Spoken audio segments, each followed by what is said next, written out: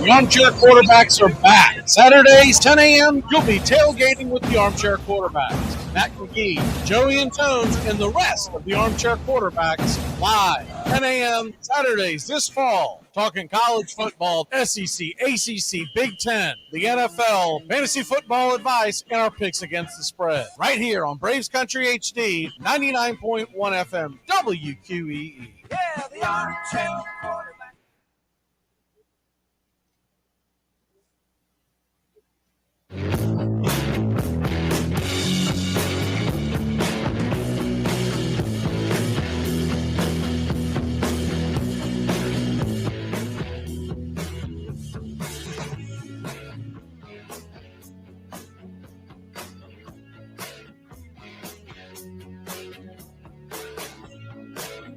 You're in Braves Country.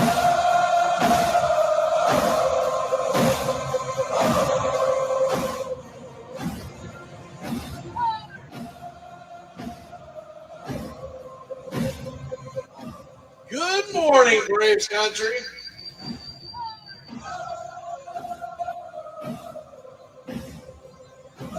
do apologize. I had two microphones on at once, and we are ready to roll now.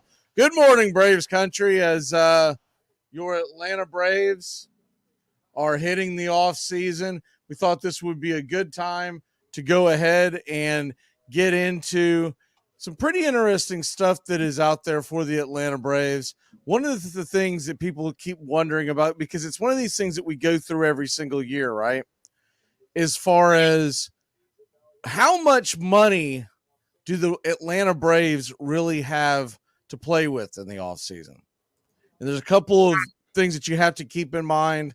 One of the main things that I like to keep in mind with this is that although, and we've seen this, although Anthopoulos has been pretty much on board with spending a lot during the offseason and getting the team ready for the offseason, you also have to look at the fact that they do want to have some money available if they decide later on that they want to make a move at the deadline. Now, the one thing I'll say about that is I've read a couple of articles about this, and they keep pointing to that and saying, well, we have to have money available. We haven't done anything at the deadline. We really haven't.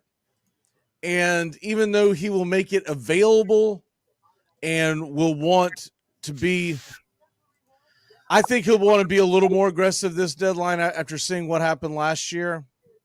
But all in all, most of the moves that are made by Anthopoulos are typically made in the offseason. He doesn't do a lot of things we have never had a major deadline move. You got to remember, back in 2021, when we made the move for Rosario, he was on the IL. He was looked upon as an afterthought. Most folks did not want to make a move for him, right? That same offseason, Jock Peterson was looked upon as someone that the Cubs were just trying to get rid of. The same thing with Jorge Soler. He was having a terrible year in Kansas City. So, though these moves ended up getting the Atlanta Braves where they needed to be to win a championship, it did not mean that they made big moves. They made very, very small moves that just ended up catching catching lightning in a bottle.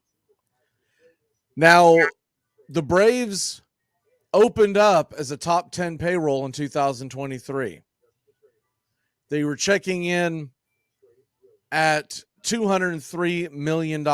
Now, that's a little skewed because what's not taken to an effect, because it ends up being significantly higher, are some of the other numbers that end up kicking in later. But those were the bare bones, $203 million.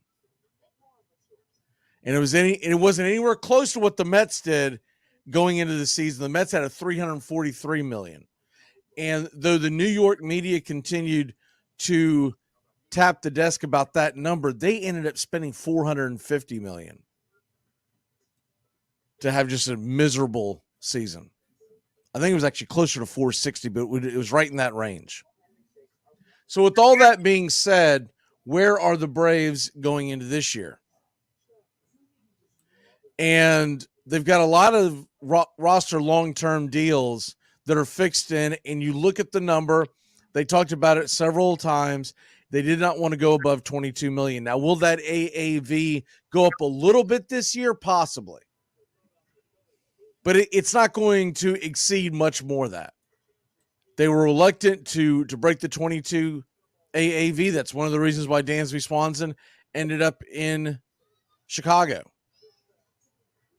Dansby Swanson got significantly less money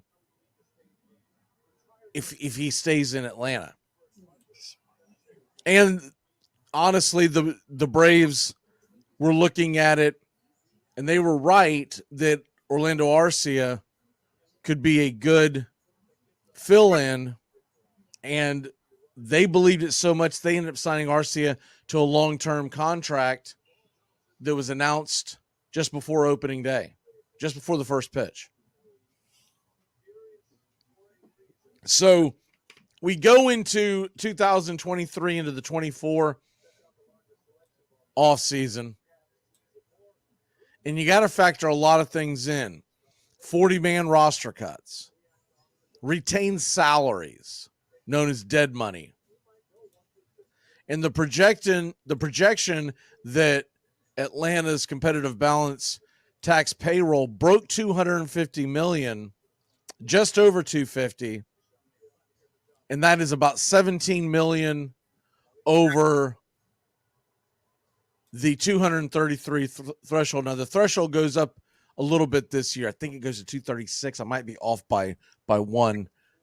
It might be 237, but it's right there in that neighborhood this year. And the Braves have shown that they don't mind going over that, but they don't want to go into the next threshold, which would be the next jump, which at that point you're talking about well above 250 into closer to the 270 range. So entering 2024, if you cut away all the fine print and you're like, what do we have to spend? Entering 2024, the team has just over $131 million committed to the roster long-term deals. When you add in what's expected to be arbitration figures, and these were projected out by MLB trade rumors, it should be equal about, not exactly, but in the neighborhood of $46 million if all eligible are tendered a contract. And that's one of the things we're going to get into, because I'm not convinced they're all going to get tendered. And so you're looking at roughly $177 million. Now, one of the things that would free up about $20 million of that, and I have a feeling it's going to happen, and I don't know if it's good or bad, because the man's given us a lot of good innings. He was injured this postseason, but it was a fluky injury. Charlie Morton comes back at the current price of $20 million if the club option is picked up, but it may not be up to the Atlanta Braves. There's a very strong belief that the Atlanta Braves are going to end up seeing Charlie Morton retire. And so that would bring the number back down to about 157. And so if there's no Morton, you're talking about 157.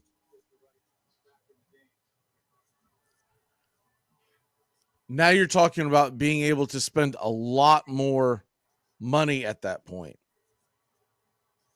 So somewhere in that neighborhood is what we're looking at. Now, Rosario is another one. If Rosario does not get picked up, that would be another $7 million. $9 million. And so at that point, let's say we don't have Eddie and we don't have Charlie. That alone is going to free up $29 million. And if you go the $29 million route, you're talking about $148 is what's being spent. And this is assuming arbitration, and there's some arbitration deals that I'm not 100% sure that they're going to go with. One of them that everyone's going to keep an eye on is Michael Soroka. Soroka, he's a shell of his former self, but do the Braves believe that another year they can get him right? Here's the problem with Soroka if you sign him. Here's the number one problem. And maybe he comes back on a much cheaper deal because he wants to prove himself and he wants to stay with the organization. But you never know if someone else is going to offer him a better deal.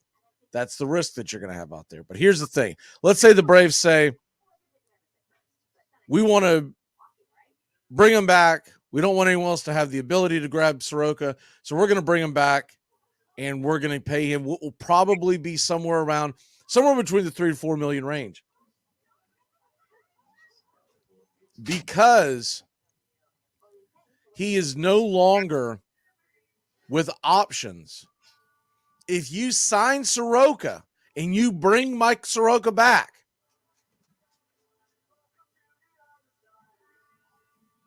Soroka has to stay on the roster, the 26-man roster, which means you cannot be sending him back down to the minor leagues unless there's an injury. So because he's out of options, that's a huge problem for the Braves. I personally think that they're better off cutting bait and getting younger arms, wishing Soroka well. If he wants to come back on a minor league deal, okay, fair enough. But if he wants to make sure that he goes to the major leagues this year, he has the right to do that. He's put in his time, although most of it's been on the IL. He has put in his time. You run the risk of him going out there, finding his next gear and having a heck of a career and someone gets a deal. But you also run the risk of basically throwing away the money on his contract, because if he ends up coming out of the gates and pitching the way he pitched last year, I'm sorry, but he's not going to be on a major league roster that is trying to make a run at the postseason. It's not feasible. It makes zero sense. So I personally would like to see Soroka let loose, but I'm not above them bringing him back on just a cheaper deal. But it needs to be a minor league deal, because you need to have the ability to start the season down in the minors.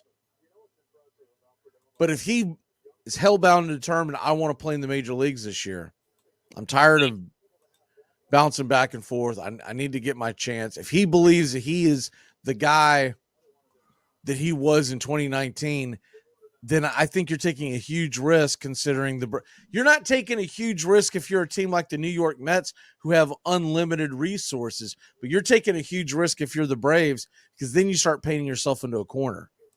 You better work out, because if he doesn't work out, look out.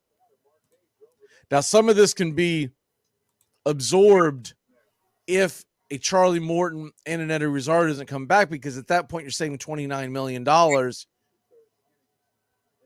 And if you sign Soroka, but you sign a backup plan with it, then we're talking about a possibility of it working out. I don't like the idea. I watched him in his minor league games.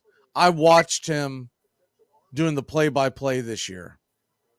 There is nothing about Michael Soroka that screams starting rotation for the Atlanta Braves, who want to try to kick in the door and get back to the World Series this year. There's nothing about him. You're going to try to tell me that Frisbee calls it a slider. It is not a slider. It's almost between this a curve and a slider, but not the traditional slurve that you see, because it's flat. So it's really, I guess I'm going to call it a swerve, because it's almost like the sweeper, but it's got the pace of a curveball, and it really does not bite. Now, can he go back in the offseason and fix that? Maybe. I don't know. But I'm going off of what I've seen. And from what I've seen, it's been awful. And I know that so many of us, and I was included in this for the longest time, want to see him do well, because we're stuck on the 2019 version in our heads. And all we can say to ourselves is, man, if we can just get him back to that, how fun will this be? This will be incredible. Come on, let's go. Let's do it. Let's get it. But the fact remains, it's not doable. So I would like to see him come back on a minor league deal, maybe, but it's got to be a very club-friendly one. And at this point, he may look at it as, hey, I want to stick with these same coaches, and maybe I owe them a year, considering all the money they've spent on me the last few years, and away we go. But if you bring him on the regular deal, you got to be damn sure that he's going to be able to make that roster.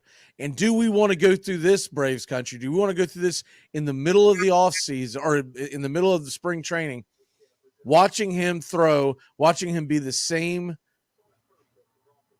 former shell of himself, and at the same time, we end up going in here and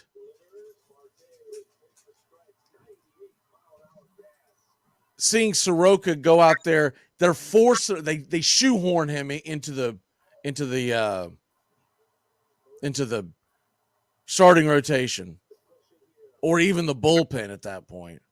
And then we deal with this for several weeks where Soroka's out there getting hammered, and you keep getting the same old talk, and you'll get the same coach speak from Snicker and all the rest. Well, he's working on some things, and he'll get to it, and this and that. Meanwhile, the losses are piling up. His ERA's through the roof. I'd rather see them just cut bait. And we'll talk about some of the options here in a second on who the Braves could bring in. But the other thing that hangs big time, I don't believe they'll do it because he was damaged goods this year, and they're really going to be kind of stuck trying to move a Max Fried. But there was a potential that Max Fried could get dealt at the offseason before he went on the IL this year. And he came back and he pitched fine. I'm not going to kill him for not being absolutely perfect in game 2 of the playoffs. I mean, we came back and won the game. We didn't win it because of Max Fried, but we came back and won the game. But Max Fried is in a walk year. And what do you do with that if you are Alex Anthopoulos? Do you take him all the way to the walk year, knowing darn good and well you're not re-signing him? We talked about the $22 million is the essential ceiling for most extensions for Anthopoulos. Maybe he would give Max a tad higher, being a starting pitcher and a veteran, but he's not going much higher than that. And Max Fried has gotten all the way to where he gets his chance.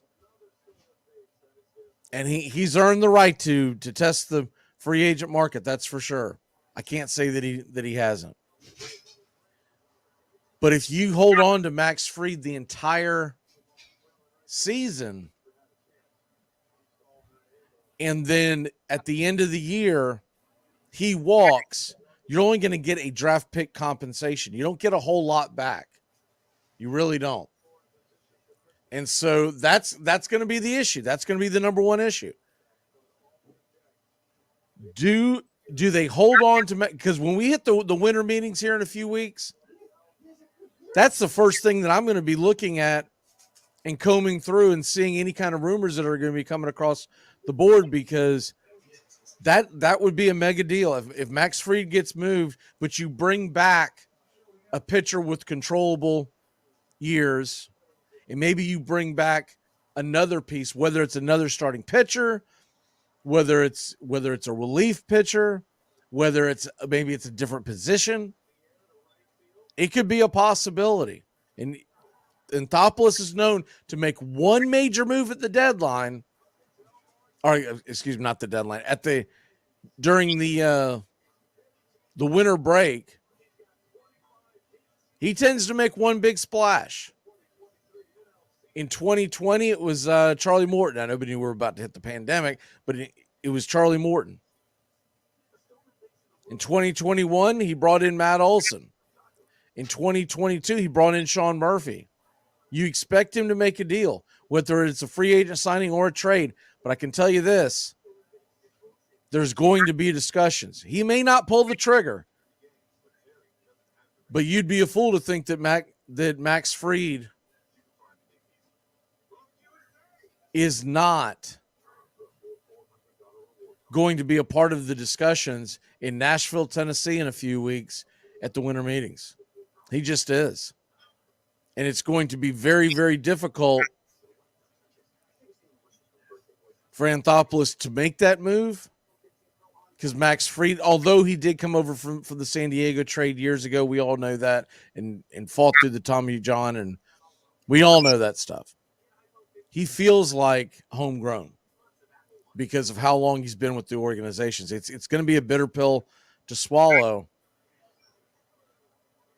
And the injuries to Kyle Wright, who now it's being reported that he's going to be out for the entire 2024 season. I saw one article where they talked about there was a possibility he could come back at the end. Stop it with that, because we're going to start with that clock and that nonsense, and he'll never come back in time, and you'll just be rifling through the clickbait all damn year paying attention. Kyle Wright's not pitching in 2024. He had shoulder surgery. He's done. The Soroka thing, we talked about it. And then, of course, you got Ian Anderson. Ian Anderson, who would be scheduled to come back sometime in the middle of the summer this coming year, late summer. That's going to be another one. But remember, before he went and had his injury, had his surgery, Ian Anderson was not the Ian Anderson of old. So does he come back as a better pitcher, or is he always going to be kind of what Soroka has turned into so far as a man, what could have been if he could have only stayed healthy? So these are some of the main things that we're looking at.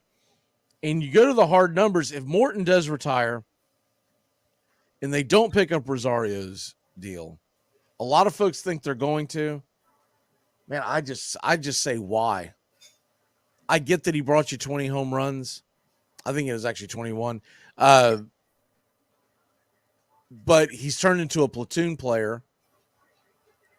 And he get the tip of the eye, the straw that broke this camel's back is this. His final at bat in 2023 says everything that you need to know about Eddie Rosario and where he is. He comes in with the tying runs in an elimination game on first and third, 1 out. He's facing a left-hander. You don't love the matchup, but hey, give Eddie his chance. He has surprised. And he swings at the first damn pitch he sees. And it was a bad pitch. And he pops up a weak ball into left field, and there it was. And that's all I need to know about Eddie Rosario.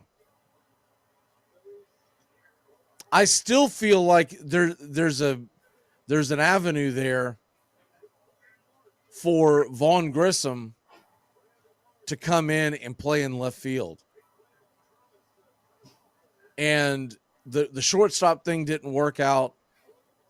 He's still a pretty solid second baseman, but as far as shortstop, it never worked out.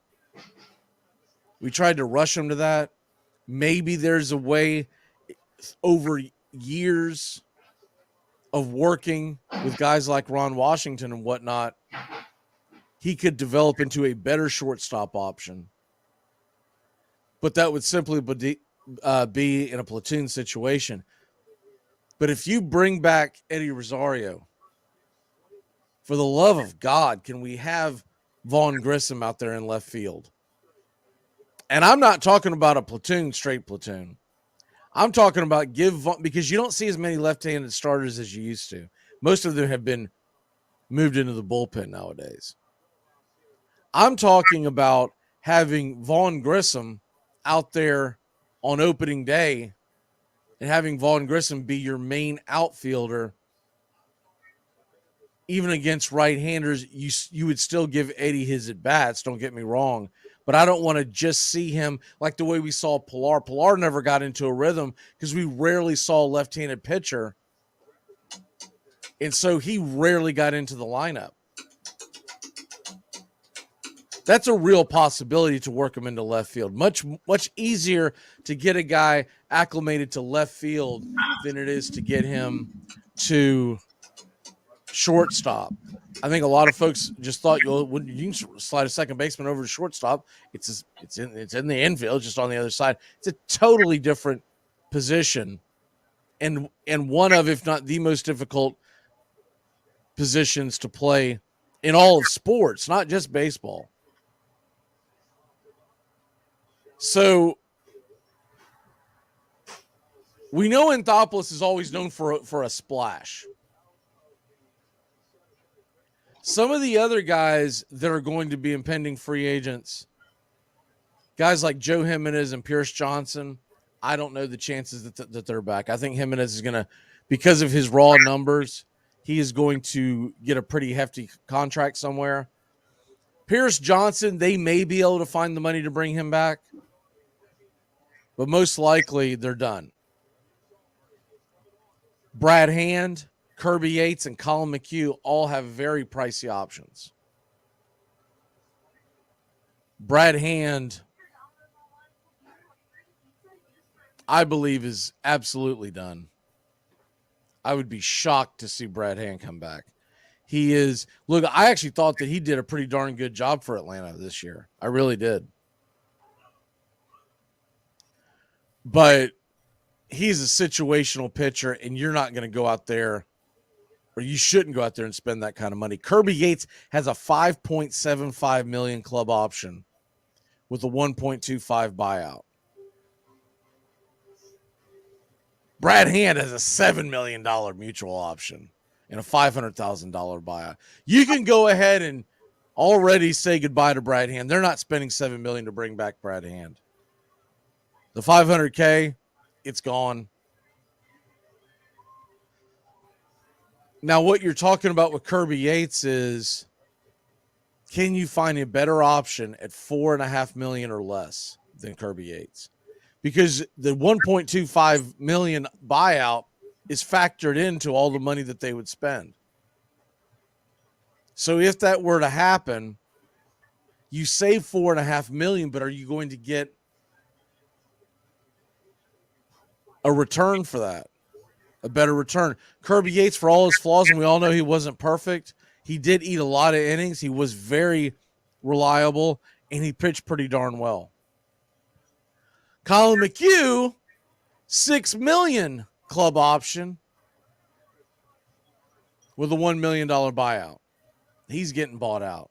You cannot tell me that they're going to pick up a $6 million option. Could they possibly bring some of these guys back on cheaper deals?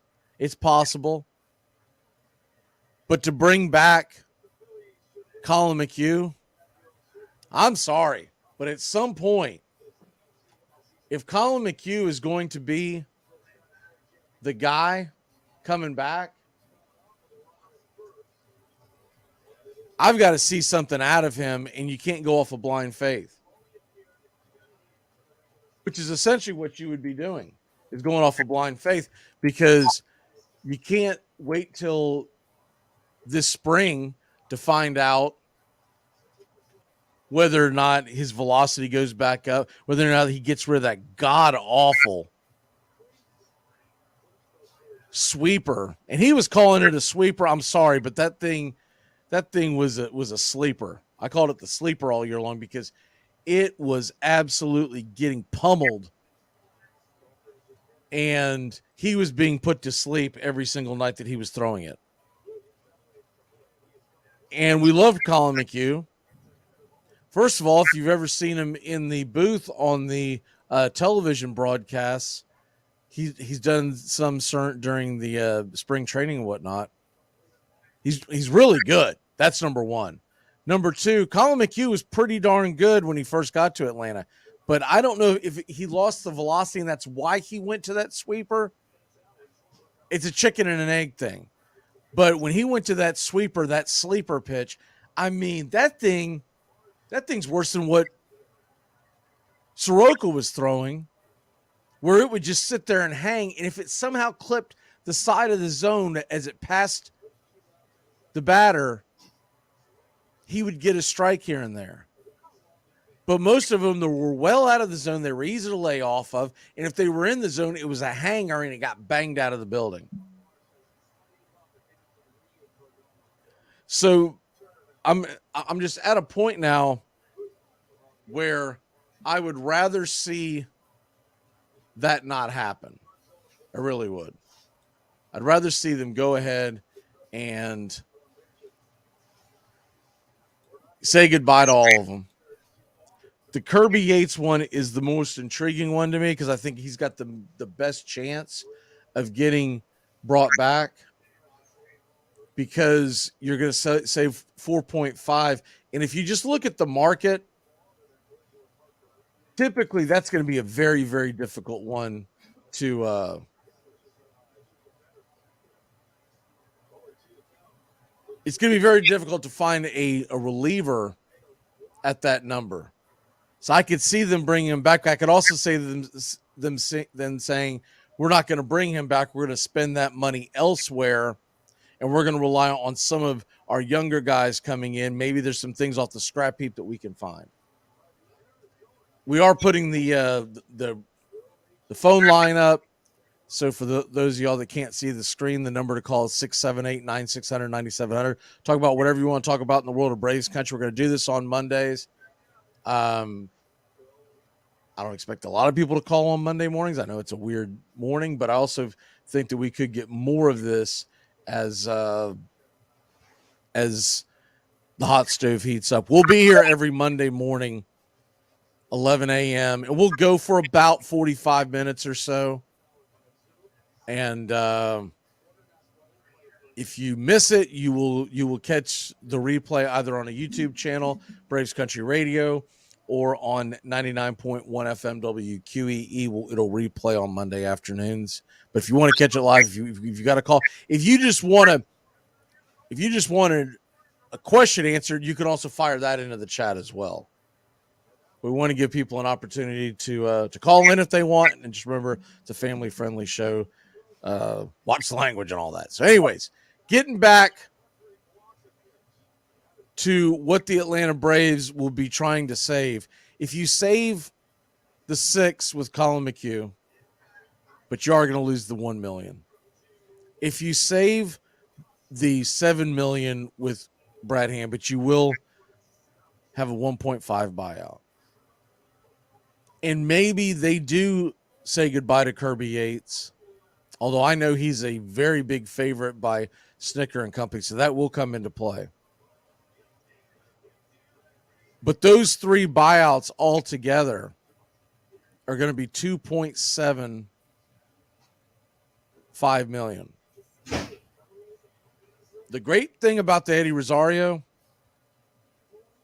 is that there is no buyout. So they either pick him up at the $9 million or they say kick rocks. That's the same thing with Charlie Morton. There is no buyout. It's a club option with no buyout. Those are your favorite kind because you don't get drilled in the process. But those are basically the biggest things. So when we go back to the original number, assuming some of these guys aren't picked up, you'll have somewhere between 140 and 148 million. With the buyouts, you could be just under the 150. Considering the fact that the raw number last year was 203, you're talking about roughly, like I said, it's going to go up just a little bit, somewhere between the 50 to 55 million, even up to possibly 60 million. And they could get more aggressive if they really wanted to. But it's just going to handicap them at the end or in the middle of the season. And they have to have money to play with because they are on a budget. We're stuck in this predicament until 2027 when the current media deal expires and we get to renegotiate. Now, we might get bailed out in some of that, but I doubt it because of the of the folding of Bally Sports. But because Major League Baseball plans on running the operation, they might try to do what they can to keep everything together because they're going to continue to profit with the Atlanta Braves. Now, I don't know if the one question I have is, would they be able to, from my understanding with the contract setup, Major League Baseball either has to run the whole 9 yards, or they have to close shop and let all the teams find their own provider. And if they close shop, that could get the Braves out of the deal much quicker, which would be great. They have one of the worst contracts in all of television history. When you're considering what the Braves could be bringing in and what they do bring in, it's ridiculous. We're stuck till 2027 on that. And so that's why the Braves are where they're at. And that's why I mentioned this before, but that's why you'll notice a lot of our contracts that we sign guys to long terms and trying to keep them at that 22 number and blah, blah, blah. A lot of those run just past the 2027 season because they know that when we hit 28, 29, 30, those are the years that your Atlanta Braves are going to start having much deeper pockets and can be able to compete. Now, they're not going to be ridiculous at the level that some of these others are, but they're going to have a lot more than the 203 mark that we had. So right now we're looking at about roughly the number. If they don't bring back Charlie, if they don't bring back Rosario, if they don't re-sign Soroka, if they let the other guys walk, we're looking at roughly between 55 and 60 million to play with, possibly more if they decide to be a little more aggressive in the free agent market. And the reason why I'm leaning towards thinking that Rosario is going to be a casualty, and there have been a lot of writers that have been predicting that he's not, that he's going to come back, that $9 million is a good deal, yada, yada, yada, right?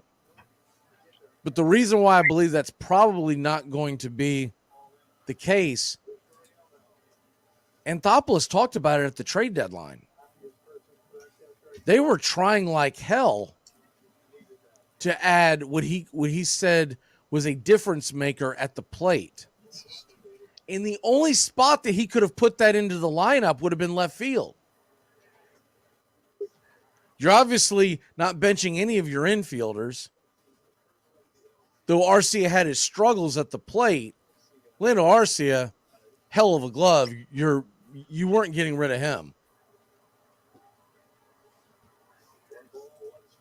You're not benching Acuna, obviously. You're not benching Michael Harris. His glove was way too damn valuable.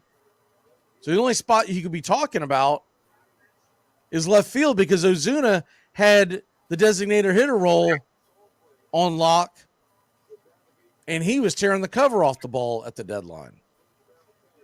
So that's the only spot we could possibly have been talking about. And so if they free up that money, left field's going to be a real option along with some of the guys that are going to be available moving forward into the pitcher market. And look, there's some big names. I know Blake Snell is going to be the biggest name that everybody's going to be wanting to go after in free agency this year. And I get that. Everybody wants to dream big. Blake Snell is going to command top dollar. And the Braves don't pay that for pitchers. They never have. So what are we talking about here? Well, we're talking about as far as guys. Now, look, the Shohei Ohtani rumors are going to start. I know that it's not happening.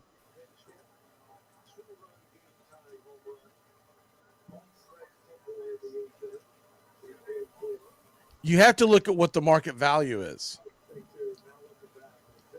Shohei Ohtani is going to be an unrestricted free agent. His market value, because he can play both, they won't even speculate it on Spot Track, but I can tell you right now it's going to be around the 60 million range.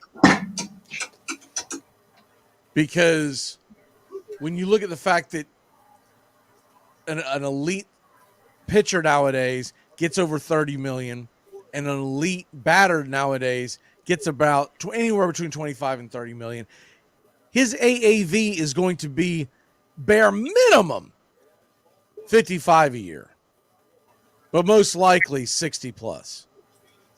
You have guys like Marcus Stroman, but his market value is being pushed at 15 a year. I do not want anything to do, nor will the Braves sign Marcus Stroman. He's going to be 33 years old this year. What are we talking about? A guy that couldn't stay healthy down the stretch.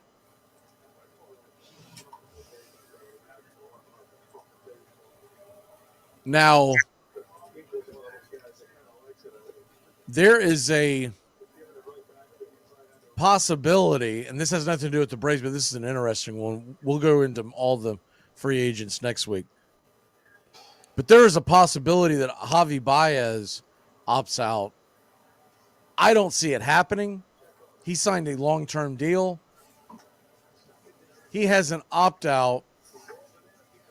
He's making $25 million a year. His market value is being pushed at 11.7. So there's no way Javi Baez is coming back. Detroit, you're stuck with him. As far as pitchers go, It's not gross. Ryu is an unrestricted free agent. Clayton Kershaw is an unrestricted free agent, although I think Kershaw is going to retire a Dodger. So however longer he pitches, I think he's going to continue to come back on one-year deals with the Dodgers. We talked about Charlie Morton. Martin Perez is an unrestricted free agent, 32 years old. Lance Lynn has a club option. It's not getting picked up at $18 million. You have Wainwright's retiring. They have him listed here, but there's no need for it. Julio Urias would have broken the bank. But Julio Urias is in some big-time legal trouble. He's an unrestricted free agent, though. He's 27 years old. As far as relievers, Josh Hader, unrestricted free agent. This one's going to be interesting to see who signs him. I mean, you talk about adding an arm to the roster. I'll take Josh Hader over any free agent pitcher Seager on the market. Because if you can make the bullpen elite, you don't have to worry about as much as your starting pitching. And we see this in the playoffs every year. The bullpen is going to be the reason why you make it or you don't make it. Now, the Braves starting pitching in the postseason wasn't that bad. Their bullpen was very good. But can you imagine if you could add a Josh Hader? Problem is, he's going to be 30 years old. His market value, they're saying, is $17.5. Yeah, Atlanta. I don't think Atlanta's going to spend that on a reliever. I really don't. Which means to bring him in, you're probably going to have to sign him to. He probably wants a 5-year deal, and rightfully so. He's earned it. But are you going to give him basically what would be an Edwin Diaz contract? He signed with the Mets. What was it? Something like 5 years, $100 million. It was right in that neighborhood. And that's what Josh Hader is going to be looking for. Kyle Hendricks has a club option. It'll be interesting to see if the Cubs bring him back. It's for $16 million. His market value is 9.5, so there's a lot to look at there. Here's an interesting one. Will Smith is a free agent.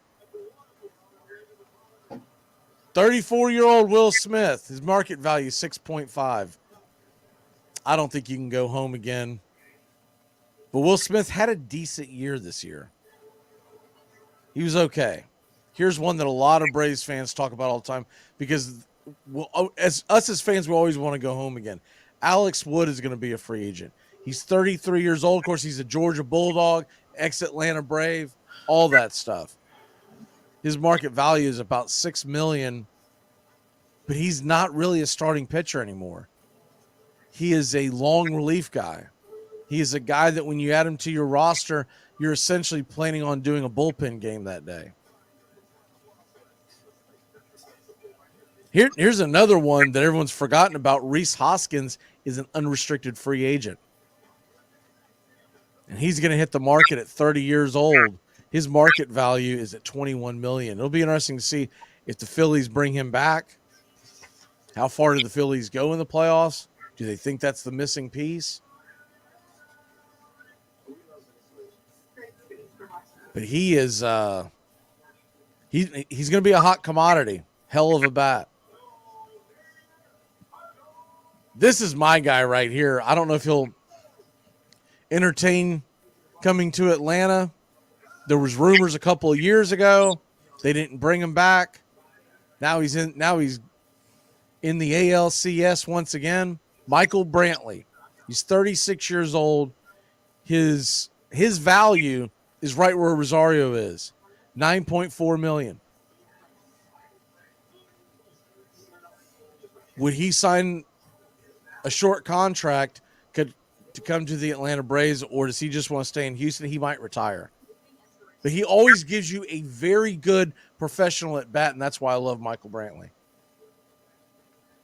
We'll get into more of this next week. Go ahead and get out of your hair. Once again, tonight, we're going to have Game 7, 8:03 first pitch, pitch-by-pitch, play-by-play of the ALCS right here on Braves Country Radio. Find us on YouTube today, youtube.com/@Braves Country. And hopefully it'll be a fun matchup. Christian Javier versus Max Scherzer. I'm going to go ahead and tell you right now. My pick to click's going to be someone on the Astros. I'm going to assume Yordan Alvarez. He comes up in big moments. And I think the Astros are going to finally get themselves a home win. Because I think, and he's proved it time and time again, Max Scherzer's done. He's cooked. And he'll tell you all the right things you want to hear in the post-game press conference. He's not going through that lineup 3 times, I don't believe. Giving the Astros bats to come out clubbing and hammering Max Scherzer. Give me the Astros to win this game. We'll say 8-3. And they'll head to the World Series and most likely face the Philadelphia Phillies. All right. Go ahead and get out of your hair. Have a great day. We'll see you every Monday morning, 11 a.m. Eastern, for Braves Country Hot Stove. Catch us over on the PSF app as well. We're doing this on the PSF app.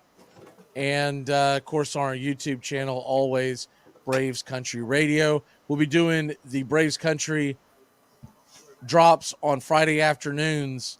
So hit that subscribe button and you'll see when we pop up. Y'all have a great day, Braves Country. Man, I'm ready for opening day already. You got to sit through all this. Man, was that a bad week of NFL or what? Good night, Irene. That was a terrible day of the NFL. Thank God for baseball. You're in Braves Country.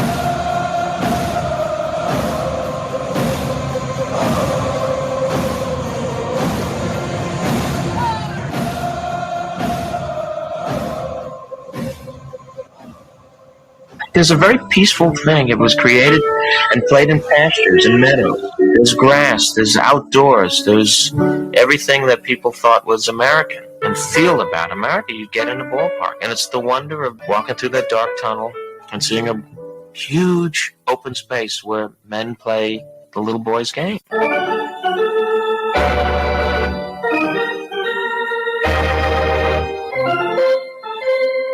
Touch a ball, Joe. You'll never hit a bigger home run in your life.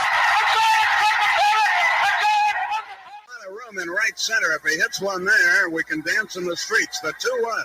Swung line drive, let's see it. 1 run is in. Here comes Reed. He's the throw to the plate. He is! High fly ball into right field. She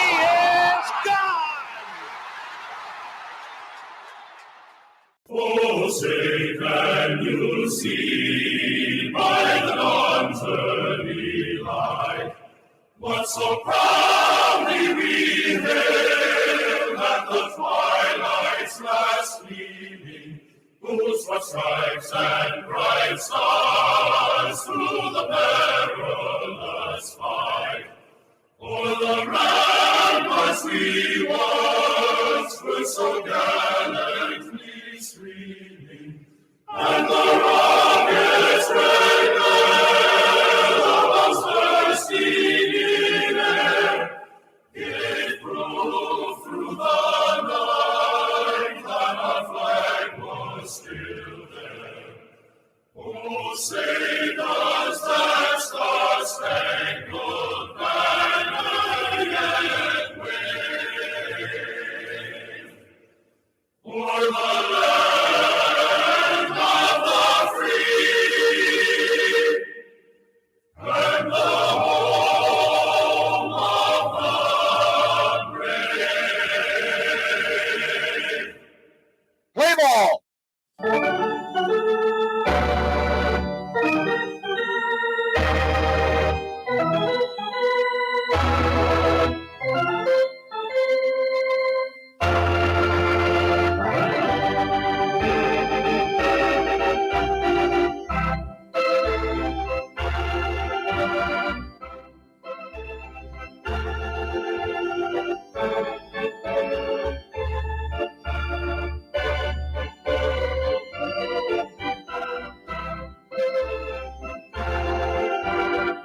Good evening, folks, and get ready for game number 7 as you are listening live here on Braves Country Radio. American League Championship Series headed your way.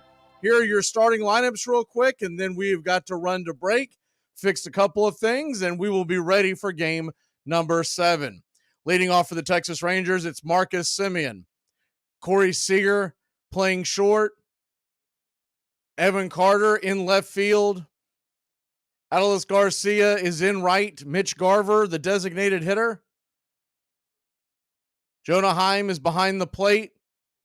Nathaniel Lowe is at first.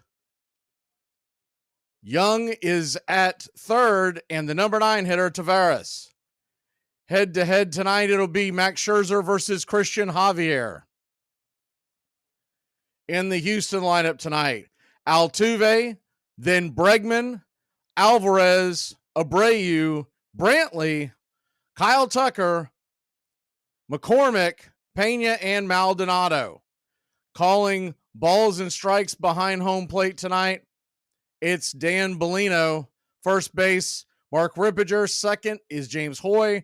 Third, Doug Eddings. Left field, Marvin Hudson. And right field is Jordan Baker. Like I said, we've got to take a really quick break. We'll be back in a flash. Got to fix some technical stuff, and we'll be ready for game number 7. Let's go.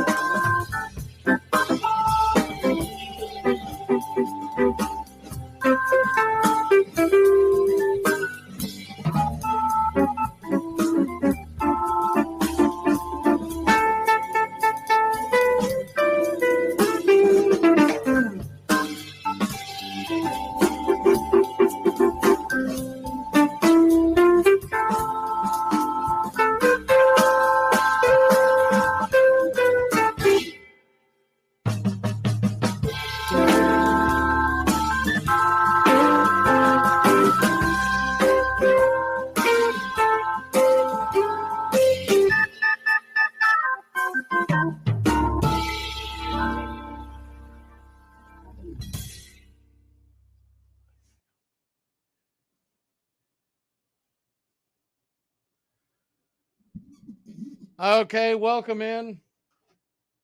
We were trying something, it's not going to work, so It is what it is.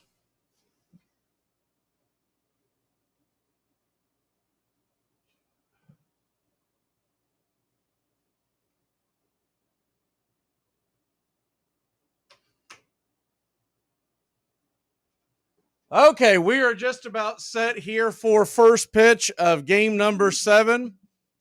We were trying to get you a quicker feed, but it's just absolutely not going to work. We saw that it was going on Fox, so we were trying to go off of the antenna feed, and that is just an absolute disaster. It keeps going in and out and in and out, and I'm not going to deal with that all night long. So we're going to go with the streaming feed, and we're a few seconds behind. It is what it is, and it ain't what it ain't. All right, let's get to it. The Texas Rangers, Houston Astros. We are just moments away from first pitch, and obviously a huge game. Winner goes to the World Series, and it looks like we're going to get a Game 7 over in the National League, so we'll keep an eye on that.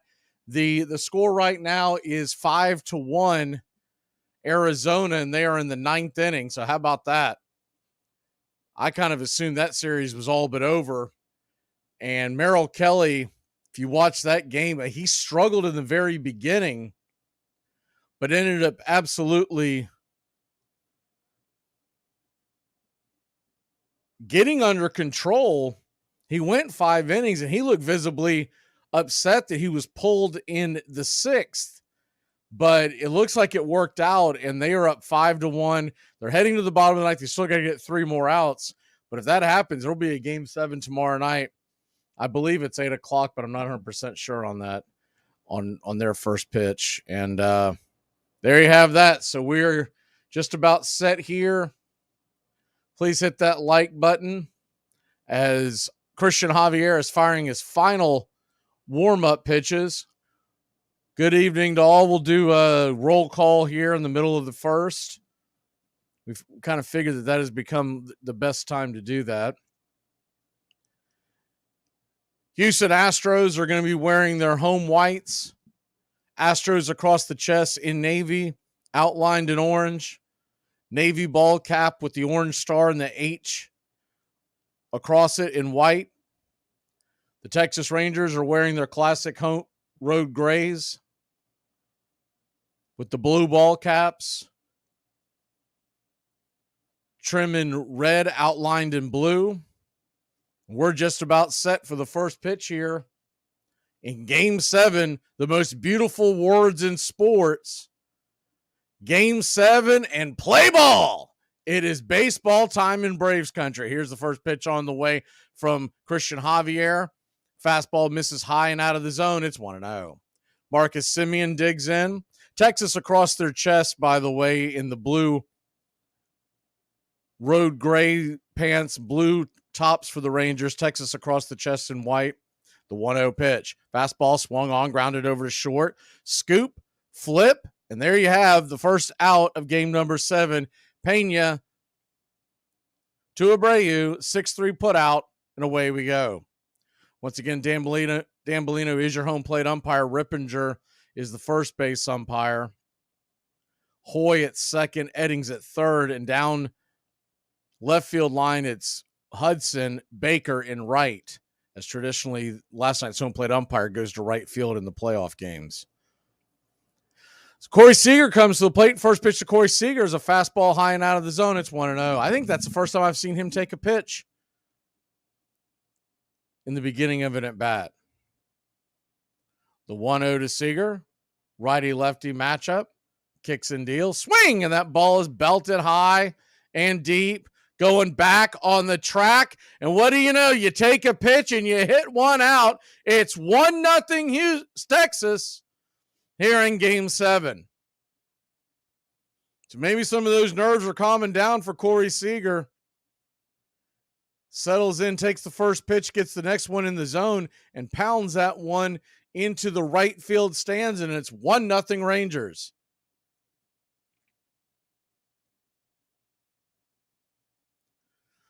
Christian Javier, of course, had a dominant performance in his first appearance in this series. Fastball just got a little bit too much of the zone. And that'll bring up Evan Carter. Evan Carter comes to the plate. First pitch on the way, high and out of the zone. It's 1-0. I do expect this to be a pretty high-scoring game. Second time they've seen each other, and we know Max Scherzer has been just absolutely awful. The 1-0 pitch. Down and in, 2-0. The question I would have is how long does Bochy go with Scherzer? Does he trust him to go through the order a third time, or is it 2 and get him out? The 2-0, nowhere near the zone, ball 3. So Christian Javier, really rocky beginning here, has given up a solo shot, down 3-0.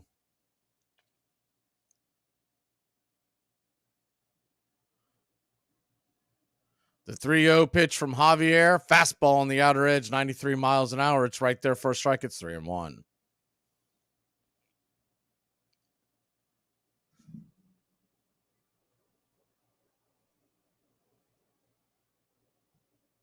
So a 3-1 count, pitch on the way, fastball out of the zone, ball 4, and he'll head on down to first.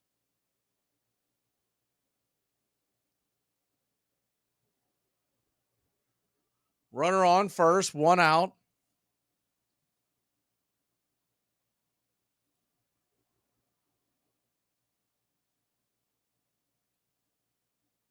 Texas leads at 1-0. We are in Game 7, the first inning, top of the first inning. Houston being the home team. The home team has not won a game yet in this series. Very strange thing. Of course, we saw it in the 2019 World Series.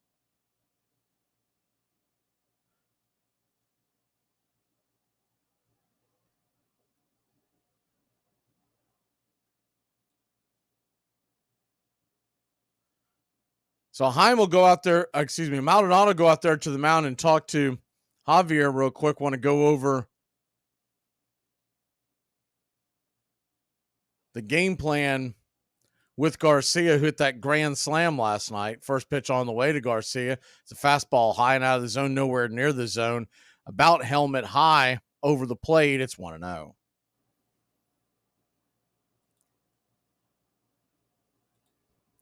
The 1-0 pitch. Rocks and fires. Swing and a miss. Runner on the move. Is he in there? He is safe. Head first slide. Good throw by Maldonado, but a huge jump by Carter.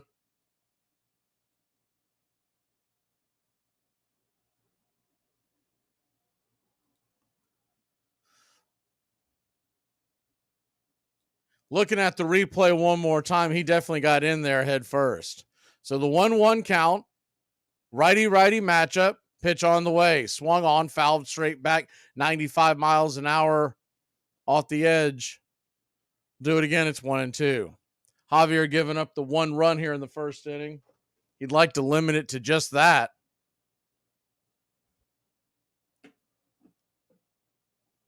The 1-2. Garcia calls for time. Steps out of the box for a second.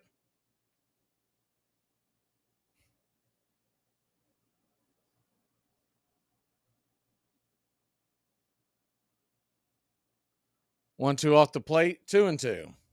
So a 2-2 count on the way, and that pitch is wide of the zone, ball 3.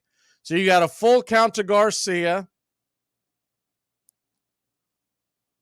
Runner at second, 1 out, the pitch on the way. Swung on, that ball is belted down the left field line.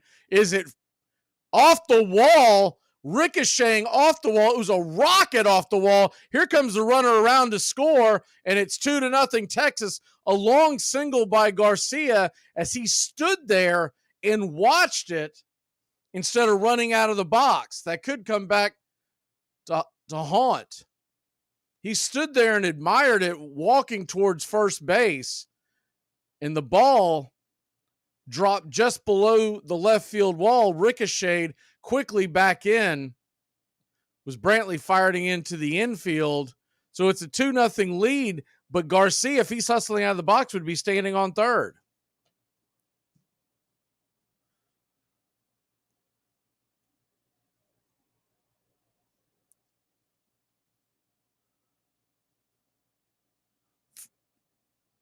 Mitch Garver stands in.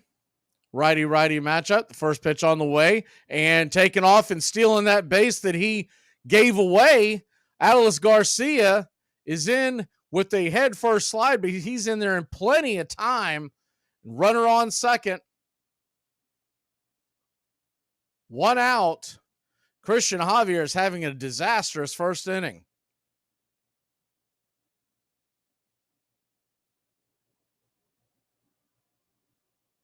The 0-1 pitch, high and wide. Fastball misses nowhere. It's nowhere near the zone. 1-1. So a 1-1 count. Runner at second.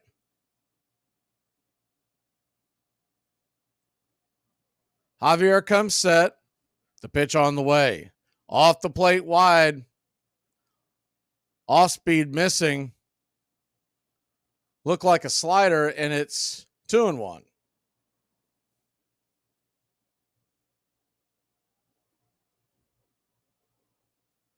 The 2-1 count. Swing and a miss. Off the edge. Got him to chase that slider off the edge, and it's 2-2.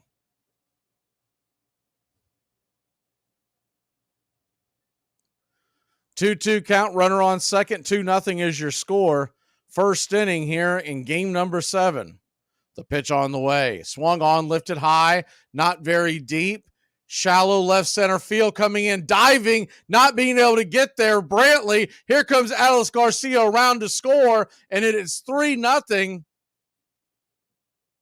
The runner had to hold up for a second as Adolis Garcia comes around to score.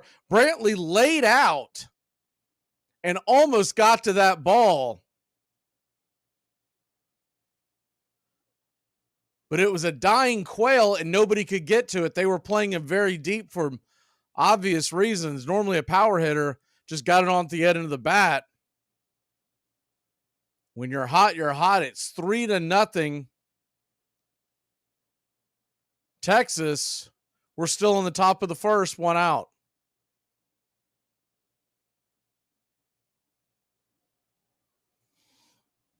So they're going to go out there and talk to Javier, try to calm him down a bit.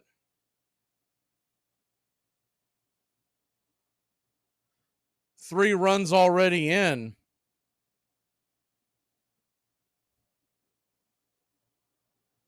Matone already warming up in the bullpen. So they obviously do not want to waste any time. The do or die situation.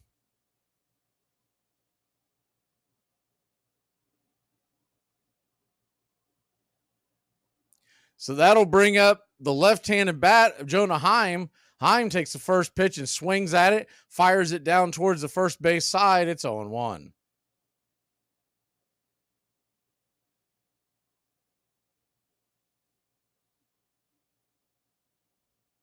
The 0-1 pitch, righty-lefty matchup. Javier looks back the runner at second. The pitch on the way. Swing and fouls it straight back. It's 0-2. That is a final in Philadelphia. Arizona knocks off Philadelphia. So they will head to an all-in Game 7. And, of course, you never know what's going to happen in a Game 7 we're witnessing right now. You would think Philadelphia would have the edge, but I thought they would put it away tonight. The 0-2 pitch swung on. That ball is hit into left field. Runner had to hold up at second, so we'll play station-to-station baseball. We've got runners on the corners, one out.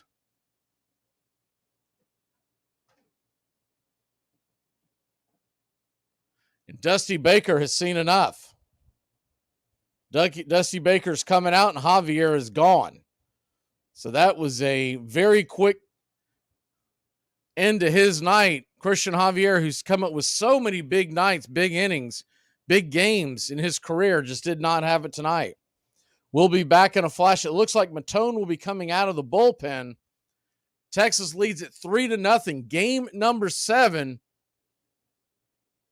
We'll be back in a flash.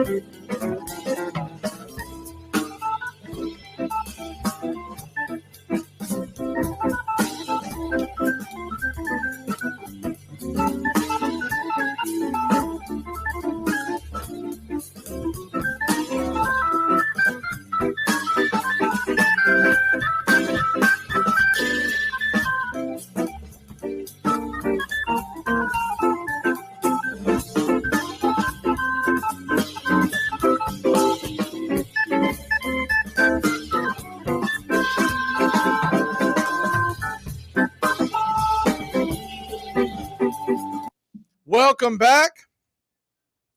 Matone is in the game. Right-hander fires the first pitch at the knees. Nathaniel Lowe at the plate takes it for a strike. Curveball, and it's 0-1. Matone this postseason has given up 1 run in 5 1/3 innings. He'll be asked to try to steady the ship. Runners on the corners, 1 out. Top of the first, the 0-1 pitch swung on, bang foul off the plate. It's 0-2. Nathaniel Lowe in a big spot here. He has an opportunity to really give this Texas Ranger team a huge lead going into the bottom of the first before the Astros ever touch the bats. The 0-2 pitch from Matone just misses off the plate. Curveball wide. It's 1-2.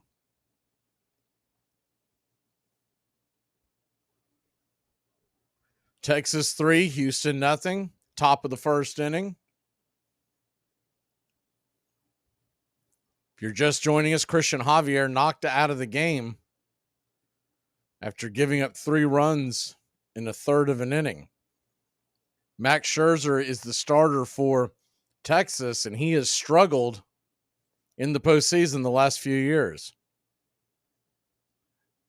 Matone comes set, the 1-2 pitch, swing and a miss, strike 3. Good curveball by Matone. Big out number 2, and there's 2 away. He dropped that curveball right there at the knees, a teardrop right above the kneecaps.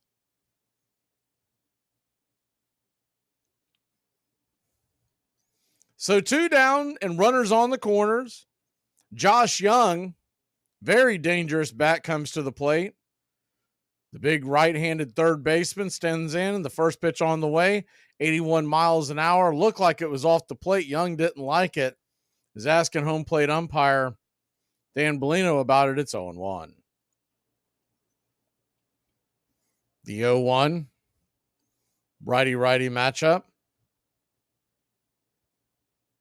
Kicks and deals. Well outside wide. Sweeper misses. And it's 1-1. Standing on deck is the number 9 hitter, Taveras. 3 runs already in, top of the first inning.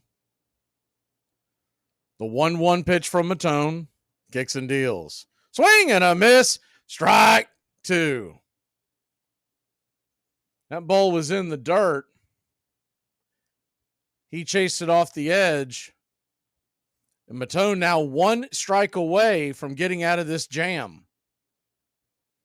Both runners on base would still be charged to Javier. Matone comes set. The pitch on the way. Off the plate wide. 2-2. Runner goes. And he'll easily cruise down to second with a standing up stolen base. Maldonado jumped to his feet and thought about firing it over to second. There really wasn't anyone covering. So a 2-2 count. Pitch on the way. Swing and a miss. Strike three. 91 up top. Blew it right by him. About let her high, and that'll end the inning. But out before the Texas Rangers take a 3-0 lead, we head to the bottom of the first. Max Scherzer coming to the bump.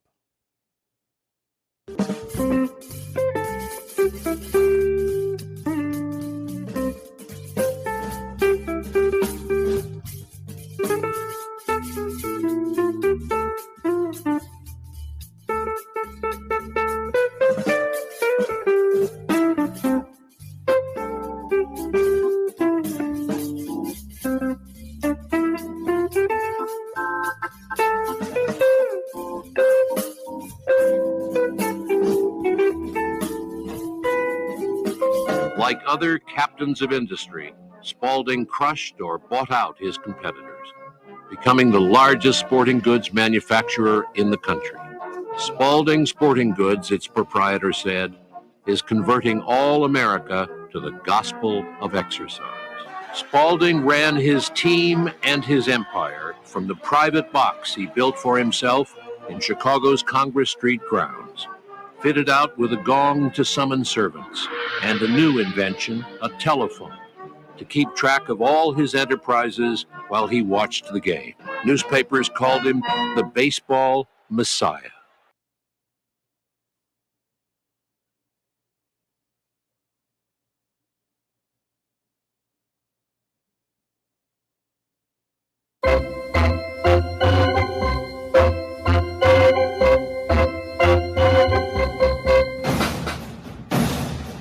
Get this bus moving. Stop. Come back. Too late. Roll call! Yeah, yeah, roll call! You're in Braves country. Good evening,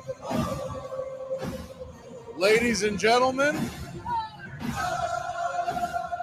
Hope y'all are ready for a Game 7. You're just joining us. Already off the jump, it's 3-0. We are putting the poll up there to see where everybody's at. Are you pulling for Texas? Are you pulling for Houston? Good evening, Willis, Underwater, Carrie, D, Keith, David, Coppercat, pushing buttons.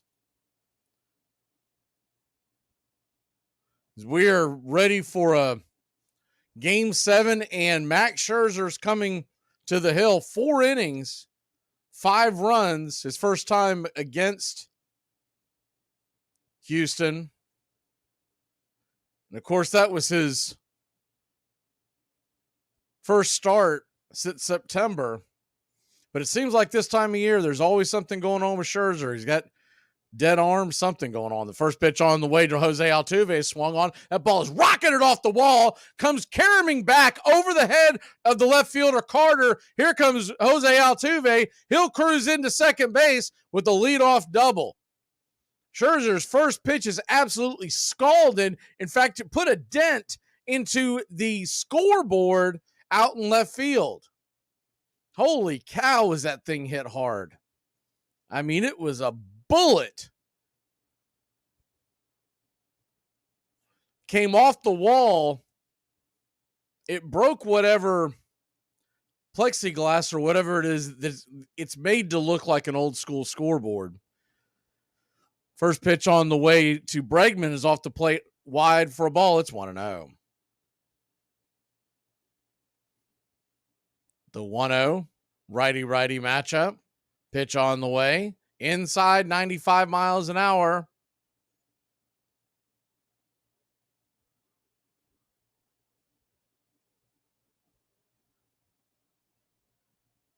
So a 2-0 count.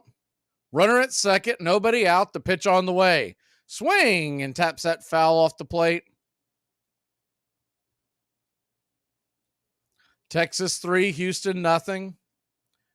Just getting going here in the bottom of the first. Altuve, the leadoff batter, reaching with the leadoff double. The 2-1 pitch. Swung on, chops that foul back behind the plate.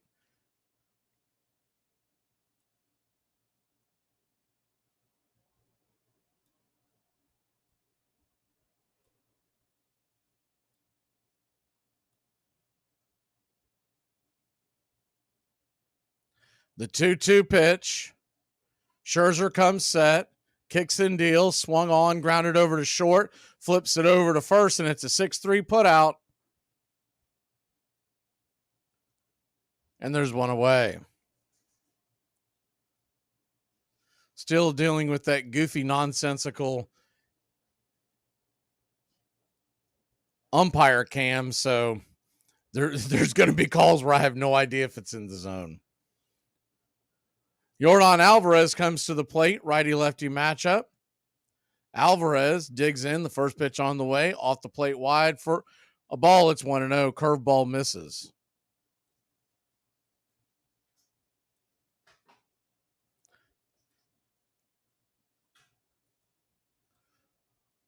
The 1-0 pitch. Scherzer comes set, kicks and deals. Another curveball misses outside, 2-0. Jose Alvarez is 4 for 8 lifetime against Scherzer. He has a home run and 2 RBI. Altuve came in with a home run as well against Scherzer. The 2-0 pitch, outside wide, fastball misses, 3-0. So they're definitely treating Alvarez with kid gloves.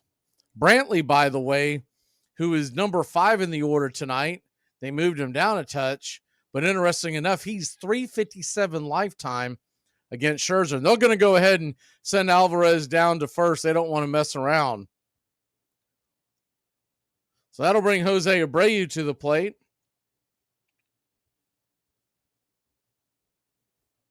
Good evening, Robert. So runners on first and second, 1 out. The pitch on the way. Down below the knees. 1-0. Looked like a pretty good curveball, just missed the zone. Trying to get Abreu to roll into a double play. Got to force it every bag. The 1-0 pitch. Fastball right down the pipe, 95 miles an hour. It's 1-1.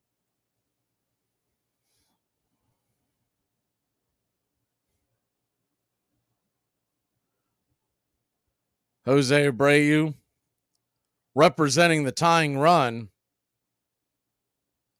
The 1-1 from Scherzer. Lifts, kicks, and deals. Swing, and that ball's hit down the left field line. That is going to be a fair ball. Just under the glove of the diving Young. Here comes Altuve. He will score, and it's 3-1. The ball comes back into the infield. Young has to leap into the air to catch the ball, or that would have been another run. Runners on the corners, 1 out, and a big RBI single by Abreu. Abreu doesn't run that well. That's probably a double for a lot of players in today's game. He also didn't want to risk it. So runners on the corners, 1 out, 3-1 your score. Michael Brantley coming to the plate. Brantley, first pitch on the way, swung on, grounded over to second. Now it's going to be a 6-4-3 inning-ending, rally-killing double play. So Scherzer gets out of the mess, giving up just 1 run.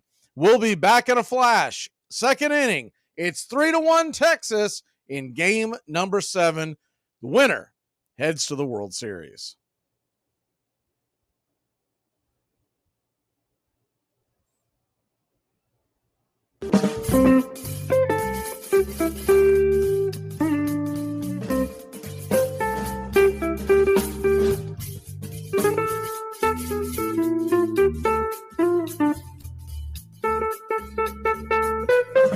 So I told my psychiatrist I was hearing voices in my head. He said I don't have a psychiatrist.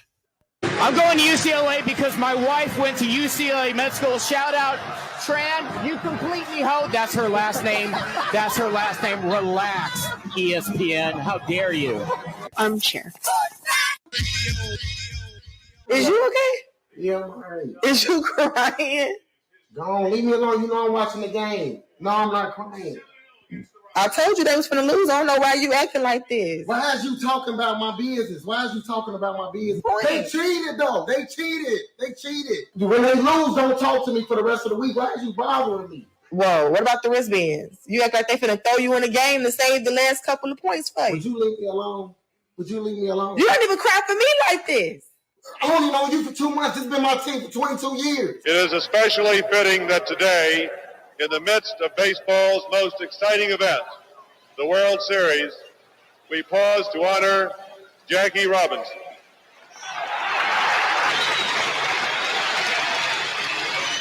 Thank you very much, Commissioner. I would just like to say that I was really just a spoke in the wheel of the success that we had some 25 years ago. I would like to also say that I would be a real pleasure if Mr. Rickey could have been here with us today, but to the members of the family, my entire love and gratitude for the things that he's done over the years. And I also want to say how pleased I am that my family can be here this afternoon. Thank you very much.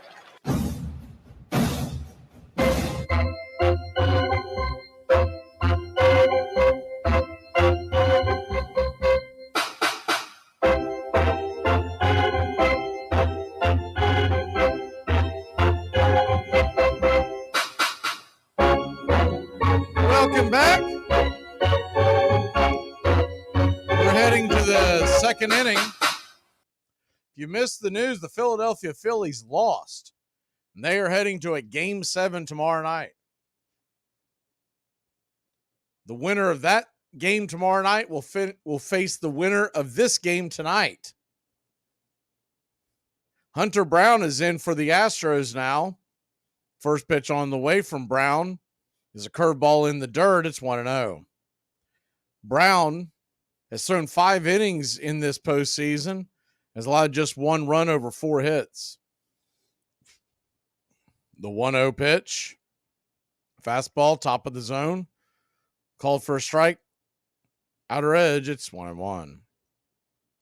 What you can expect from Hunter Brown is very lively, heavy fastball, comes in into the mid to high 90s. And then he loves to get you to chase that splitter in the dirt. He also throws a knuckle curve in. So a 2-1 count after the pitch misses. Kicks and fires, fastball outside wide, ball 3.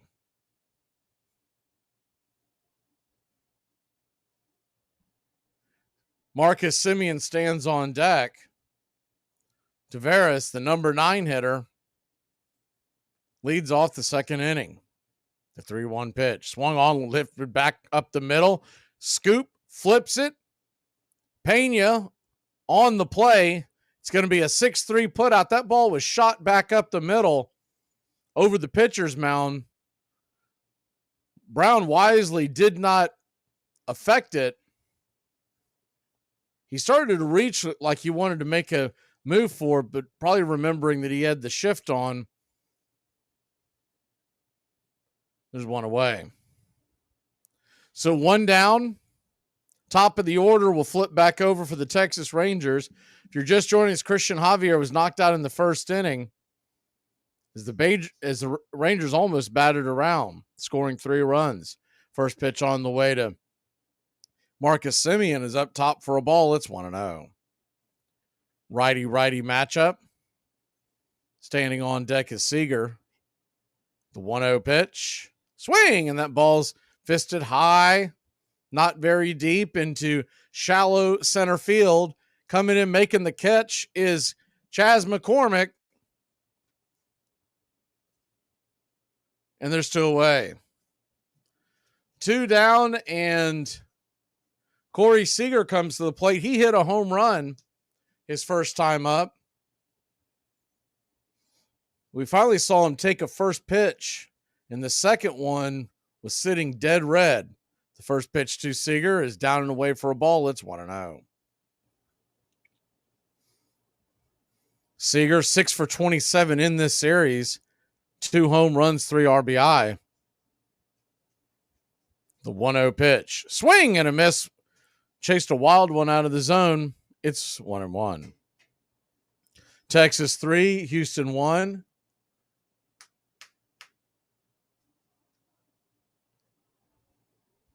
Top of the second inning. Pitch on the way.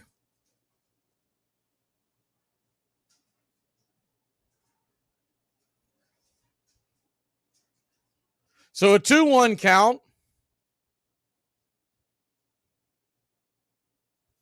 Brown comes set. The pitch on the way. Fastball misses outside wide, 3-1.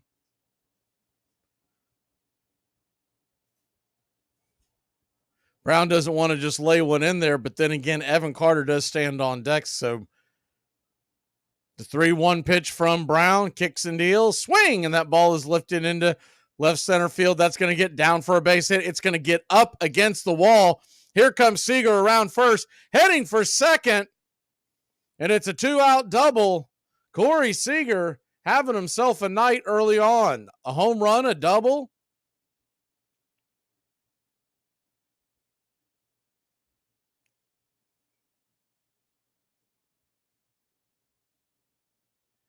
Pitch was just about letter high, and he drove it into the gap.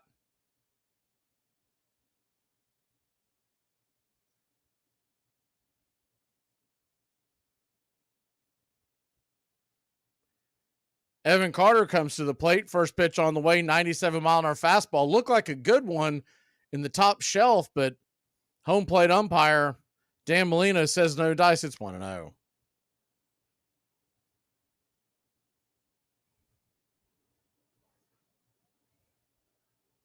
The 1-0 pitch, 97 miles an hour, misses outside wide again, 2-0.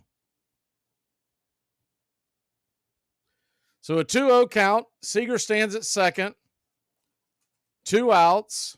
On deck is Adolis Garcia. Brown looks back the runner, lifts the glove, lets her go. Fastball right there at the knees. It's 2-1.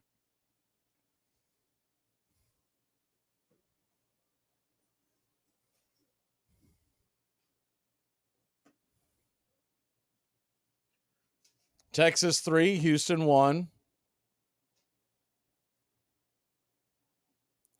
The 2-1 pitch right there at the knees, 97 miles an hour. Another good pitch, dotting the top of the caps over the dish, and it's 2-2.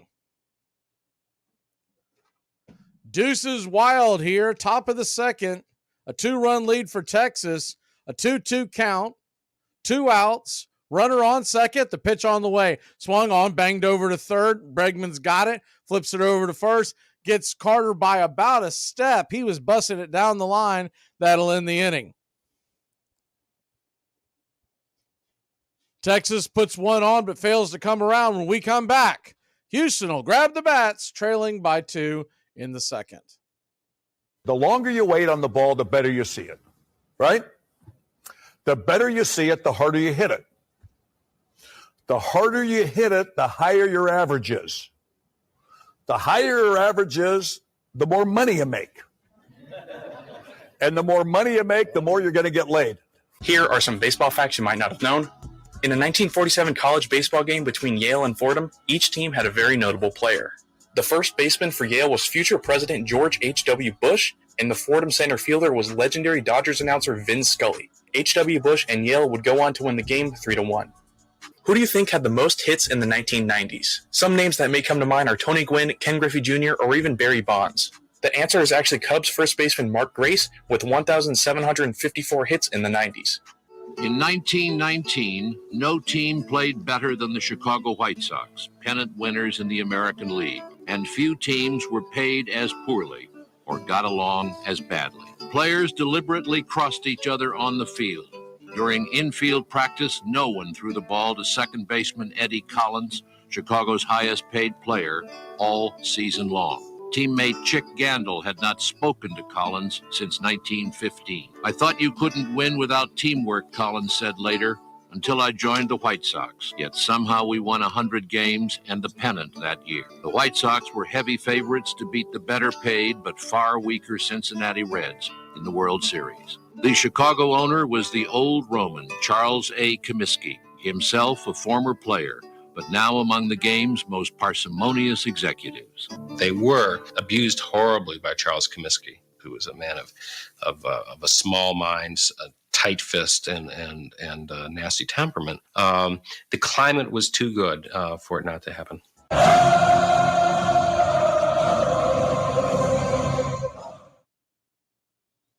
Welcome back. 3-1 your score.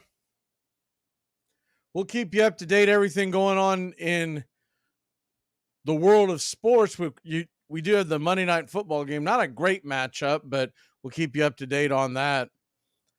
Minnesota does lead San Francisco early on 7-0. Of course, that's all taking a back seat tonight with game number 7. And the World Series begins Friday night.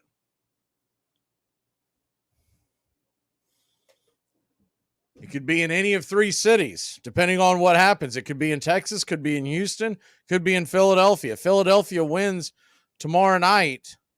This is the first pitch on the way to Kyle Tucker. Swung on, popped up, can of corn, high in the sky, coming in, making the catch in left field is Evan Carter, and there's one away.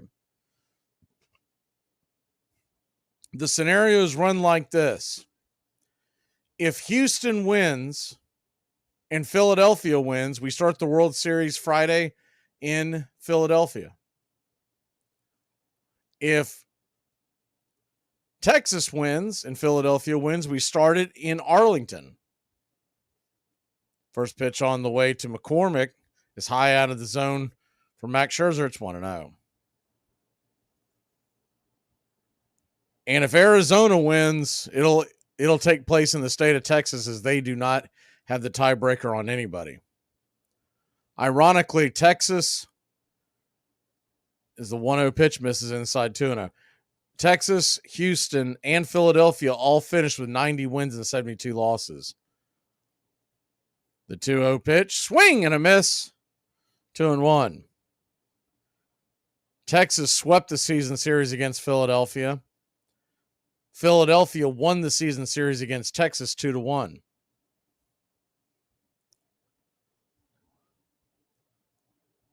So the 2-1 count, pitch on the way. Curveball misses outside, 3-1. Good take by McCormick. That was a close pitch.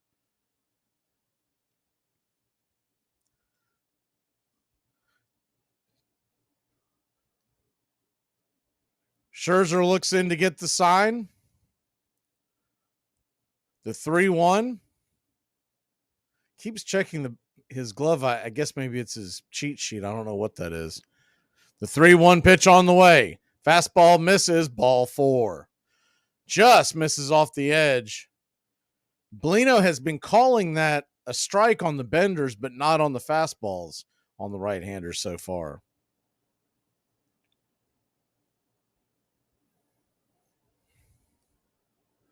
Max Scherzer, though he did give up the run and had a lot of ducks on the pond, actually had a pretty economical first inning. So we're sitting here at 19 pitches with 1 out in the second. The first pitch on the way to Pena is inside, fastball taken. It's 1-0.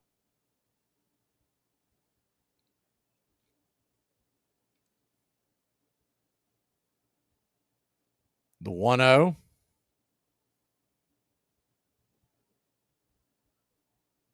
Righty-righty matchup. Pitch on the way. Swing and tap set foul off the plate. It's 1-1.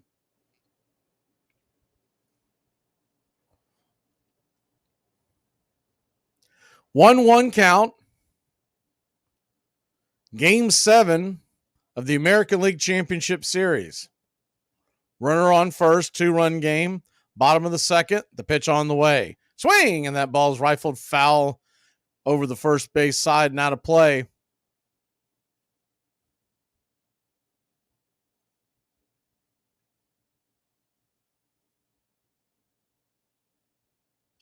Rangers 3, Astros 1, bottom of the second.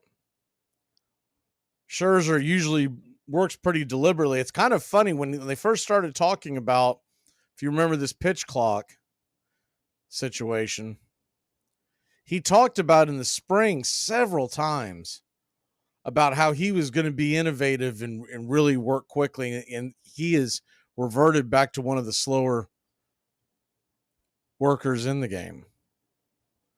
The 1-2 pitch on the way in the dirt, ball 2, and the runner's on the move. McCormick, a head first slide, and he will take second base from first. Good jump by McCormick. Picked a perfect pitch. It was a bender into the dirt. Pretty good throw by Heim. He had to backhand it, fire it to second base. The throw was a little high, but considering the situation, pretty darn good throw by Heim. McCormick picked a perfect pitch to go on. The 2-2 pitch. Swing and a miss, strike 3. Blew it right by Pena at the top, and there's 2 away.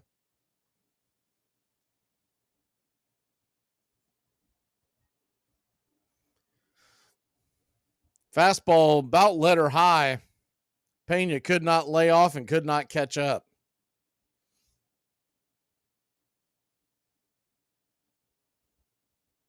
First pitch on the way to Maldonado is a 95-mile-an-hour fastball right down the pipe for a strike. It's 0-1. Maldonado shaking his head. And I don't know if he just kicking himself for not swinging at that. Maldonado does have a home run against Scherzer in his career. The 0-1 pitch. Curveball misses inside. They're going to say he went around. I don't know about that. First base umpire Mark Rippinger really gave a very lenient, maybe.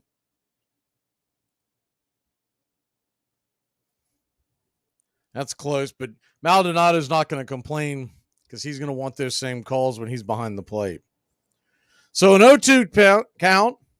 Runner at second, 2 outs. The pitch on the way. Swing and a miss, strike 3. So Scherzer's through 2, giving up only 1. We'll be back in a flash. The middle of the order for the Texas Ranger coming to the plate.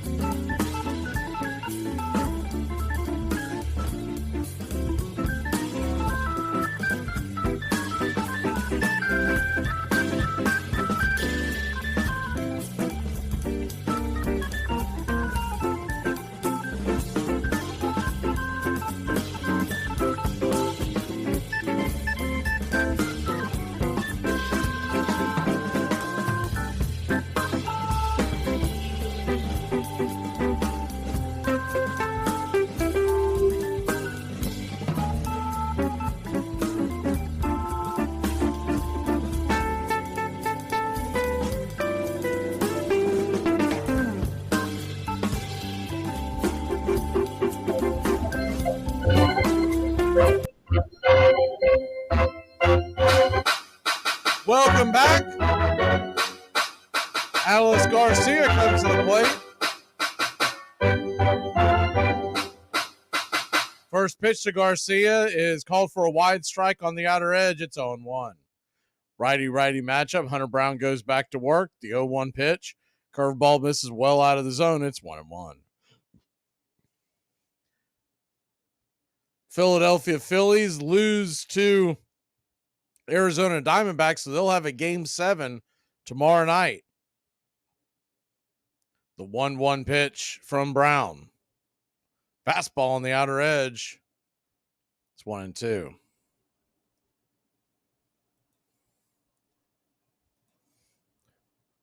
So a 1-2 count.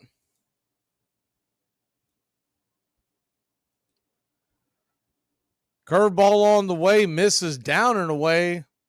2-2.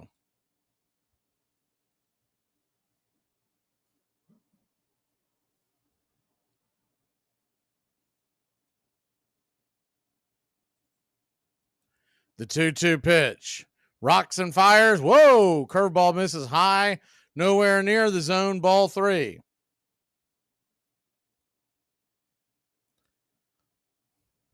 So a 3-2 count. Top of the third inning.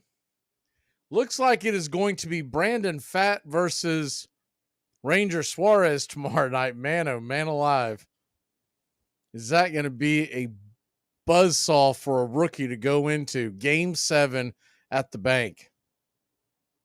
The 3-2 pitch on the way from Brown. Fastball swung on, belted high and deep. If it's fair, it's gone. It is gone. A solo blast over the right field wall, and Adolis Garcia gives Texas a 4-1 lead. He was a little late on that pitch, but hit it down the line nonetheless. 368 feet, 104 miles an hour off the bat. One of those pitches where a pitcher knows that they made a good pitch and the hitter just caught up with it in time to keep it straight.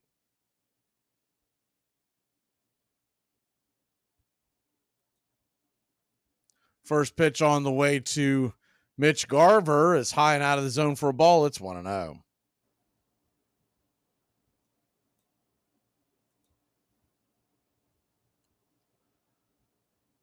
Texas 4, Houston 1. The 1-0 pitch off the plate wide, 2-0. If you're wondering about Brandon Pfaadt, he pitched game 3 of the NLCS against Philadelphia in Arizona, mind you. But he went 5 2/3 innings, no earned runs, and 9 strikeouts. 2-0 pitch on the way to Garver, misses high, ball 3-0. Pitched well against the Dodgers, too. The only game that he really spit the bit was his first outing against Milwaukee. As the 3-0 pitch is right there at the knees. Fastball called for a strike. It's 3-1. Since that 2 2/3 outing, giving up 7 hits and 3 earned runs to Milwaukee in his first ever playoff game, Brandon Pfaadt has the 3-1 pitch, swung on, fouled straight back. Loads up the count at 3-2. He has pitched 10 innings against the Dodgers and Phillies, giving up no earned runs and struck out 11, but both of those games that he pitched were at home. The 3-2 pitch on the way. Fastball, top of the zone. Caught, looking, strike 3. Garver thought he had walked. He was starting to grab his protective gear off his front leg and was wanting to head down to first. Then he realized he was punched out. So he'll head back down, grab some pine, and Jonah Heim will come to the plate.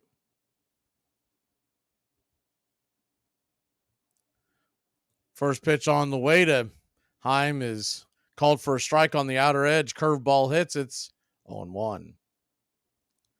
The 0-1 pitch, swung on, rifled foul down the left field line. It's 0-2. Ranger Suarez will be on the mound for Philadelphia.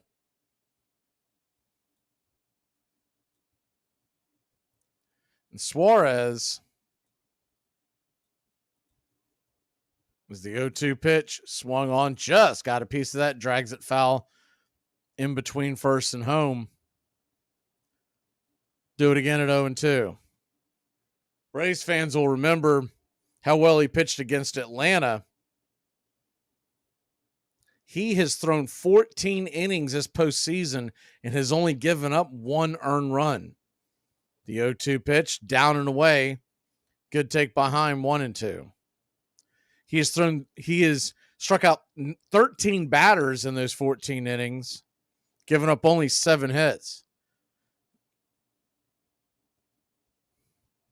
The 1-2 pitch, down and away. Did he go around? They're going to check down the third base line. Doug Eddings says he did not. Evens up the count 2-2.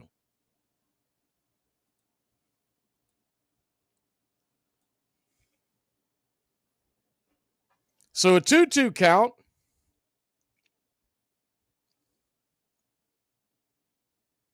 Hunter Brown comes set. Lets her go. Fastball misses nowhere near the zone. Ball 3. So when you look at that matchup tomorrow night, you can't expect Ranger Suarez to give up many runs. So Brandon Pfaadt's going to have to be what he was his first outing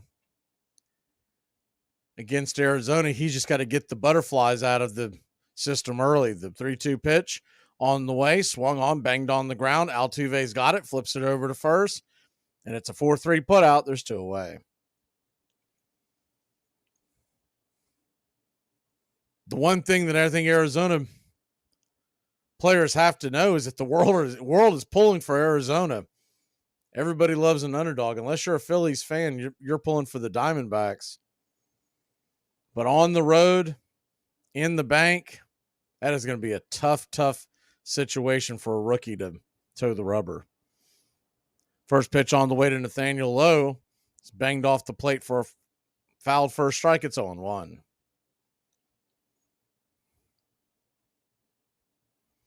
Texas 4, Houston 1, top of the third inning, a long way to go. The 0-1 pitch. Inside, 1-1.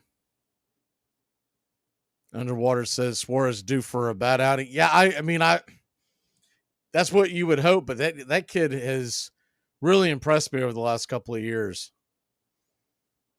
The 1-1 pitch. 97 inside, 2-1.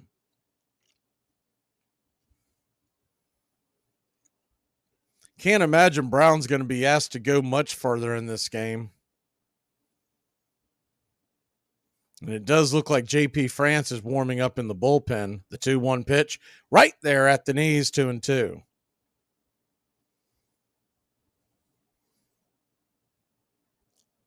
Hunter Brown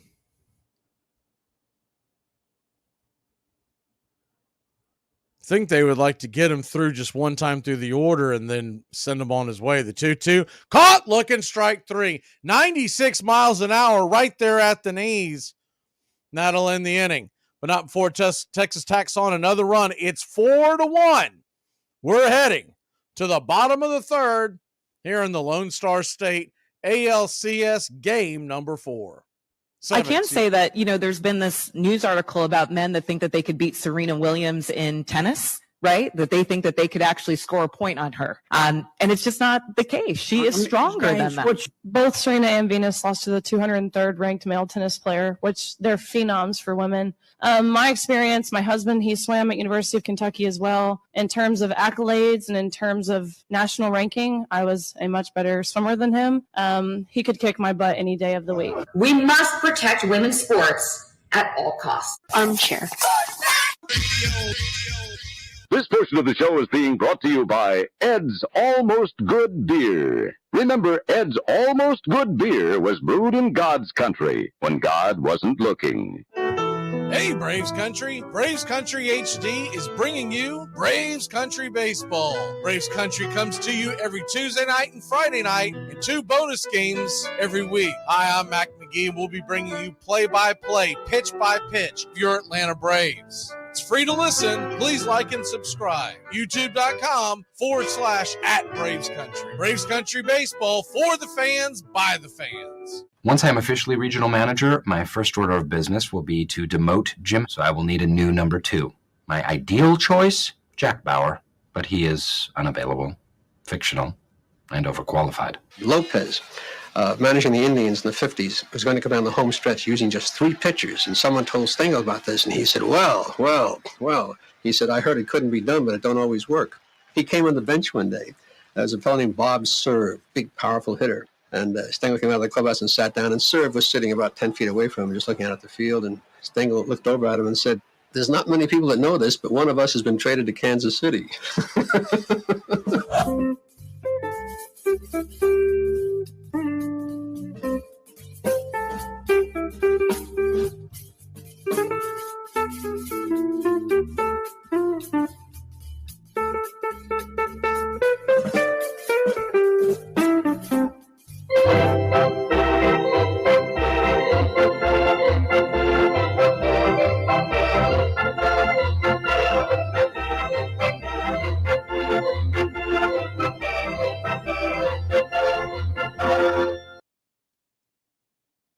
Welcome back.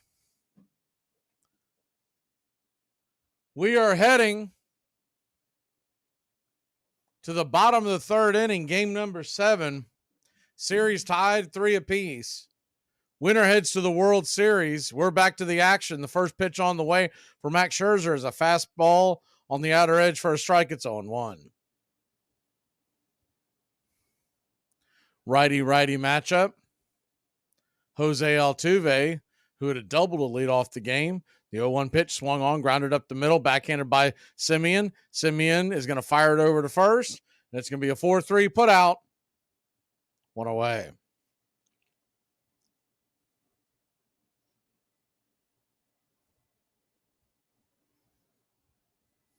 So 1 down.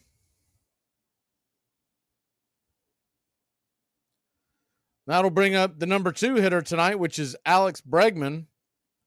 Bregman, righty-righty matchup. He's 0-1. First pitch on the way is a fastball, blows it right by him. 93 miles an hour. It's 0-1.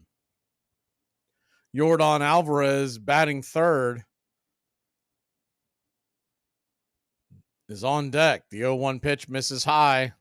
1-1. That's the main reason for the shuffle, is to get Alvarez into the 3 spot. I always thought it was odd he doesn't hit third. He's by far the best hitter on the field. The 1-1 pitch. Inside misses. 2-1. The old notion that you want your heavy hitter being the cleanup hitter, the number 4 hitter, that's a philosophy that's gone by about 30, 40 years ago. The 2-1 pitch. Swung on, pops it up. High in the sky. Behind home plate, it'll drift back and out of play. It's 2-2.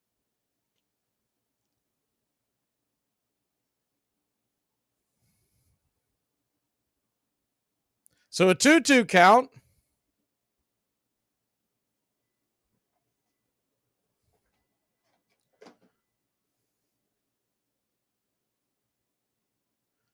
Scherzer comes set, lets her go. Swing, and that ball's lifted high and deep into left field, going back on the track, off the wall. Is that gone? That is gone.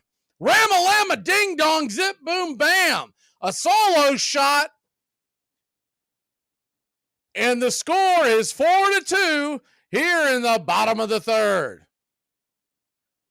Such strange confines here at Minute Maid Park. You're always weary to call it a home run before you get the signal. Looks like the ball actually hit. I thought it actually hit below, but it looks like it hit above the yellow line deep in the outfield there. So a solo shot, and Max Scherzer is now pointing to his ball cap, saying that he's not getting his pitch calm, so we'll wait on that.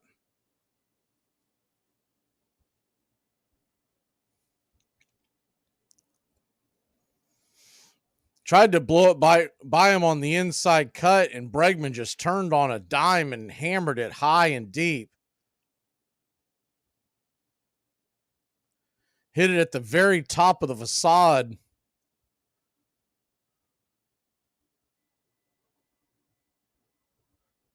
Here at Minute Maid Park, about one of the deepest parts of the ballpark you can hit it.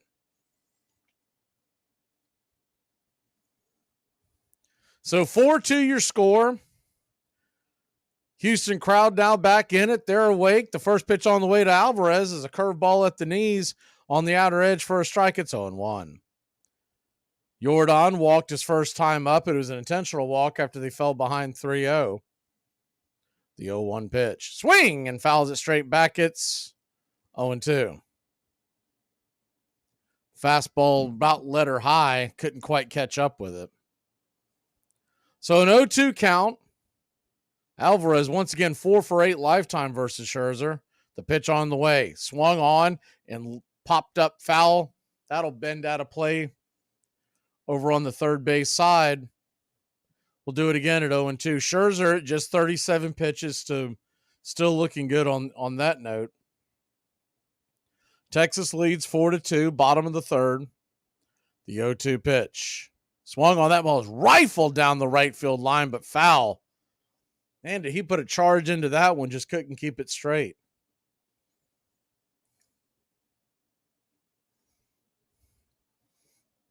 Texas 4, Houston 2. Bottom of the third, the pitch on the way. Swing and fouls that back 95 miles an hour. Bit of a cat and mouse game going high fastball, low curveball. Most of it outside. Don't think he wants to challenge him. By the way, Jordan Montgomery warming up in the bullpen. The 0-2 pitch swung on, bang foul down the line. We'll do it again. That is interesting. Jordan Montgomery, of course, pitched on Friday.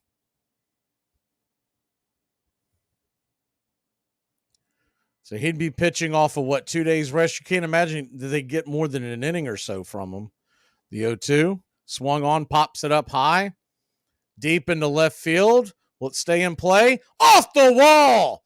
A leaping attempt by Evan Carter. Just missed it, and here comes Alvarez all the way around to third, and he has a one-out triple here in the bottom of the third. Lifted that ball high and deep, just past the outstretched glove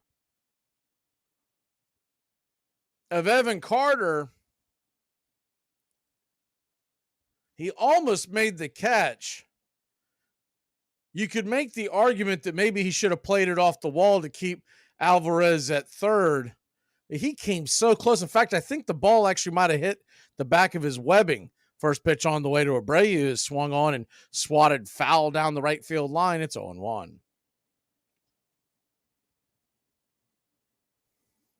Texas 4, Houston 2. Bottom of the third inning.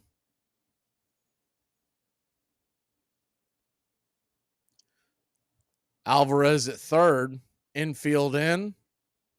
The 0-1 pitch. Rocks and fires. Swing and a miss at the curveball in the dirt. It's 0-2.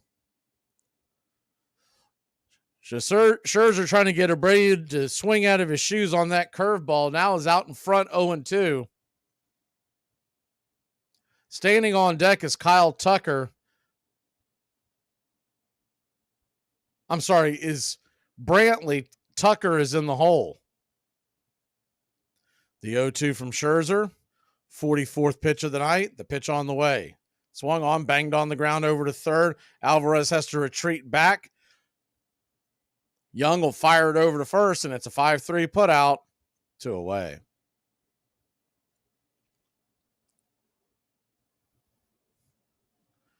So here's some funny stuff. Max Scherzer was giddy about getting that out and was really excited. And then he turns over, looks over into the dugout, and here comes Bochy to get him out of the game. He goes, "Nah, we've seen enough."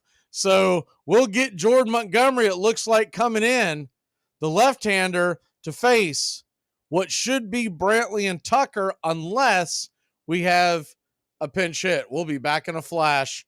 Game number 7. It's been a good one so far.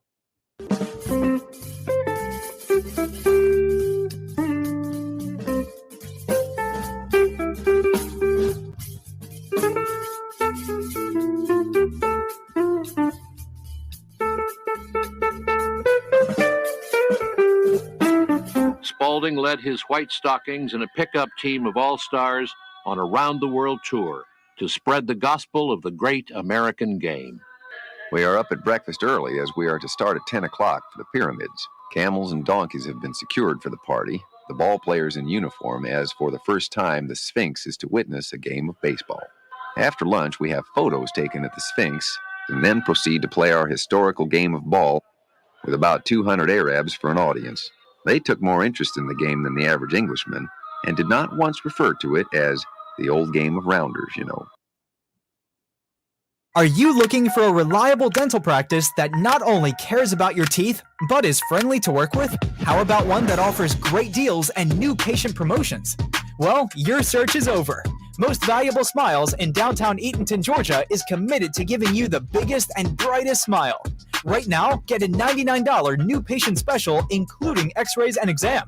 Maybe you're looking for veneers. Most Valuable Smiles veneer special includes 1 free veneer with every 5 purchased. Or get that bright white smile you've always wanted by taking advantage of an exclusive $100 off Zoom whitening treatment when you book today. And don't forget that 2022 is almost over. That means most insurance policies will reset by the new year, and to avoid losing that extra money, you need to use it or lose it. Book an appointment today with Most Valuable Smiles in downtown Eatonton to lock in these exclusive deals. Call 706-623-0318 or visit mostvaluablesmiles.com.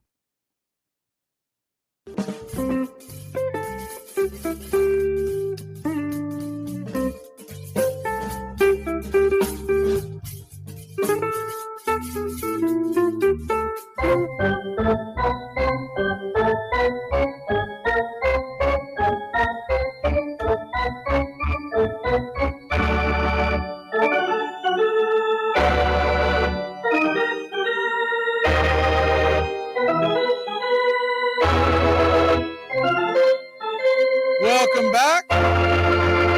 Jordan Montgomery coming out of the bullpen off of 2 days rest. Lefty-lefty matchup.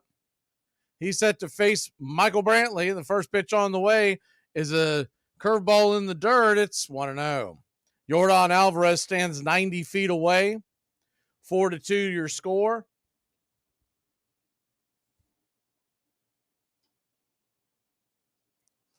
The 1-0 pitch from Montgomery. Kicks and deals. Swing! And that ball is laced into towards the center field slot, but making a jumping catch is Corey Seager, and that'll end the inning. But not before Houston puts one on the board. It's 4-2. We head to the 4th inning. Go back to that last inning, 9th inning. What are the emotions like entering that inning? Well, emotions are go in, win. I heard a fan offer free Dippin' Dots if I blew it, which the price of Dippin' Dots with inflation is just unreal. So for a brief moment, I was like, damn, Dippin' Dots sound good. But also I thought in the back of my head, we win today, we win tomorrow, or tonight. We're going to be here another day. That's more per diem. So that means I can buy my own Dippin' Dots. Braves Country today. We're talking Southern sports. We go live 3 to 5 weekdays right here on WQEE. Braves Country today. Southern sports talk with the voice of Braves Country baseball, Mac Magee. Joined every day from sports analysts from all over Braves Country, talking college football, the NFL, Major League Baseball, and what's trending in the world of sports. Braves Country today. We go live 3 to 5 weekdays right here on WQEE. I think Stengel is the most interesting man, except for Ruth, who ever appeared in baseball. Unfortunately, his myth has become that of the clown, the man who talked Stengelese, double talk. He knew more about the game than anyone I ever talked to. He was the smartest man. I think he had tremendous basic intelligence, not much education. He barely got through high school. But he had this intuitive intelligence. He would look at things, and he would see things, and he would sense things. And sometimes the things came out. He's a man who said, there's a time in every man's life, and I've had plenty of them. And that's a marvelous expression, says it. And his distinctive way with language gave rise to a new word, Stengalese. All right, he once said, everybody line up alphabetically according to your height. I made up my mind, but I made it up both ways. Most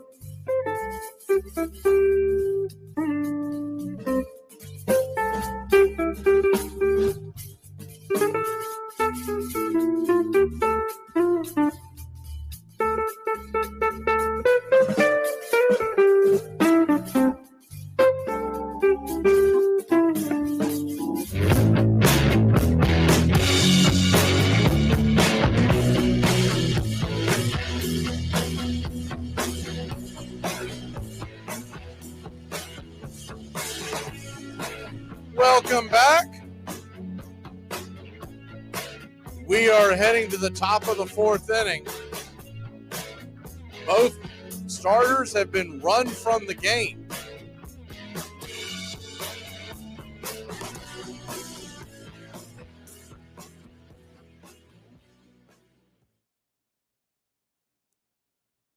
First pitch on the way from J.P. France, who was the third pitcher for the Houston Astros to come in the game, is off the plate wide for a ball. It's 1-0. 4-2 your score. Texas leads, top of the fourth. The 1-0 pitch, down and away. Ball 2-0. This game has the feel of a high-scoring shootout, and it has not disappointed so far.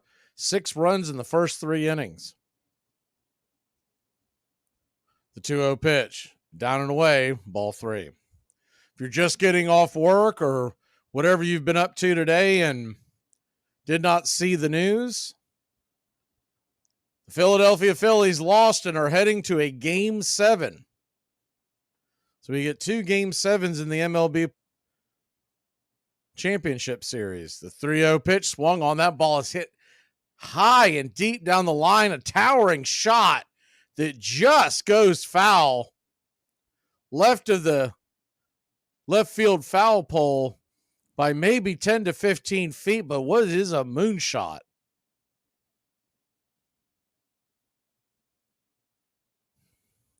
The 3-1 pitch to Young, swing, and fouls it straight back. It's 3-2. J.P. France has worked out of the bullpen predominantly in this postseason, but he has been in and out of the starting rotation for Houston. Has a good, hard, heavy fastball, likes to mix in the cutter, and will try to keep you off balance with the bender. JP comes set. The pitch on the way, swung on. That ball is rifled into left field. That's going to get down for a base hit, and it's a leadoff single for the Texas Rangers.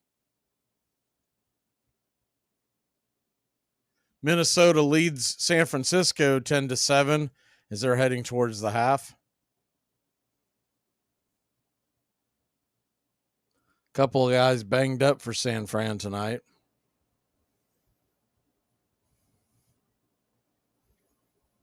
Righty-lefty matchup. Tavares, the number 9 hitter, steps to the plate. The first pitch on the way. Fastball misses high. It's 1-0. Letty Tavares 0 for 1 with the ground out in the second.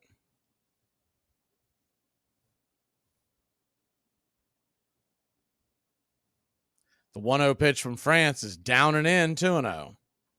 So a 2-0 count.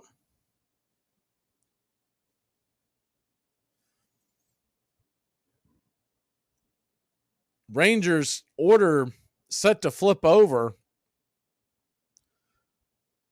Again, as Semien stands on deck, the 2-0 pitch right there at the knees for a strike. It's 2-1. Last thing France wants to do is fall behind and put Tavares on when you've got Semien, Seager, and Carter due up. The 2-1 pitch, swing, and fouls it straight back.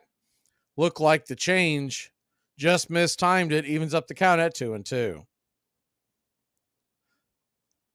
Texas 4, Houston 2. Top of the fourth inning. Game 7, winner goes to the World Series. That begins Friday night, 8 o'clock Eastern. We'll have pitch-by-pitch, play-by-play of your entire fall classic right here on Braves Country Radio. The 2-2. France lets it go. Swing and a miss. Strike 3. By far the best off-speed pitch he has thrown so far.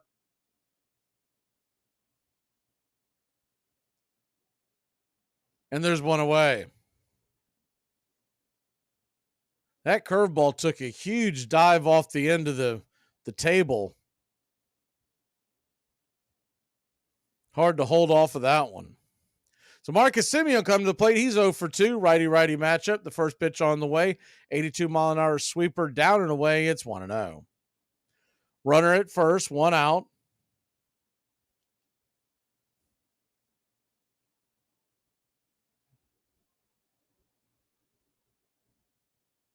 The 1-0 pitch. France stops, kicks, and deals. Cutter off the edge. Ball 2, 2-0. You got a 2-0 count on Semien.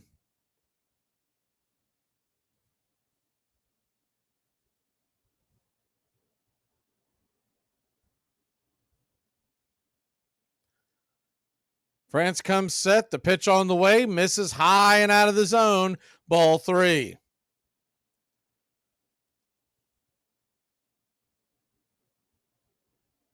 Three-0 count.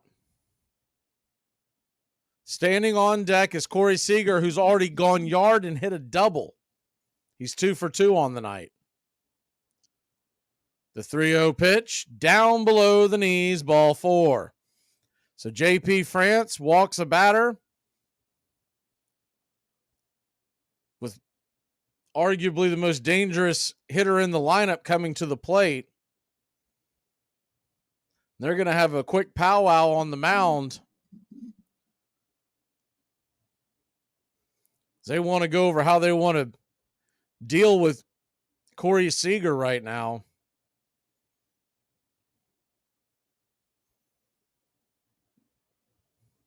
You do wonder how long of a leash they'll have here. They're obviously not wanting to pull him this quickly. They, in theory, could have. He has faced the 3 minimum batters. But you got a righty-lefty matchup here. Standing on deck will be another righty-lefty matchup.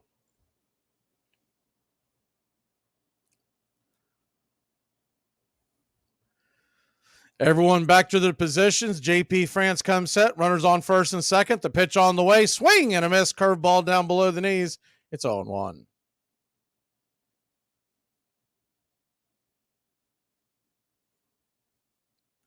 In the Astros bullpen, if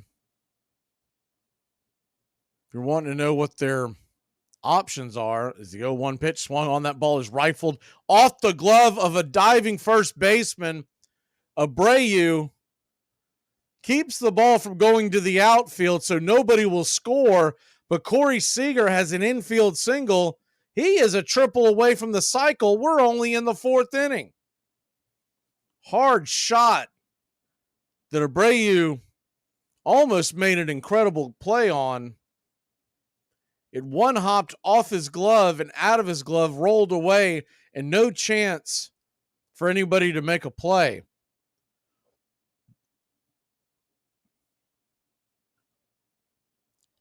First pitch on the way from France to Carter is down and in. Curveball misses. It's 1-0. Bases loaded, 1 out. It's interesting how Houston does not have a left-handed arm in their bullpen. The 1-0 pitch. Swung on. That ball is laced into right field. That's going to get down for a base hit. 1 run will score. That is down for a base hit. 2 runs will score. And it's 6-2 Texas. Runners on second and third and 1 down.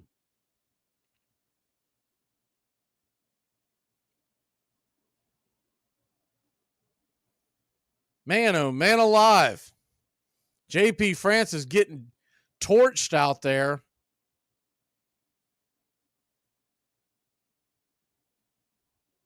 Texas has already put up 6 runs.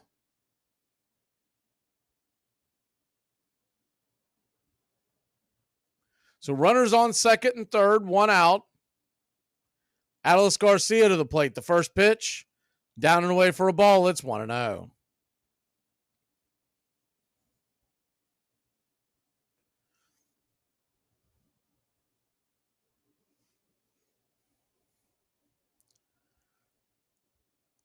Kind of surprised that they're not walking him to load the bases and avoid Garcia altogether. The 1-0 pitch, curveball inside, misses high, 2-0. So a 2-0 count. Houston does have the infield drawn in, by the way.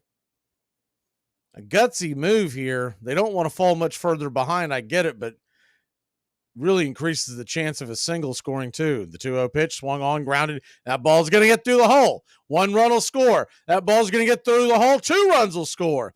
And it's 8-2 Texas here in the top of the 4th. So the game plan backfired. If you have the defense back, it would have been an easy out right there. France is annoyed by it, but then again, he did put himself in this position. It was just a 2-hopper that got through the hole because the infield was drawn in. What you're hoping for is an atom ball. If you're going to do that, I don't know why you don't at least shift them over to give the guys a better chance of making a play on something like that. So 8-2 your score. Runner at first. France will try to calm down now as he's already allowed 4 runs. Maldonado is going to come out and talk to him.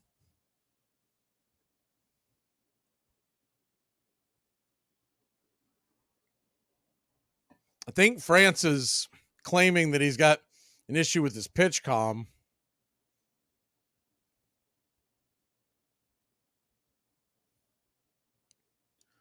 Hector Neris is warming up in the bullpen.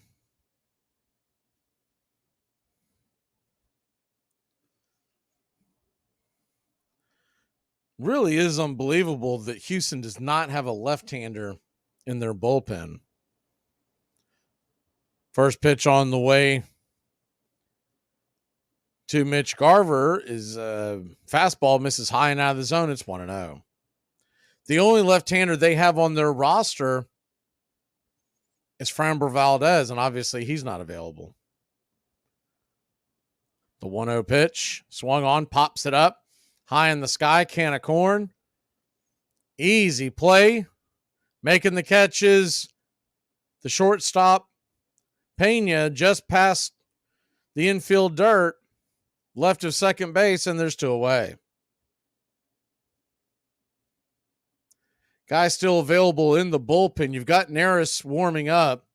Of course, Presley, their closer, Stanek, Montero, Bianco, Abreu. Jonah Heim will step to the plate. Righty-lefty matchup. The first pitch on the way to Heim is a 1-hopper into the glove of Abreu. He'll step on the glove, and that'll end the inning. But not before Texas explodes for 4 runs. They've got a 6-run lead. A long way to go.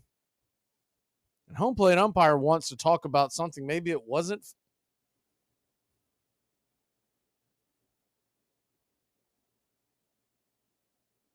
I guess he's going to say that that was not a fair ball.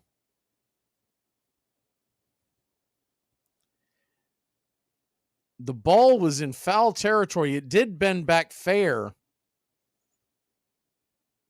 That's a fair ball. That's a bad call by home plate umpire Dan Bellino. What he was seeing was that the ball was in foul territory at one point. But by the time it got to Abreu, it was a fair ball. So Bellino blew the call right there. First pitch on the 0-1 pitch on the way is outside wide for a ball. It's 1-1.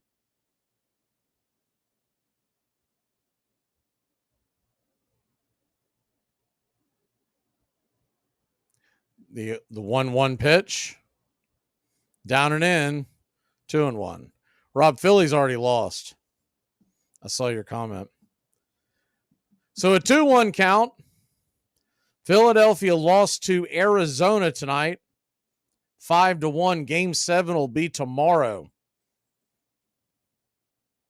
The 2-1 pitch. Swing! And that ball's hit into right field. That's going to get down for a base hit. So Garcia will go first to third. What should have been the end of the inning has been extended.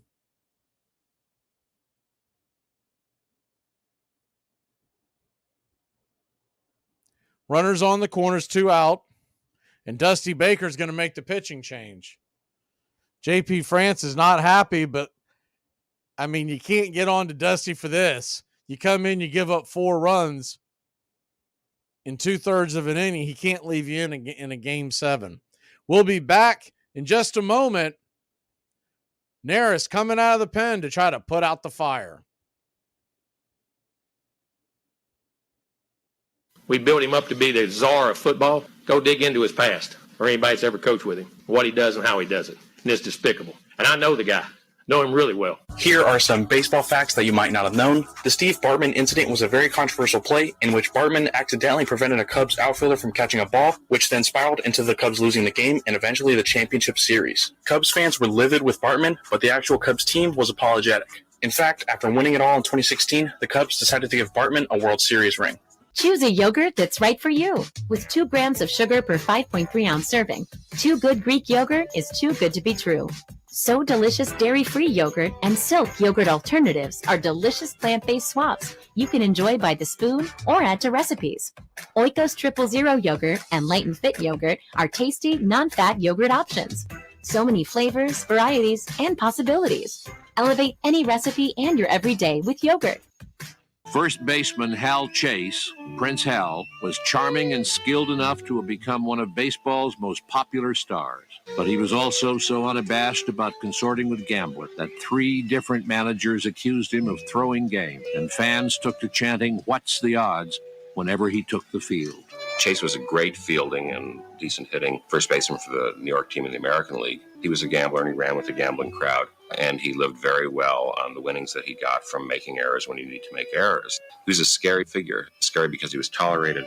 Scary because of what he did. Scary, too, because in 1916, as Christy Mathewson, the great Christian gentleman, is completing his career with the Cincinnati Reds, Chase is on that team. And Chase's open vituperative scorn for somebody who lived so well and so purely was beyond ugliness.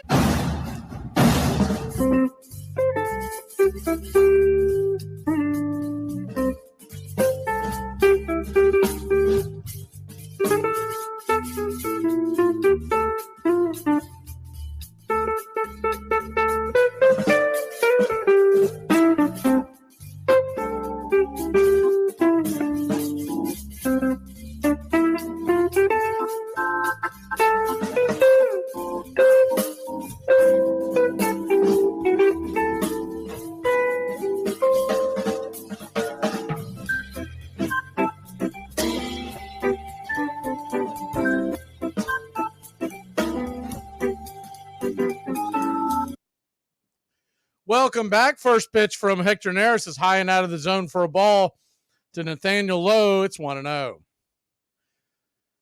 Runners on the corners, 2 outs. The 1-0 pitch. Fastball misses high. Ball 2, 2-0. So a 2-0 count.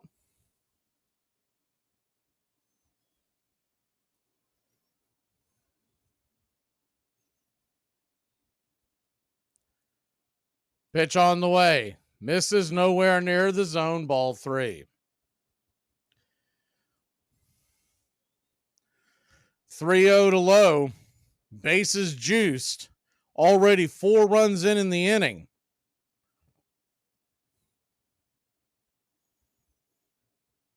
Neris winds up and deals. In the dirt, ball 4. So Neris comes in, immediately walks the first man he sees on 4 pitches. And you got to help me with this. You got a 3-0 count on a guy, and you go for a curveball down and in to try to get him to chase. Okay. So bases loaded, 2 outs, top of the 4th inning. First pitch on the way to Josh Young is right there at the knees. First strike, it's 0-1. Houston hanging on by a thread here, trailing by 6 already. Though there's a long way to go, you can't really afford to give up more runs. The 0-1 pitch, down and away, 1-1.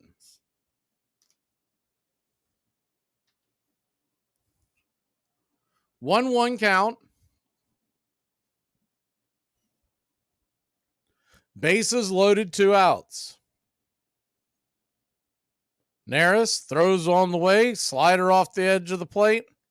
Once again, nibbling, and it's 2-1. Nowhere to put Young.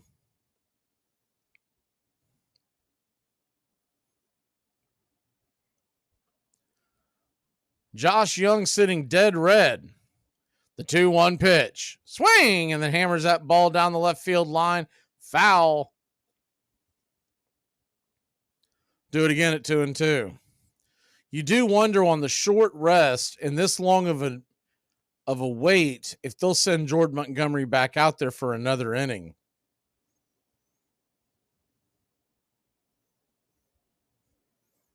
Jordan Montgomery came in to put out the fire in the bottom of the 3rd, if you're just joining us,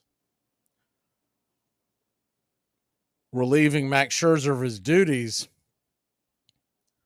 He's going off of just 2 days rest. The 2-2 pitch from Neris. Swing and grounded over deep into short. Pena's got it, fires it over to first. A long throw and a heck of a play. 6-3 put out. And that may have kept the Astros in the game. We'll be back in just a moment. The Astros will grab the bats, trailing 8-2. We're only in the 4th inning. And that's a double-edged sword. It's kind of like watching your mother-in-law go off a cliff in a Cadillac. You got mixed feelings. Now Ricky Henderson. And with Ricky Henderson, don't look away for that first pitch, because Ricky looking for a fastball right away to park in the stands at left field. He's done it more often than any player in history. All the years, if you think of Ricky, you think of the steals, but he's an all-round leadoff man. And there it goes, number 76. He adds to his record. And that was a no doubt about it home run. Truly a big fly for Ricky Henderson, the 76th time in his career that he has as the first batter in the lineup led off the game with a home run. My favorite number that's not 3 and 8 or 88 now. My favorite numbers were like 51, 47, 55, 57. And I'm like, man, we got to go with something with an 8. And that was everybody else's opinion too. I was thinking 28. 28's it. I wanted 28. Let's be 28. And Texaco said hard no. Armchair. Brooklyn rarely rose above 6th place. Even their diehard fans called the Dodgers Dem Bums. The Dem Bums became the Dodgers. That was the big name for them. Our bums, our beloved bums. But the term, when it was first used, was pejorative. In the 20s and 30s, people in Brooklyn needed the Dodgers to win. And they'd go out to the ball game, and the Dodgers would lose. And they'd lose stupidly and carelessly and dumbly. And people would come out of Ebbets Field saying, them bums, those lousy bums, they lost again. How'd those bums do today? And it wasn't until they started to win that the nickname became an admirable nickname. It became capitalized.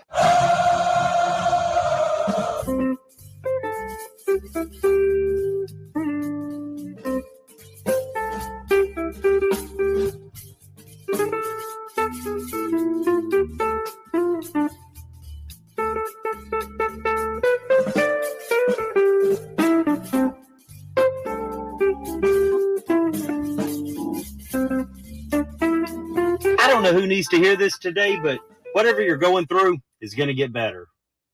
It's probably going to get worse before it gets better, but it will eventually get better, or it won't. You may be...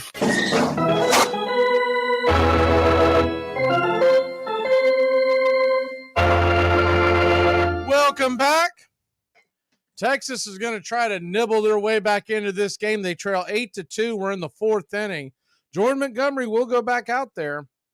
First pitch on the way is sawed off by Tucker over the third base side, out of play. It's 0-1.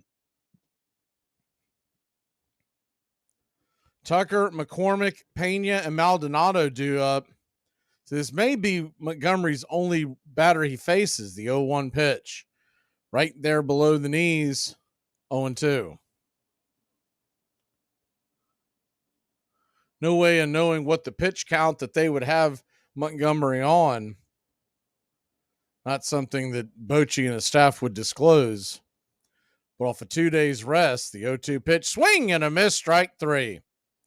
With an 8-2 lead, they might just see how long he'll go. Remember, this is the same man that had another left-hander that pitched on short days rest many a time in the 2014 World Series in the name of Madison Bumgarner.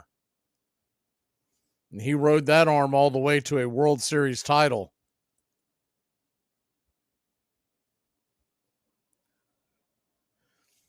Chas McCormick comes to the plate. McCormick takes a hack at the first pitch, swing and a miss. It's 0-1. McCormick, 3 for 15 in this series, 1 home run. Walked his first time up, got a stolen base.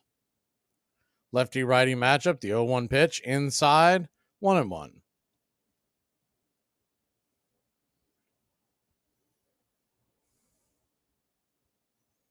So a 1-1 count.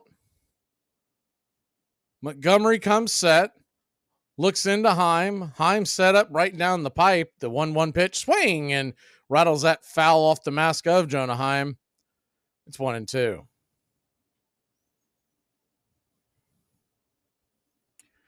They keep showing throughout the series Chris Young, the executive vice president and general manager of the Texas Rangers, and he is the Chris Young that was not too long ago a starting pitcher in the major leagues, and it throws me off because he still looks so young, and it doesn't seem that far ago that he was out there on the mound. The 1-2 pitch on the way, swung on, that ball is laced into right field. That's going to get down for a base hit, and the Astros got something cooking here in the bottom of the fourth. Chris Young looks like he could still go back out there and give you an inning or so. Max Scherzer gave up 2 runs. He went 2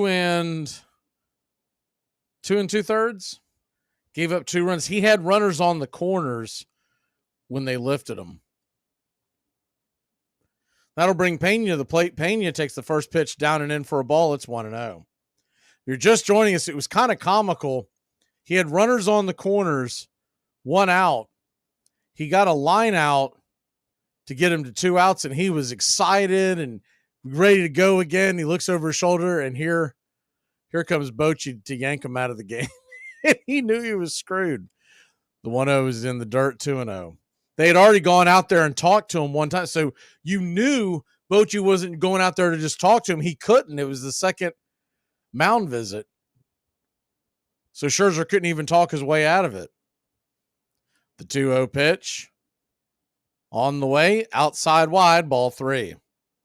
So a 3-0 count. I think that's the only solace a lot of fans will take if Texas does go on and win.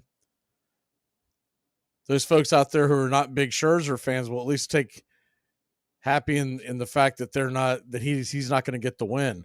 The 3-0 pitch, little off the plate wide, but called for a wide strike one. It's 0-1.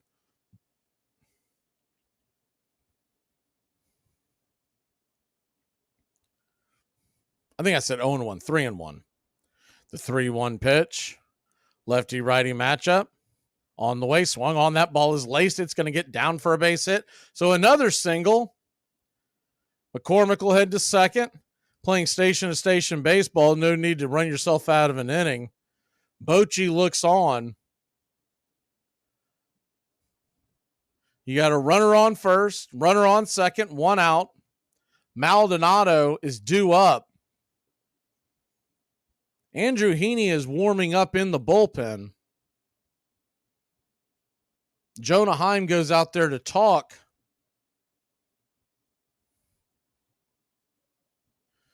To Jordan Montgomery. I'm a little surprised we're not getting a pinch hit here for the Astros in the form of Diaz. He's a much better hitter.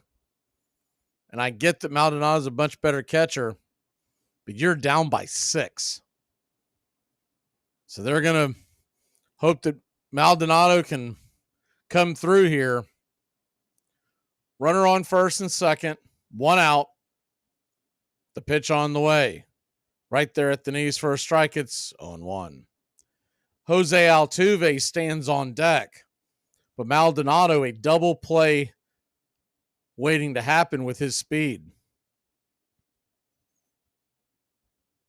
The 0-1 pitch.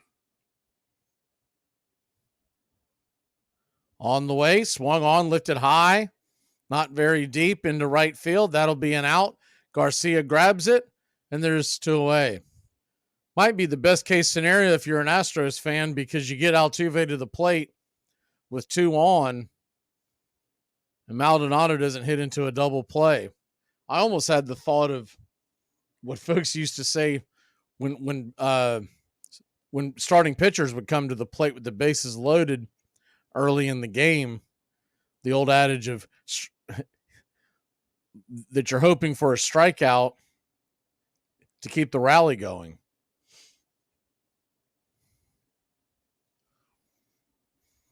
So Jose Altuve will come to the plate. No bigger spot than this. Runners on first and second. 2 outs.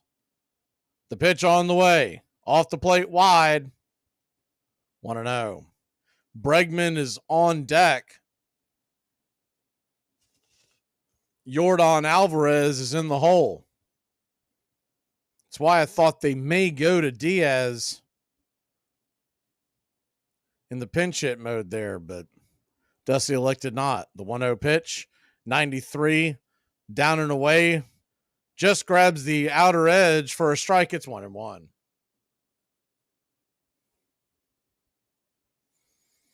A little 2-seam action, just dipped in there and grabbed the corner.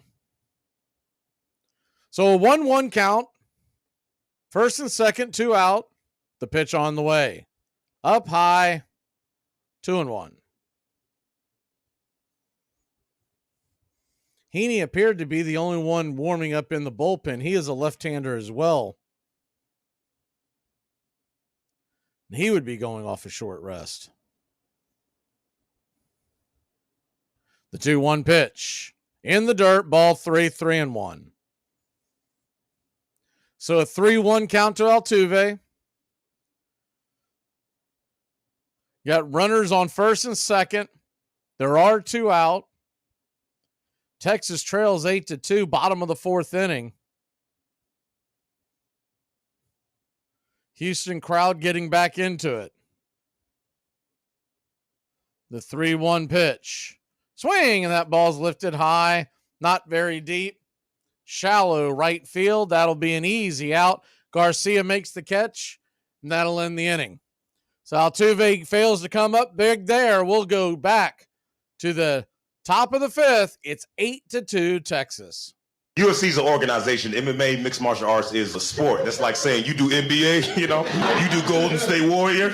Today, we're going to talk about the career of Mickey Mantle. In almost 2 decades, he compiled a lifetime OPS plus of 172. This puts him 7th best all time. He won the league home run title 4 times and the league slugging title 4 times. He hit 300 or better in 10 seasons. He was a 20-time All-Star, had 3 MVPs, won 1 batting title, 1 Triple Crown, and also won a Gold Glove in his 18-year career. He played in 12 World Series during a 14-year stretch. Mantle would help the Yankees win 7 titles in his career. He is the only switch hitter to hit 50 home runs, and he did it twice. The 1951 World Series, Mantle would trip over an exposed drainage pipe while attempting to catch a fly ball. In 1969, it was determined that Mantle had played all of those years with a torn ACL in his knee without having it repaired. Mantle finished his career with a .298 batting average, 536 home runs, 1,509 RBIs. He scored 1,676 runs and had 2,415 hits. Alexander Stork stormed into the majors in 1911, striking out 227 men for the Philadelphia Phillies in his very first season. He would win 30 or more games 3 seasons in a row. He pitched 4 one-hitters in 1915 and 90 shutouts during his long career. He was utterly businesslike on the mound, throwing an arsenal of pitches with pinpoint accuracy. Game after game, he'd pitch in an hour and a half, a teammate recalled. No fussing around, no stalling, no wasted motion. Even the men he struck out so consistently liked him. Between games, he was modest, good-humored, and kept mostly to himself. But then he began to drink.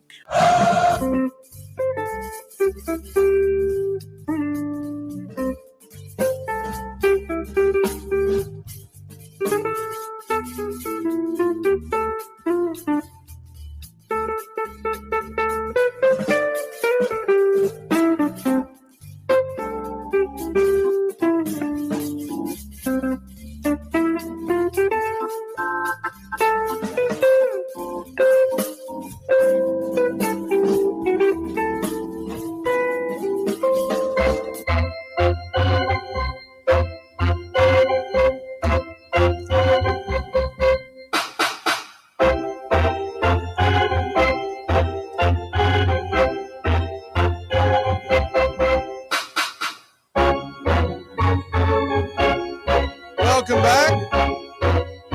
Hector Neris will go back to work. First pitch on the way from Hector is down and into Letty Taveras. Taken for a ball, it's 1-0. I'd love to hear from Astro fans, but that would drive me batty if I was an Astro fan. The 1-0 pitch. Called for a strike on the outer edge, it's 1-1. I mean, you got runners on first and second, 1 out. You're down by 6 in the fourth. Is the 1-1 pitch off the plate wide, 2-1. You've got the number 9 hitter, Maldonado, who is a very bad light hitting catcher. At the plate. 2-1 pitch, swung on, popped up high. Looks like it's going to bend out of play just past the first base dugout. Evens up the count at 2-2. And you've got Diaz that you can go to off the bench, a much better hitting catcher. And I get that Maldonado is a better defensive catcher. I get that, but you're down by 6. You're not leading by 6. You're down by 6. And this is game 7. The 2-2 pitch, swing and a miss, strike 3 up top, and there's 1 away.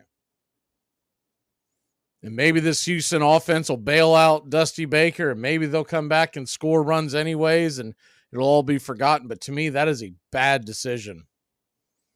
You've got to be more aggressive, because if you get Diaz on there and he does something, then you got the top of the order going, and you don't know how that's going to unravel. First pitch on the way to Simeon, a swung on, pops it up. That is high in the sky.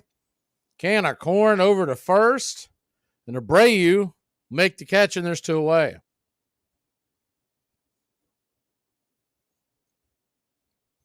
There's not many things that today's managers have to do, but know when to pull the trigger on a pinch hitter is critical in that situation. I just don't know what he's waiting for. First pitch on the way to Seager is down and in for a ball. It's 1-0. Remember, Corey Seager is just a triple away from the cycle. He's 3 for 3 with a solo shot, a double, a single. He scored 2 runs. The 1-0 pitch. Down and in, 2-0.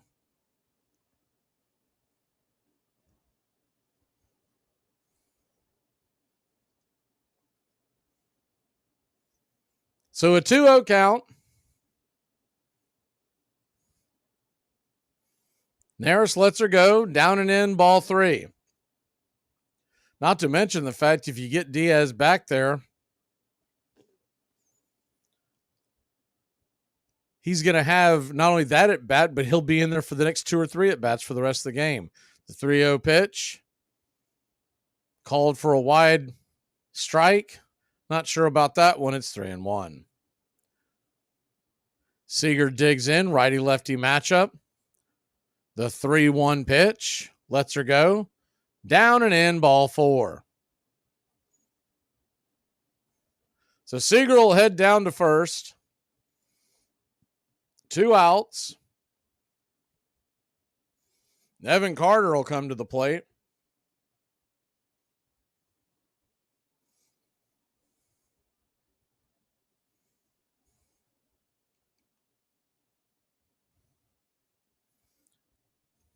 First pitch on the way to Evan Carter.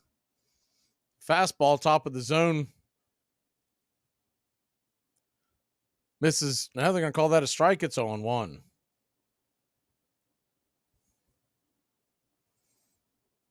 The 0-1 pitch. Fastball, top of the zone, called for a strike. It's 0-2. Carter didn't like it, but that one actually did look like a strike. The first one did not. So an 0-2 count. Righty-lefty matchup. Abreu is warming up in the Houston bullpen. The 0-2 pitch on the way. Swung on, lifted high into shallow center field. Drifting back, making the catch is Abreu, and that'll end the inning. So a shutdown inning for the Astros, but they need some runs. Heart of the orders coming up. Bregman leads us off when we come back. The women got paid out from a pool of $30 million from the Women's World Cup. The men would draw from a pool of $400 million, okay? $400 million, $30 million. Why is that? It's because the Men's World Cup generates $6 billion in revenue. The Women's World Cup generates $131 million in revenue. The Women's World Cup players get paid out 20% of the total revenue. The men get paid out 7%. This portion of the show is being brought to you by The Best Things in Life, which are still free with minimum purchase at participating dealers. It all starts with just one thing. Glass jars can be reused to store food and spices, as a holder for combs and brushes in the bathroom, or as a container for plants and homemade candles, in addition to simply being recycled. Find tips and more at onethingus.com. Let me tell you something. If the U.S. government decides to stick a tracking device up your ass, you say thank you and God bless America. Hi, this is Britney Spears. What up, this Jay-Z. This is Jennifer Lopez. Armchair. Hey, Braves fans, the Armchair Quarterbacks YouTube channel are bringing you Braves baseball all season long. Hi, I'm Mac Magee, and I'll be bringing you Braves baseball play-by-play for all of Braves country. So pull up an armchair and join us for Braves country baseball, first pitch to last pitch, right here. February 1901. If we had waited for the National League to do something for us, we would have remained a minor league forever. The American League will be the principal organization of the country within a very short time. Mark my prediction. Van Johnson.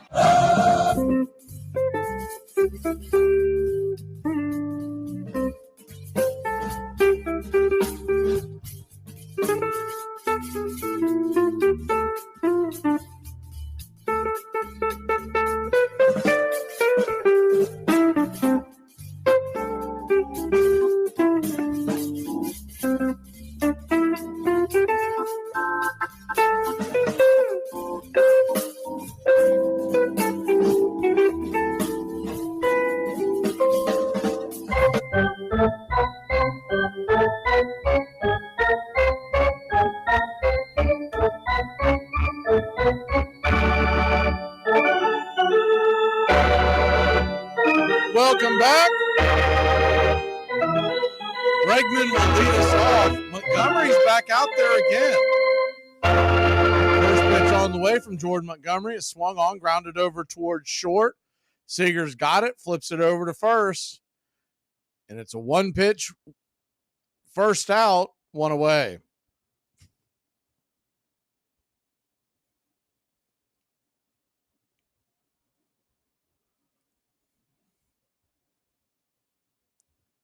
Yordan Alvarez steps to the plate. Lefty-lefty matchup. First pitch on the way to Yordan is swung on him, chopped foul down the first base line. It's 0-1.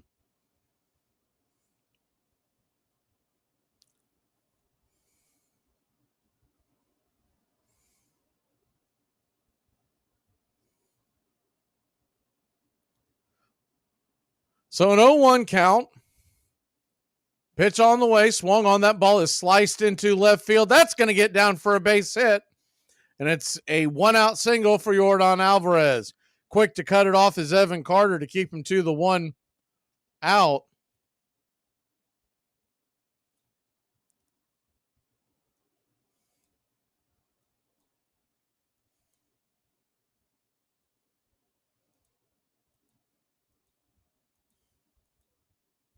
Good piece of hitting by Alvarez.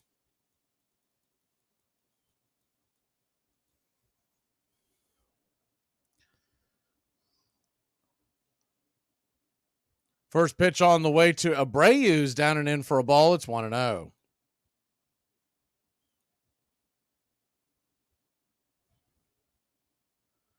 Lefty-righty matchup. The 1-0 to Abreu. Montgomery comes set, lets her go. Swing and a miss. 92 below the ankles.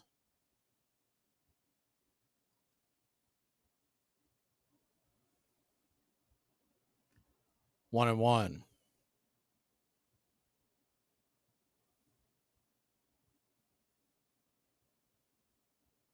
The 1-1 pitch from Montgomery, down and in. Good take by Abreu, 2-1.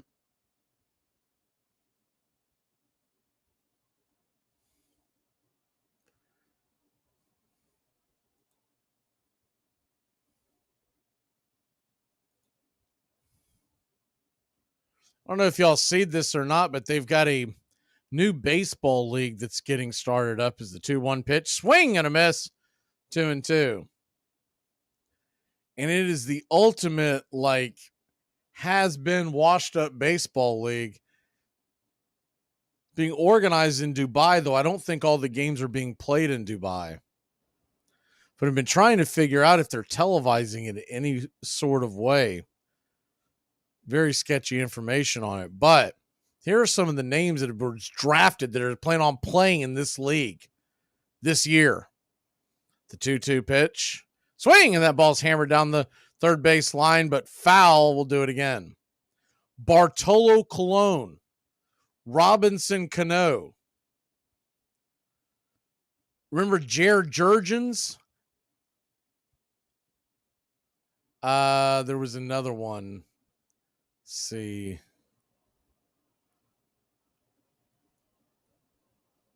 Lefty-righty matchup. Montgomery comes set. Pitch on the way. Swing. Fisted that foul over towards the first base side. It's 2-2 once again.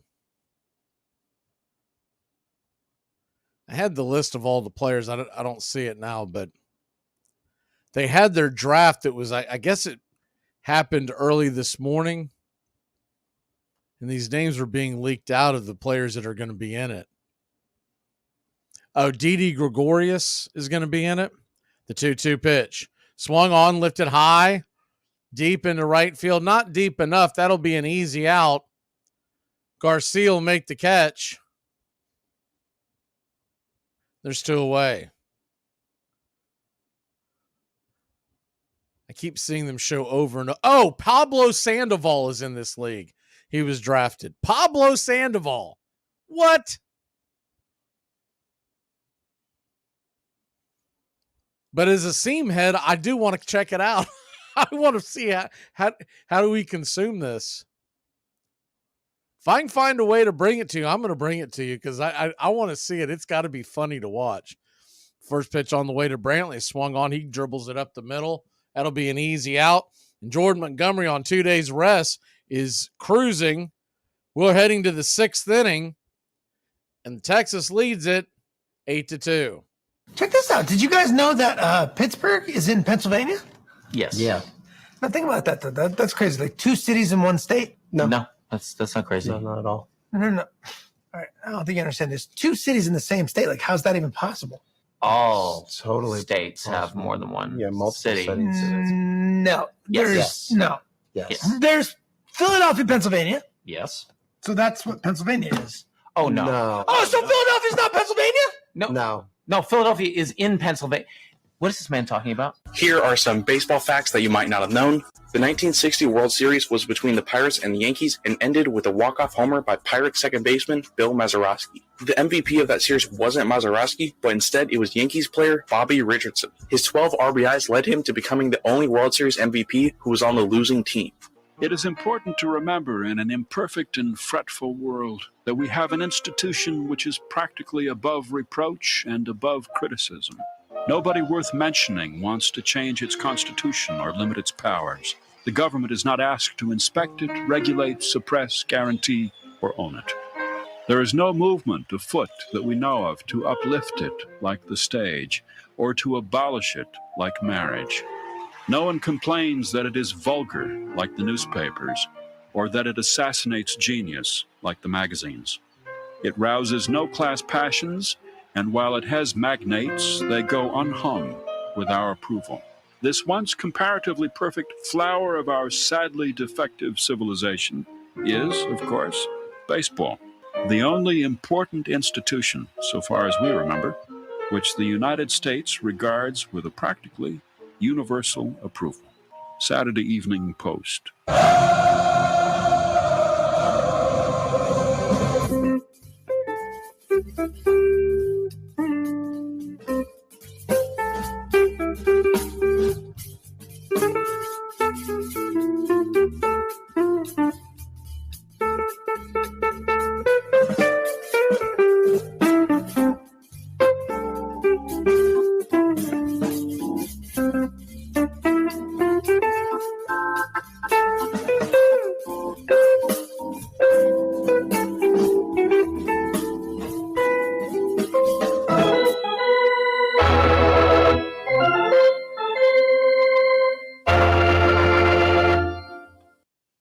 We are back.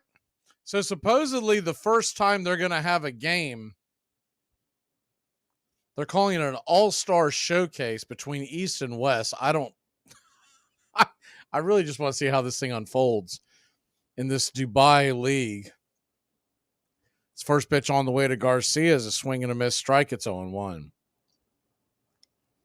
Adolis Garcia 3 for 3 on the night. The first game is going to be November 24th and 25th, but they don't have the times listed. Being in Dubai, I'm assuming it's being played in Dubai because it's the way it's being promoted.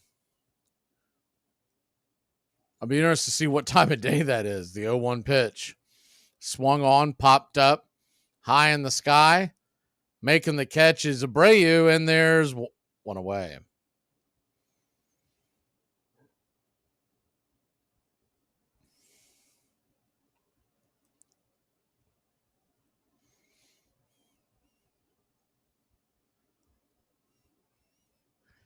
They're going to play a 2-game series. First pitch on the way to Garver's high and inside, 98-mile-an-hour fastball from Abreu. It's 1-0.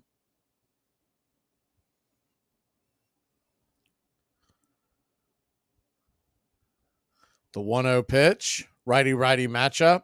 Inside, gets him. Abreu hits Garver in the side. Of course, remember, Abreu's technically suspended right now for hitting Garcia. And Garver is leaned over.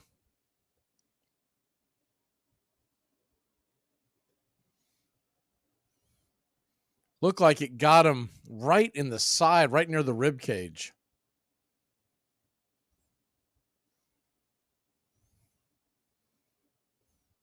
Hopefully it's nothing serious, but he is bent over in pain.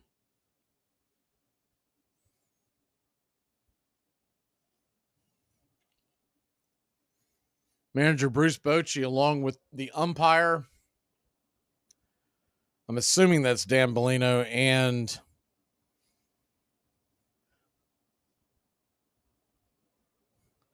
the Texas training staff is talking to him. They're walking him down first. Abreu's looking over at him. I think he's trying to motion over to him to let him know it wasn't intentional. It's kind of ironic that he hits the guy right after Garcia, considering what went down between Abreu and Garcia.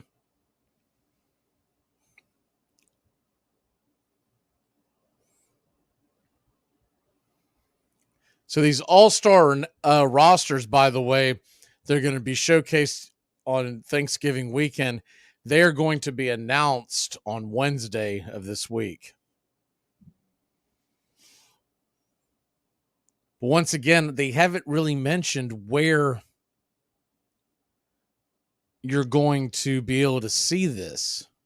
All they keep showing are ways to purchase tickets. First pitch on the way to Jonah Heim is swung on and hammered down the right field line, but foul. It's 0-1.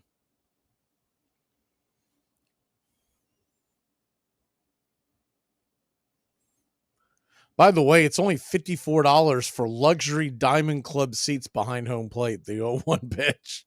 Swing and a miss. It's 0-2. Of course, you got to get to Dubai, and you got to have a place to stay in Dubai. But once you get there, $54, which is actually pretty good, darn good. I'm assuming that's American dollars. The way they have it written, it appears to be.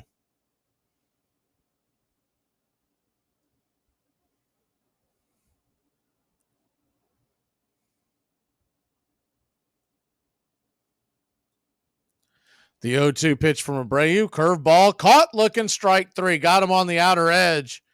Might have been a slider. Either way, that bender just nabbed the corner, and there's 2 away.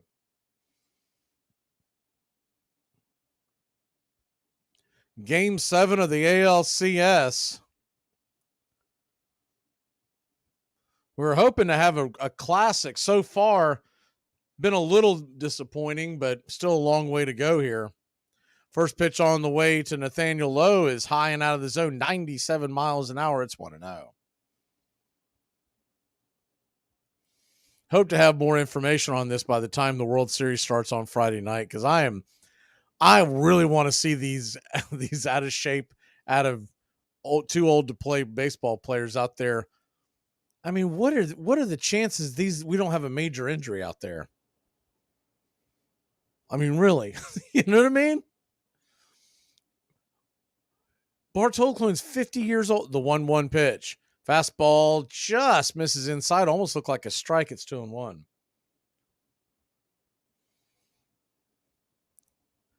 Most of around 50 years old can, we wake up with what the hell is that? I feel something, right? The 2-1 pitch down and in. 3-1. He's going to be out there trying to throw pitches, field the position. Bartolo was never a guy that looked like he's going to keep himself in any kind of shape but pear shape. The 3-1 from Abreu. Swing, and that ball's hammered deep into right field, making a leaping attempt. Tucker does not get it, and it is 10-2 Texas. So Abreu absolutely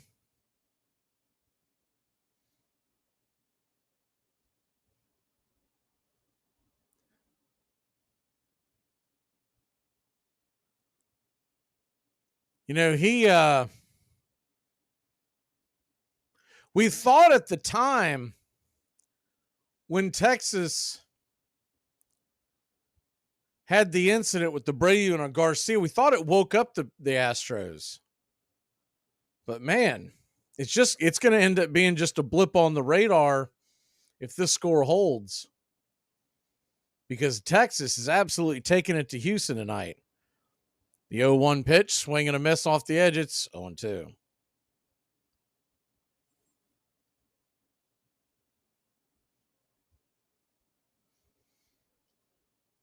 Yeah, and the thing that hasn't been clear is every article I've read about it, it's been really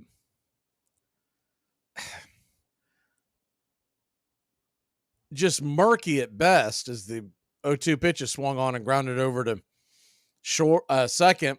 4-3 put out will end the inning, but not before Texas puts a 10-2 lead on the board. Just to finish that thought, they keep referring to the All-Star game, but I'm starting to think they don't have a game plan of when their season is going to start.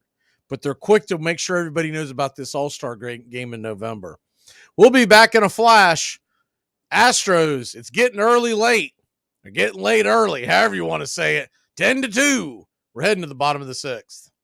On many a summer day, I played baseball starting at 8 in the morning, running home at noon for a quick meal, and again with fielding and batting till it was too dark to see the ball.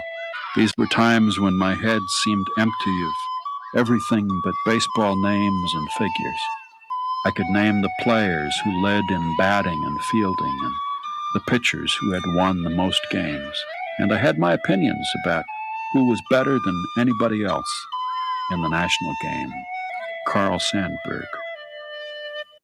Well, the season's finally here. The Armchair Quarterbacks are back. Saturdays, 10 a.m., you'll be tailgating with the Armchair Quarterbacks. Mac Magee, Joey and Tones, and the rest of the Armchair Quarterbacks live, 10 a.m., Saturdays this fall. Talking college football, SEC, ACC, Big Ten, the NFL, fantasy football advice, and our picks against the spread. Right here on Braves Country HD, 99.1 FM, WQEE. Yeah, the Armchair Quarterback.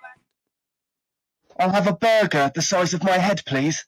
And then if you could just deep fry that. I'd like to invade and murder the entire world for spices and use none of them. Armchair.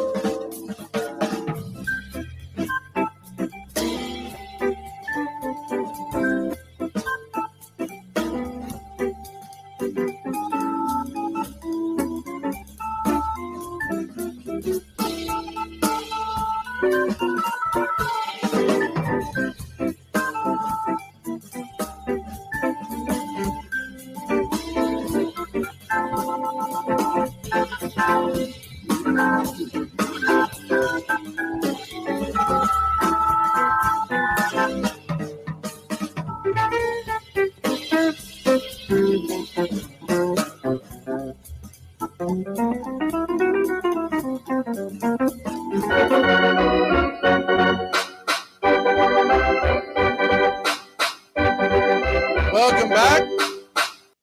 Well, if the Astros are going to get back in it, Jordan Montgomery's now out of the game. First pitch on the way to Tucker from Spores, who's in the game. Down and in for a ball. It's 1-0. The 1-0 pitch. Righty-lefty matchup. Swing and fouls it straight back. It's 1-1.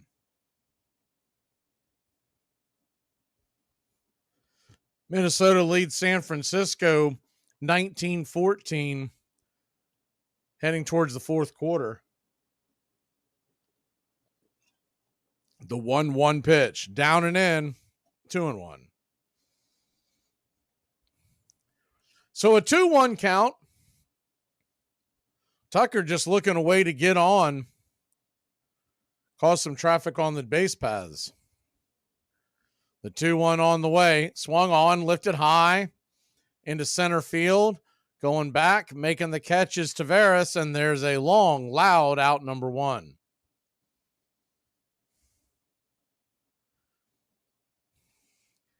I think they're showing the replay now. I'm probably going over. How many times have we seen Tucker have to go at the wall in this series? I mean, it has been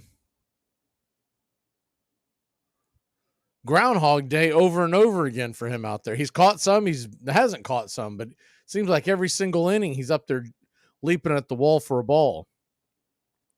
That's usually a sign that you're not going to win a series. The first pitch on the way to McCormick is sawed off, foul out of play. It's 0-1. If this score holds, Game 1 of the World Series will be in Arlington, Texas, Friday night. The 0-1 pitch swung on, lifted into right field. That'll be an easy out. Garcia tracks it, makes the catch, and there's 2 away. For Philly to host, they would have to win tomorrow night and have the Astros rally from this 8-run deficit, which would be an all-time choke job.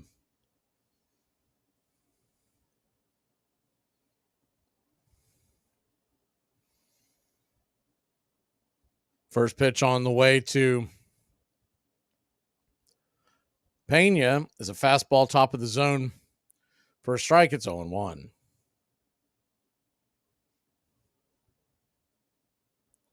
The 0-1 pitch in the dirt goes to the backstop, 1-1.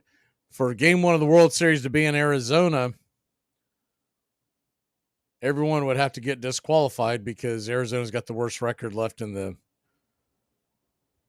pool. The 1-1, down and in, down and away, I mean. Did he go around? They're going to check down the line. They're going to say he did. Pena doesn't like it. It's 1-2. Jose Urquidy warming up in the Houston bullpen. So a 1-2 count. Righty-righty matchup. Pitch on the way. Swing and fouls it straight back. 1-2. The Jared Jurgens, when I saw Jared Jurgens, that one really threw me. I saw Jared Jurgens, and look, Bartolo Colon, that just, I don't know why it didn't surprise me. Seems like he's always still trying to play somewhere. The 1-2 pitch swung on, dribbled out in front of the plate, jumping on it, making the play is high. He fires it over to first, and that'll end the inning. 3 up, 3 down. Not what you want when you're trailing by 8. We'll head to the top of the 7th. It's a blowout in Houston so far. You ever gonna sleep with Amy? That's awfully personal. We don't ask things like that. Maybe you don't. I do. What's the deal? Well, word around the university is I'm giving her sex organs a proper jostling. Here are some baseball facts that you might not have known.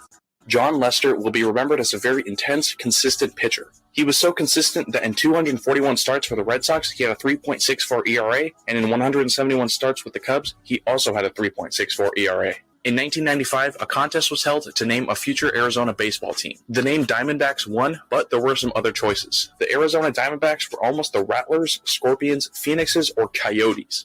You're listening to Braves Country Baseball on Braves Country HD. Please like and subscribe today, youtube.com/@BravesCountry. Baseball is thought of as this game of geometry, the game of geometry. It's perfect. It's 90 feet, it's 60 feet, it's this, it's that. Everything's perfect, right angles, everything's all that. And then it has the strictest rules, and it has the strictest history, everything interpreted. And kids play it all over the place with 2 bases, 1 base, with a car parked in the middle of where they're playing. They play it in the street. We played it in the hollow, used trees for bases. We call it the hollow, where I lived in Lexington, Virginia. We had a wonderful baseball game. You can improvise baseball in a living room. You can improvise baseball on a New York street, and people do every day. You can play it in a pasture. You can play it on the side of a hill. You can play baseball anywhere.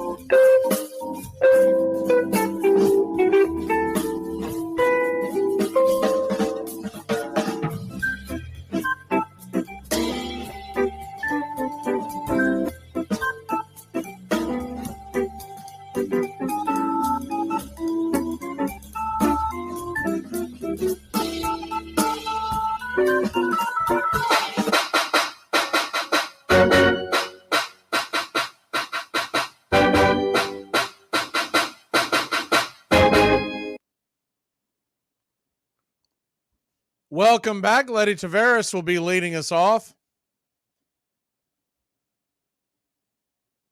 Taveras, Simeon, Corey Seager, Corey Seager's still chasing a cycle.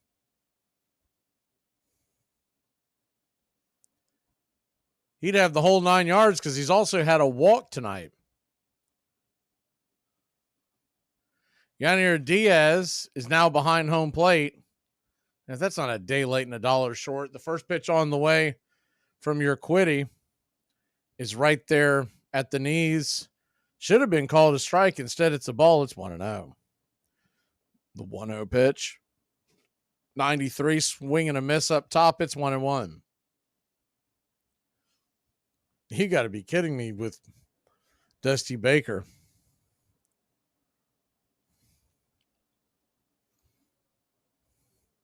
The 1-1.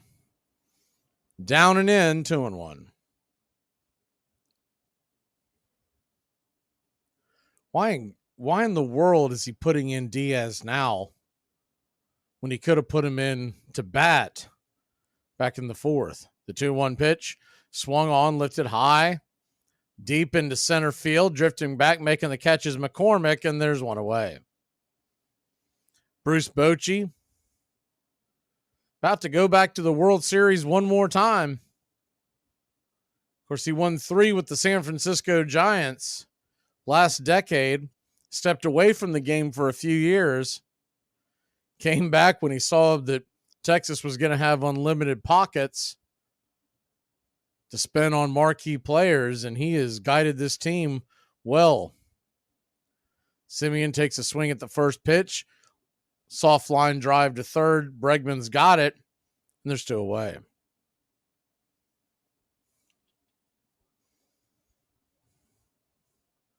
They went all in there to get it this year, and I'll say that Jordan Montgomery trade is the one that really put them over the top. Everyone at the time, they were so fixated on the Max Scherzer, and I never thought that was going to be much of a deal. He is a shell of his former self. First pitch on the way to Seager, pops it up high in the sky. That'll be an easy out. That'll end the inning. 3 up, 3 down. Might be a little too late, but the Astros will grab the bats.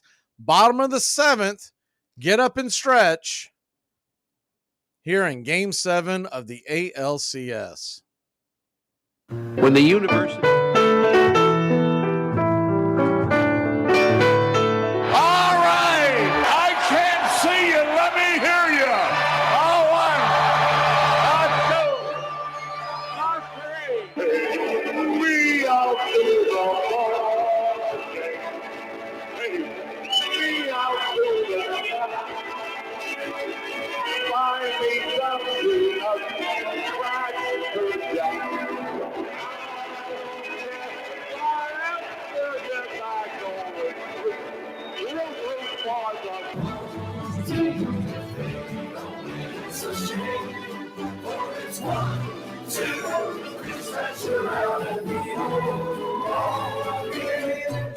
Take me out to the ball game. Take me out to the crowd.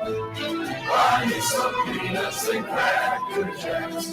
I don't care if I ever get back. Let me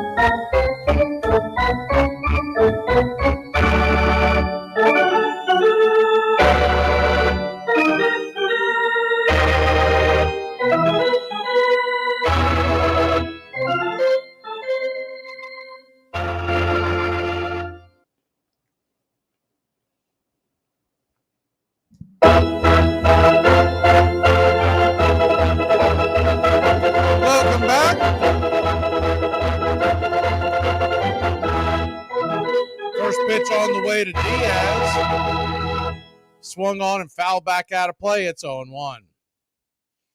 Diaz 1 for 6 in this series. Righty-righty matchup. The pitch on the way. Swung on. Lifted high. Not very deep. Coming in. Making the play. Making the catch is Garcia. And there's one away. Spore's still out there. Only at 13 pitches. He'll be asked to face the top of the order here. The Astros want to put a scare into Texas. This would be the time to do it. Bottom of the 7th, the top of the order due up. If they're going to have any chance to make a run here, they're going to have to flip this lineup over at least one time. First pitch on the way to Altuve. He's right there inside for a strike. Look like the slider. It's 0-1. Texas 10. Houston 2. The 0-1 pitch. Swing and a miss. Came out of his shoes on that one. It's 0-2.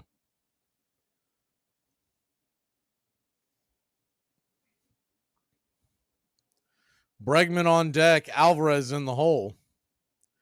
The 0-2 pitch. They set up outside wide. Swung on. Bangs that foul off the plate. Do it again at 0-2. Chase that curveball well off the edge. So an 0-2 count. Game 7 of the ALCS. The pitch on the way. Swing and fouls it back out of play. 97 miles an hour up top out of the zone. We'll do it again. It's 0-2. Today is Monday.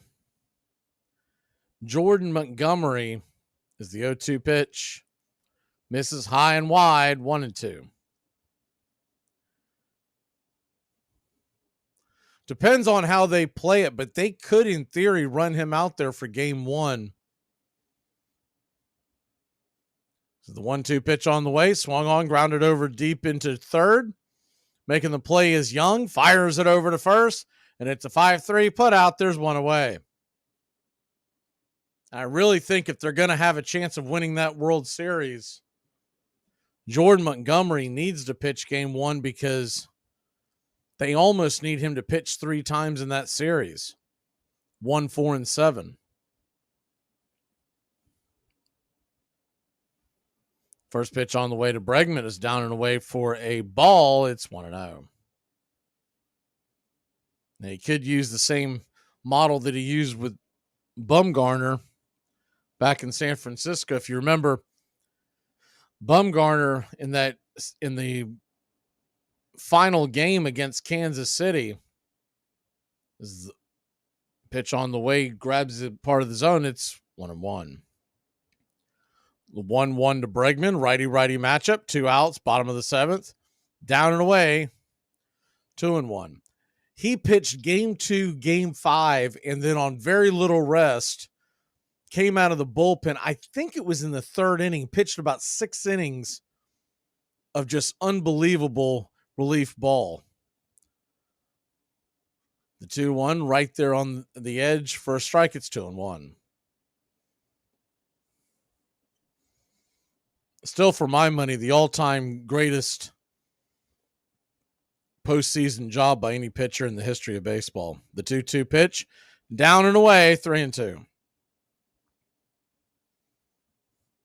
At least in the semi-modern era, last 50 years or so. The 3-2 pitch, swung on, that ball is lifted into left center field. That'll get down for a base hit up against the wall. It'll get down where the green grass grows. Here comes Bregman.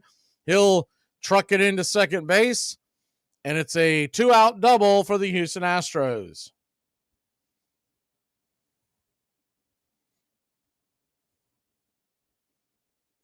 But if you look at it logically, they could be treating today's outing for Montgomery as what they like to call the bullpen day. So he would still be going off of extended rest. Pulling up his Looks like we're going to get a pitching change. They're going to go to Aroldis Chapman. But I was going to pull up real quick to look at Montgomery. I think I have to pull it up on another site. I was curious to see how many pitches he threw. And looks like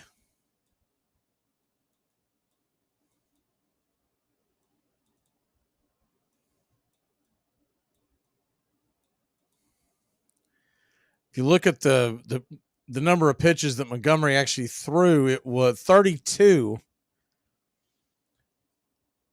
So that should still set him in line, unless they just want to be extra cautious for him to pitch on Friday night, game 1. If you play that out, for those listening on radio, we're at a commercial break. They're going to the bullpen to bring in Aroldis Chapman to face Alvarez with 2 outs here in the bottom of the 7th inning. Jordan Montgomery, if he pitches on Friday, he would then be in line to pitch again. If they did it on normal rest on Wednesday, which is game 5. And that would put him in line then to be available for a game 7. In that game 7, he would go Wednesday and then pitch again on Saturday for game 7. So it's actually giving you 2 days of rest like this where he could come in for a few innings. And that might be the game plan that they go with. No matter who ends up being in this World Series against Texas, it's going to be a high-scoring World Series because Philadelphia, Aaron Nola, he got shelled today. Now, I think they'll wait to pitch Nola in Philadelphia. He has been even though he got hammered today, he's been much better at home than he has been on the road. So they would start off with Wheeler and then most likely skip Nola, but they could roll the dice and put him out there. And then that would line up Nola to pitch possibly on short rest in game 5. But Philly's got to get through the game tomorrow, and it's Suarez versus That's going to be a fascinating game. Lefty-lefty matchup. Aroldis Chapman comes to the hill. 100-mile-an-hour fastball swung on and fouled straight back. It's 0-1. Chapman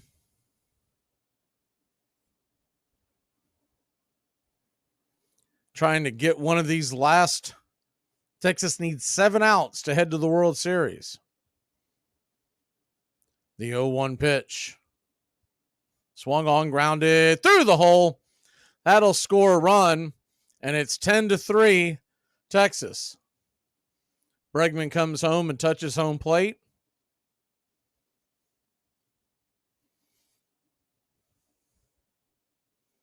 This game could change in a hurry. If you got Abreu to get into one now, you could cut the lead down to 5. So Chapman can't just go up there and throw meat up there to the plate. Hey, Underwater lives. Not Underwater. I'm sorry. Goat lives. First pitch on the way to Abreu's chopper. That's over to second. Backhanded by Simeon. He'll make the flip over to first. And that'll end the inning. So the threat is thwarted. It's 10-3. We head to the 8th inning. Texas 6 outs away from their first World Series in over a decade. There's the tripping again. How are you not hearing that? Newsflash! I've been hearing it the entire damn time! Then why would you say something? Because I hate you! Today we're going to go over some wild baseball coincidences that you won't believe are true. Minnesota's Metrodome hosted 8 World Series games in its history. In all 8 of those games, Terry Pendleton's team lost. The Cardinals lost 4 in the 1987 World Series, and the Braves lost 4 in the 1991 World Series. Lou Gehrig, the Iron Horse, had his first career home run on September 27, 1923. His last home run would come exactly 15 years later on September 27, 1938. Warren Spahn had a longer streak of hitting at least one home run than he did pitching at least one shutout. He had homers in 17 consecutive seasons, but only had shutouts in 15 consecutive seasons. There have only been 2 pitchers in Major League Baseball history with the name Moyer. Ed Moyer, who pitched 6 games for the Senators, who died on November 18, 1962, and Jamie Moyer, who pitched 25 years in the majors and was born on that same day, November 18, 1962. Dennis Eckersley picked off Kenny Williams on June 29, 1987. His next pickoff would occur almost 4 years later when he picked off, you guessed it, Kenny Williams again. On April 20th, 1912, 2 months before the cornerstone was laid for Ebbets Field, Fenway Park opened its doors for the first time. The Red Sox beat the New York Highlanders that afternoon, 7-6 in 11 innings, beginning one of the most intense rivalries in baseball. And then they went on to win the pennant and the series, setting a precedent that did not last for long. Tris Speaker once owned its center field. Smokey Joe Wood and Babe Ruth and Roger Clemens have all bewildered batters there. Ted Williams, who sharpened his eye by shooting the pigeons that flew over the outfield, hit so many home runs into the right field bullpen that players came to call it Williamsburg. Welcome back. We're heading to the top of the 8th inning. The Texas Rangers are just 6 outs away from the World Series. And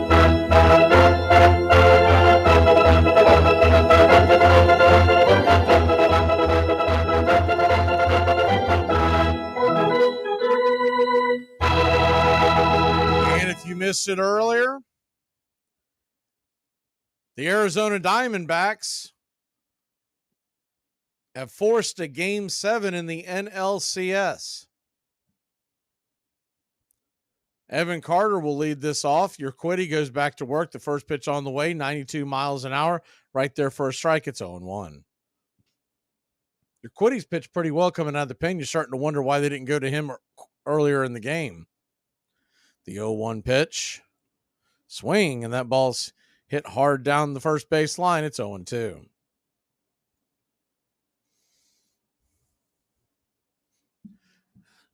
If you missed all the action earlier in the game, Max Scherzer pitched just 2 2/3, was knocked around, pulled out of the game, and Montgomery came in and put out the fire that Scherzer had started, spinning 2 1/3 scoreless innings, keeping the Astros at 2 runs. The 0-2 pitch swung on, hit on the ground hard up through the middle. Scooping it is Pena, the shortstop. He flips it over to first. A 6-3 put out, and there's one away. Spores then came in for an inning and 2/3, and Chapman just got the last out. As far as the Astros, Christian Javier did not get out of the first inning. A third of an inning, gave up 3 earned runs. First pitch on the way to Adolis Garcia, swung on, belted high and deep into left field. That ball is gone. A solo shot, and it's 11-3 Texas. Adolis Garcia continues to put his he's holding his ear up to the Texas crowd wanting to hear those boos as he has just continued to pelt Astro pitching all series long. Back to the Astros pitching night. If they can keep a run off the board here and there. Well, I'll try to get this in. Matone came in and finished off the first inning. Then they went to Hunter Brown, who gave up a run. And then they went to J.P. France. And they left J.P. France out there for a hot minute. He went 2/3 of an inning, gave up 5 hits, 4 earned runs, even walked a guy, and it really blew the game open 8-2. The 1-0 pitch to Jankowski is a swing and a miss strike. It's 0-1. Jankowski is on for Garver. It makes you think that maybe Garver might still be ailing by that hit by pitch. The 1-1, swing and a miss. It's 1-2. Neris then came in to spell an inning and a third. And then Abreu came in, gave up 2 more runs, and Urquidy, he's in his second inning of work, just gave up a run. The 1-2 pitch swung on, and that ball's going to get sprayed into left field, down for a base hit, and it's a 1-out single for Jankowski. Sorry, I always do that. I always think of the great Florida State and Oakland Raider place kicker Sebastian Janikowski, but his name is Jankowski.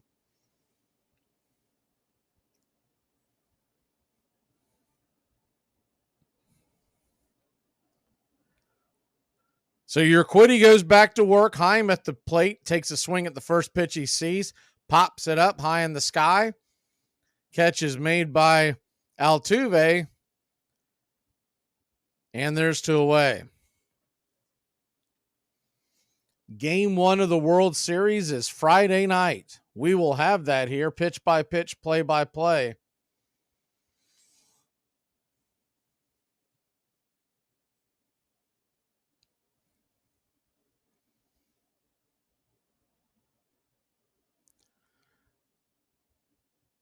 Nathaniel Lowe steps to the plate and takes the first pitch from Urquidy. Outside wide for a ball. It's 1-0.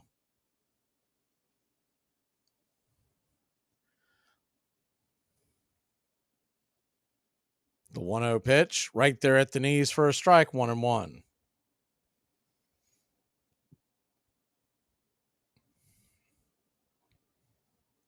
So a 1-1 count. Runner at first, 2 outs. The pitch on the way. Swing and fouls it back. It's 1-2. Texas 11, Houston 3.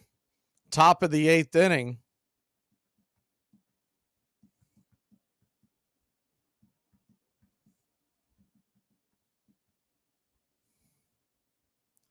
The 1-2 pitch just misses outside wide. 2-2.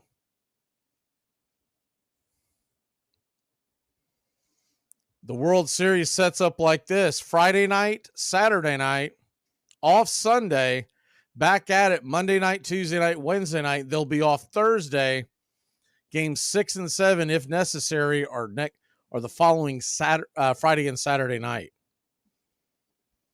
2-2 pitch is swung on and fouled down the line. We'll do it again. It's 2-2. I think they wisely avoided the NFL.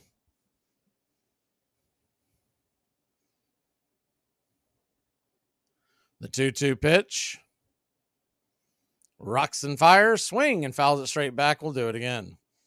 There's no way to win that if you're baseball. You're still going to have to go up against college football, but college football is not nearly the ratings king that the NFL is. So I think they wisely avoided the entire day of Sunday and Sunday night football. And they'll go up against Monday night football on the one game, but those are usually terrible matchups anyways.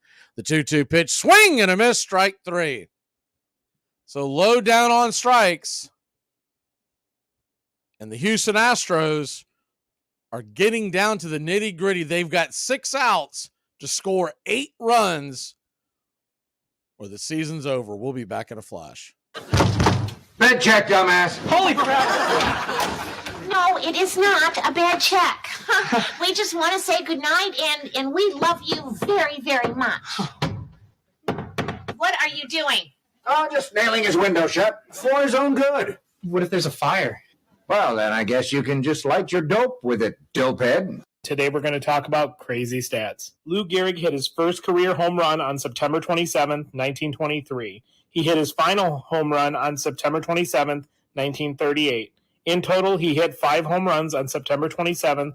2 of those came off of Hall of Famer Lefty Grove in 1931 and 1933. Armchair Quarterbacks Radio. Living in an era of baseball where the impossible is unfolding right before our eyes. The 1-2 again. Inside corner. The Royals, 2015 World Champion. This is going to be a tough play. Bryant, the Cubs, win the World Series. Bryant makes the play. It's over. And the Cubs have finally won it all. Armchair. If you look at pictures of, say, the 1915 Pirates, you're going to see a very different kind of face than you see today. Hard men. Baseball at that point was a way out of the mines.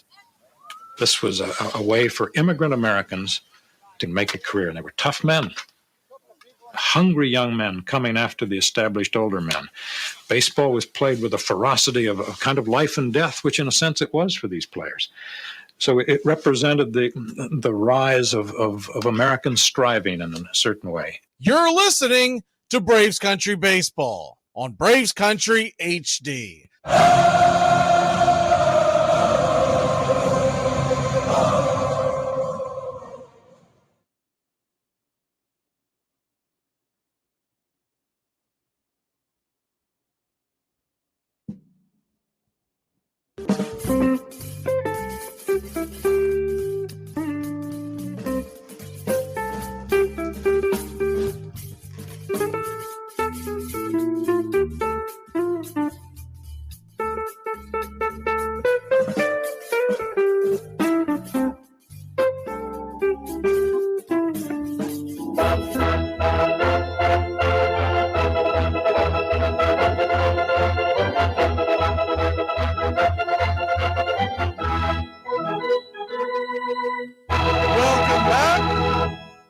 Chapman will go back out there and face Michael Brantley to start the inning. First pitch to Brantley is high and out of the zone for a ball. It's 1-0. If you missed it earlier, Dubai is starting a baseball league that is going to start evidently Thanksgiving weekend.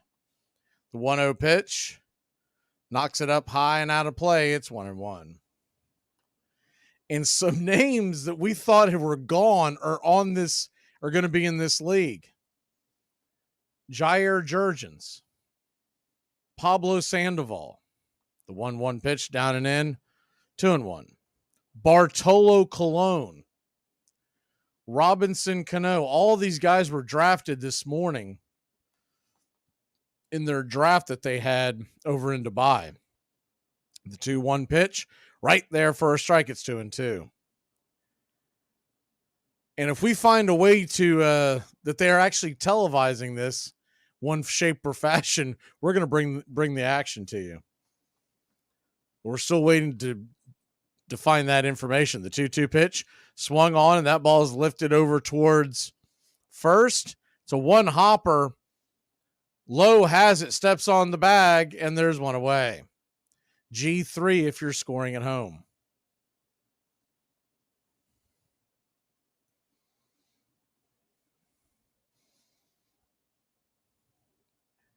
They're supposed to release the rosters of the teams that will be playing in that. It's basically a showcase series, a 2-game series on November 24th and 25th. But then the other big question is, what time of day is this going to take place? First pitch on the way from Chapman to Kyle Tucker is off the plate wide for a ball. It's 1-0. The 1-0 pitch swung on, foul back out of play. It's 1-1. I don't know, but if we can find a way to sneak ourselves over there, I mean, $54 for the Diamond Club seats, man, that would be worth it in itself.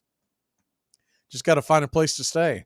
The 1-1 pitch chops that foul off the plate. 1-2.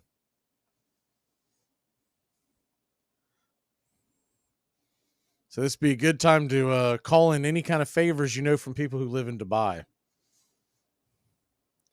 The 1-2 count. Lefty-lefty matchup. On the way, swing, and fists that over to second. Kind of a Keystone Cops attempt by Marcus Semien, and because they're up 11-3, he can get a chuckle out of it. That was a goofy play. They're gonna call that a hit. that's a very generous call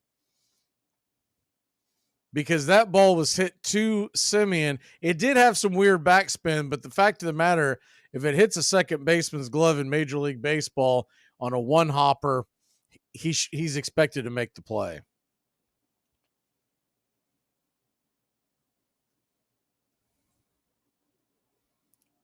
So that'll bring McCormick to the plate. McCormick takes the first pitch, 101 miles an hour, dots the inside corner for a strike. It's 0-1. It makes me think of I can't even remember what was it called, Live Golf. You remember they were televising there as the 0-1 pitches fouled off out of play 0-2. They were televising what was considered their big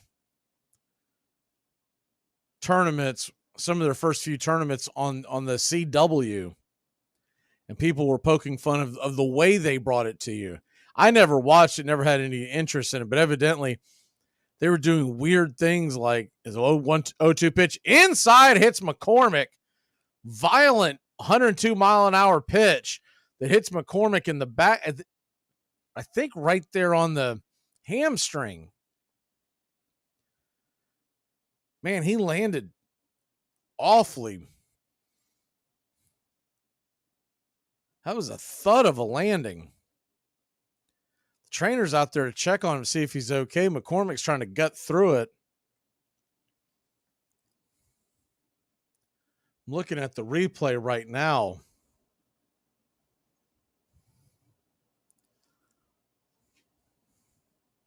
When you see the slow motion version of it, he's holding the back of his hamstring. Here it comes. Oh, yeah, it got him right in the hamstring, and it was 102 miles an hour according to the gun. Man, that is going to leave a mark. He's trying to gut it out. You got to respect that. Your team's down 11-3, and he's out there trying to gut it out. First pitch on the way to Pena is down and in 100 miles an hour, 101 miles an hour for a ball. It's 1-0. The 1-0 to Pena, one down. Runners on first and second. The pitch on the way. Fastball on the outer edge just grabs the outer corner. It's 1-1.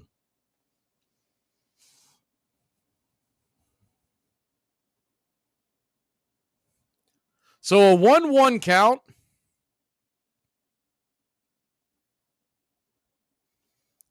Chapman turns and deals. Swing and a miss. It's 1-2.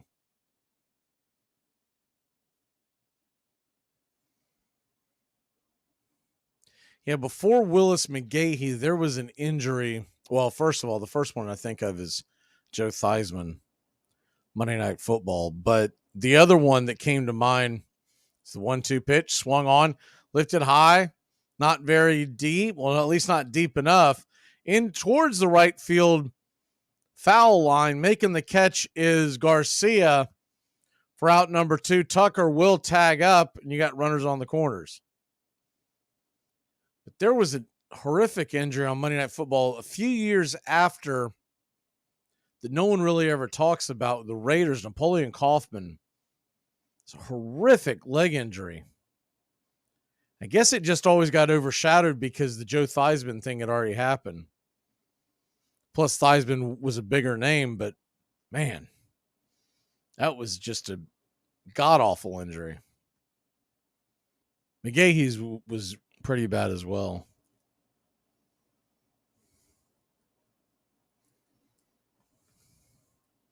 So runners on the corners, 2 outs.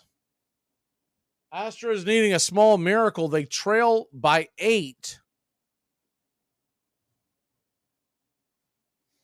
4 outs to play with.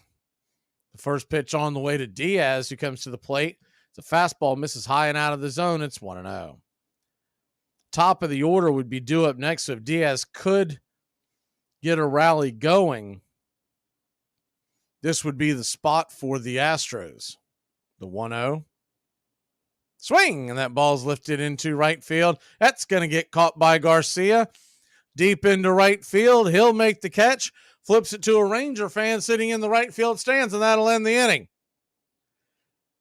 The Texas Rangers will head to the 9th inning, leading by 8, 3 outs away from a trip to the World Series. Do you know why I pulled you over? Because I was at the stop sign for too long? Why was you just sitting there? I was just waiting for it to turn green. Where you headed? I'm headed home. Okay, where you live? With my parents. Okay, and where do your parents live? They live with me. Okay, so where's your house? It's next to my neighbor's house. Step out the car, please. I'm going to jail.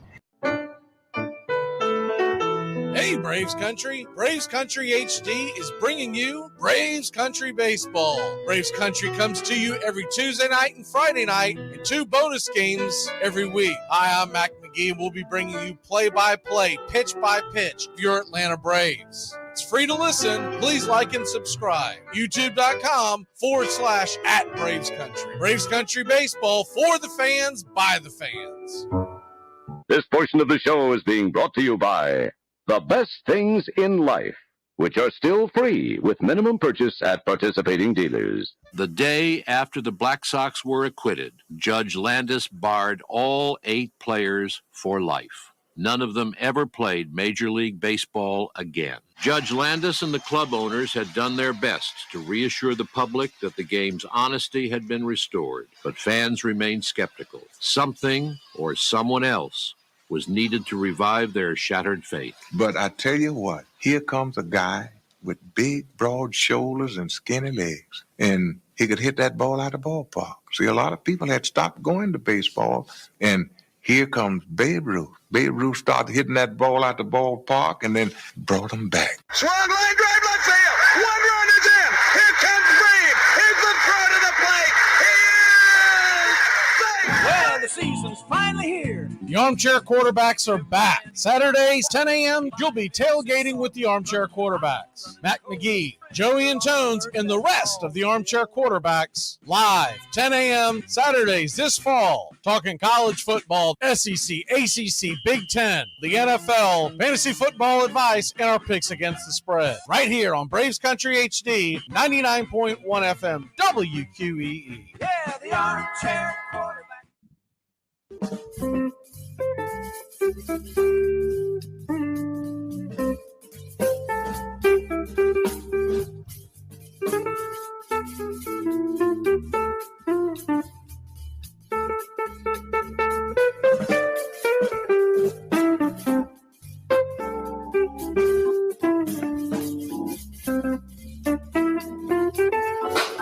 Welcome back. Ryan Stanek is in to face the middle of the order of the Texas Rangers. First pitch off the plate wide for a ball. It's 1-0. The 1-0. Right there for a strike. It's 1-1. I don't advise looking up Alex Smith's knee injury or his recovery, because even though it's completely healed, is the 1-1 pitch is right there at the knees for a strike, 1-2. It just makes you a little squeamish, and also just the thought this guy continued to play in the NFL a little while after that injury. I mean, his leg is just one big scar. It's unreal. Like, there's hardly any skin. It's really, really eye popping. The 1-2 pitch, down and away, 2-2.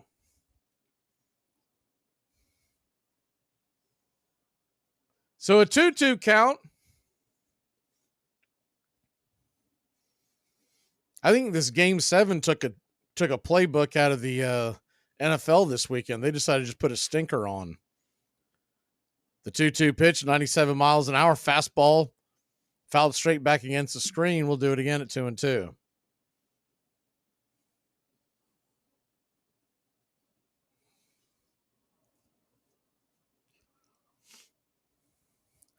Stanek comes set. The 2-2 pitch in the dirt. 3-2. So a 3-2 count. Texas leads 11-3, top of the 9th inning.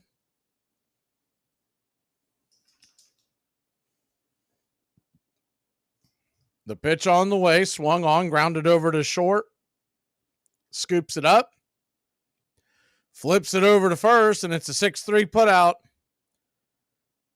One away.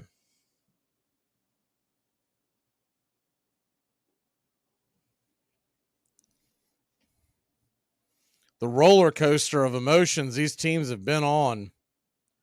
You think back the fact that not one of these teams have won a home game in this series is unreal, especially considering the fact it was a Texas series. First pitch to Tavares is swung on and fouled back out of play. It's 0-1. I don't know much, but I know one thing. Texas better learn to win at home, because if they have to play Philadelphia in the bank, they can't expect to go in there and win a bunch of games in Philly. Not to mention the fact they're going to have home field advantage, so they better learn to win at least one game at home.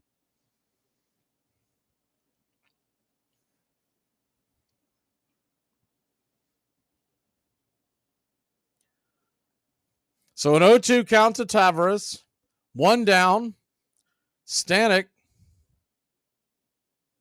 standing in. The pitch on the way. Swung on, grounded back up the middle. Pena's got it, flips it over to first. 6-3 put out, and there's 2 down. I'm sure a lot of writers and talking heads for the Astros are going to point to how Dusty Baker, and rightfully so, just really mismanaged this game. First pitch on the way to Marcus Semien, righty-righty matchup. Stanek lets it go. Swung on, that ball is lifted into left field, down for a base hit. And there's 1 on and 2 out. A couple of times tonight that he could have been a little more aggressive. Pulling his pitcher like Bochy did. Bochy, the first sign of wobbling by Max Scherzer, and he went and got him. But then the other thing, I hate to keep going back to this, but they had runners on the corners and 1 out and a chance to put some damage on the board. They were down 8-2. Maldonado was at the plate, and they could have pulled him for a pinch hitter, either Diaz or someone else, and kept the line moving, because you had Altuve in the top of the order coming, and they didn't do it. And it really killed the rally. The 1-0 pitch. Off the plate wide, 2-0. And in a Game 7 situation, you got to be the aggressor like Bochy was. The 2-0 pitch. Swung on. That ball is laced into right field. Deep into the, almost at the stands again, but having to make a jump was Tucker. He'll make the catch on the warning track, and that'll end the inning. We'll head to the bottom of the 9th. The last 3 outs for the Houston Astros 2023 season, unless they can scratch together 8 runs. Ted Turner took over ownership of the Braves in 1976, a season in which they finished last in the National League West. At one point, they were so bad they lost 13 consecutive games. But this didn't faze Turner, who had high hopes for the 1977 season. Unfortunately, reality set in, and shortly after the start of the season, the Braves found themselves in a 16-game losing streak. So how is Ted Turner going to turn around a team that was headed further and further down the standings? He took matters into his own hands, literally. He told the press that Braves manager Dave Bristol was on a scouting trip, and he would be taking over managerial duties on May 11th, a day when the Braves were facing off against the Pirates. It went about as well as you think it would. Not knowing any of the signs, he had to sit next to coaches and tell them what signs to relay to players. The Braves wound up losing the game 2-1 for their 17th straight loss, putting them 8-22 in the season. Turner's goal was to be in the trenches to get to the bottom of what was wrong with his struggling team. The next day, Turner received a letter from National League President Chub Feeney telling him that his first game as manager would be his last, but why? According to Rule 20E, no manager or player on a club shall directly or indirectly own stock or any other proprietary interest or have any financial interest in the club by which the manager or player is employed except under an agreement approved by the commissioner. With Turner out Bristol on his trip, another Braves coach, Vern Benson, took over managerial duties for the next game and ended the Braves' losing streak with a 6-1 victory over the Pirates. With the help of several would-be owners, Ward and the Brotherhood started a rival league, the Players League. At first, the new league did well. 56 top players defected to its teams and brought their fans with them. I am for war without quarter. I want to fight until one of us drops dead. From this point on, it will simply be a case of dog eat dog, and the dog with the bulldog tendencies will live the longest. Albert Goodwill Spaulding.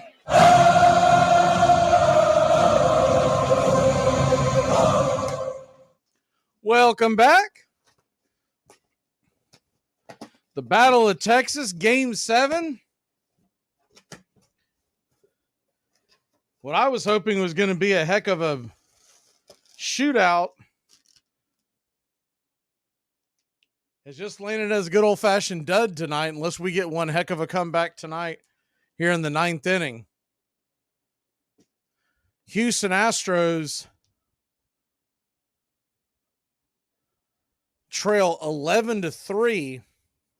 Leclerc is going to come into the game. I was wondering if he was going to pitch or if they were just going to let someone else.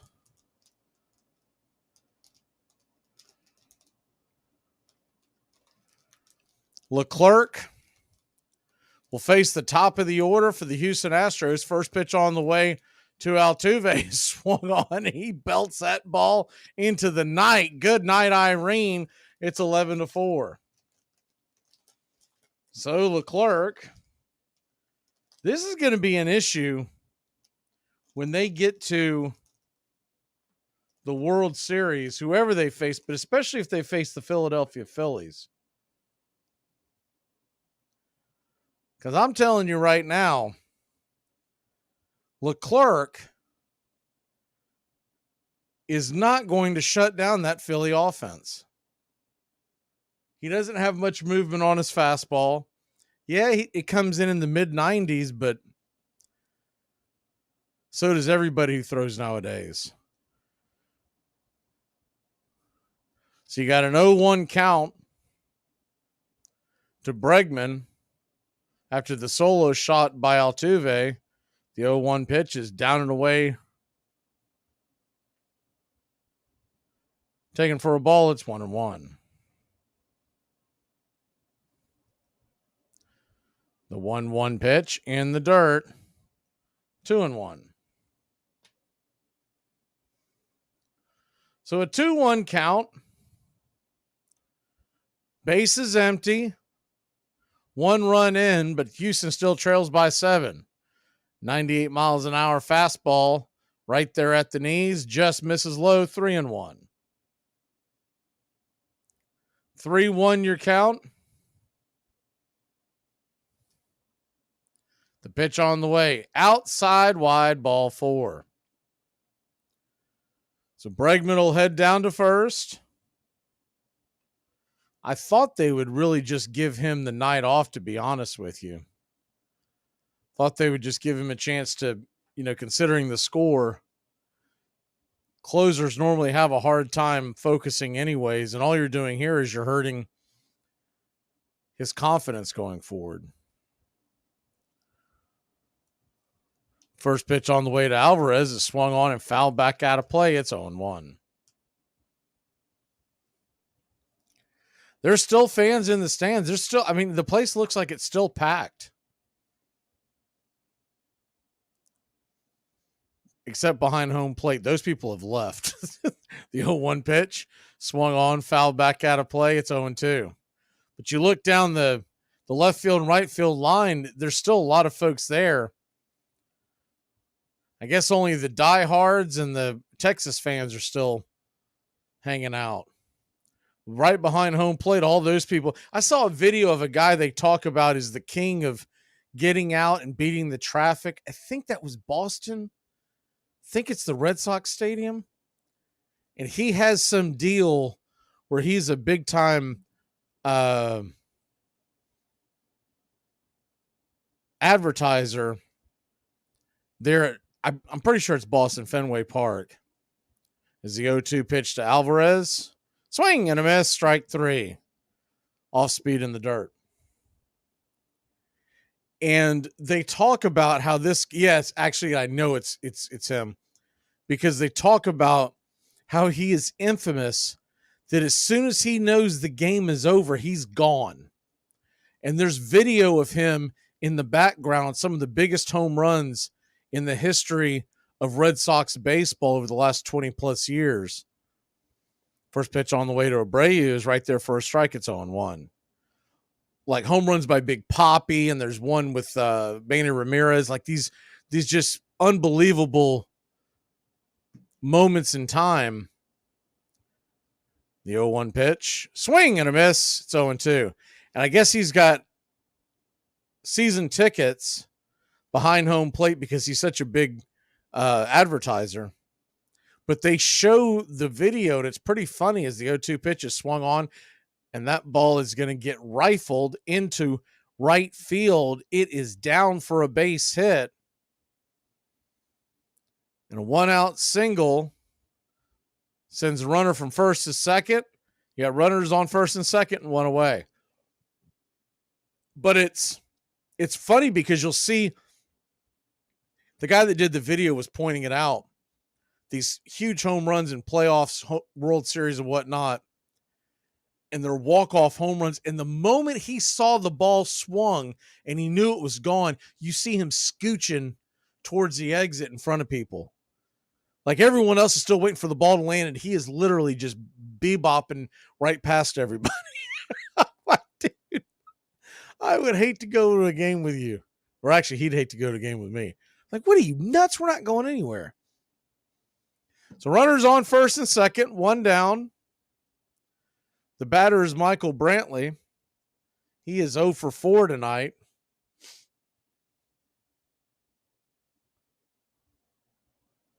First pitch on the way is 97 miles an hour right there at the knees. It's 0-1.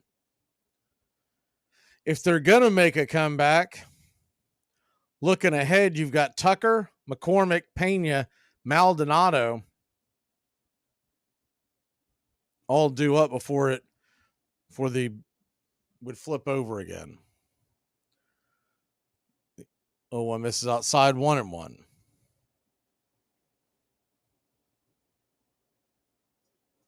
The 1-1 pitch swung on, fouled straight back.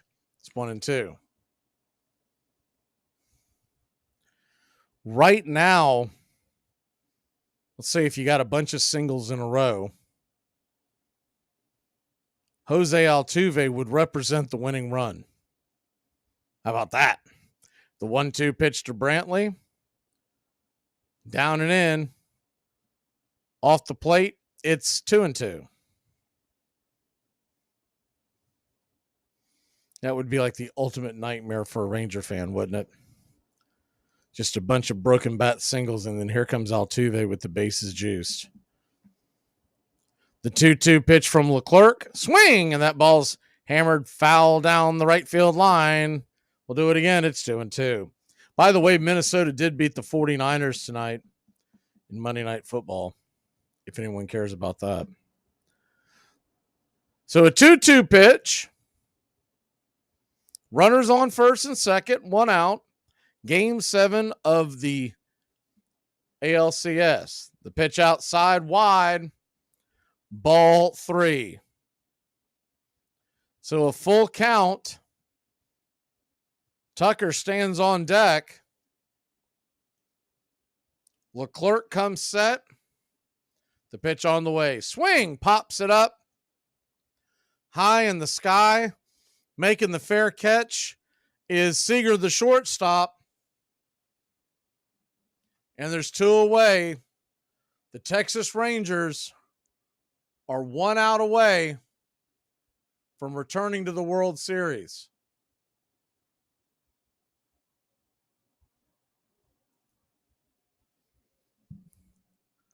Runners on first and second.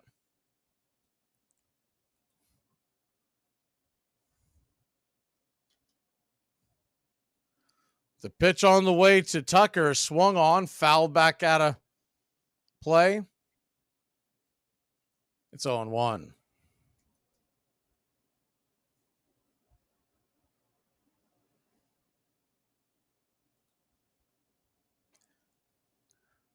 Texas leads this 11-4, 2 outs. The 0-1 pitch. Off the plate wide, 1-1. Texas has never won a World Series title. They've won 2 American League pennants, one in 2010 and one in 2011. The 1-1 pitch. Inside, did he go around? They're going to check down the line. They're going to say he did. 1-2. Tucker doesn't like it, but the Houston Astros 2023 season is down to their final strike. Got runners on first and second, 2 outs. Leclerc comes set. The 1-2 pitch. Swung on, bounced over to the second. Simeon's got it, flips it over to first. And the Texas Rangers are heading to the 2023 World Series, their third pennant in their history. They have never won the World Series, but Monday night, 11:27 p.m. on October 23rd, they have punched their ticket to their third World Series berth. And come Friday night, they will have their chance to win their very first World Series against either the Arizona Diamondbacks or the Philadelphia Phillies.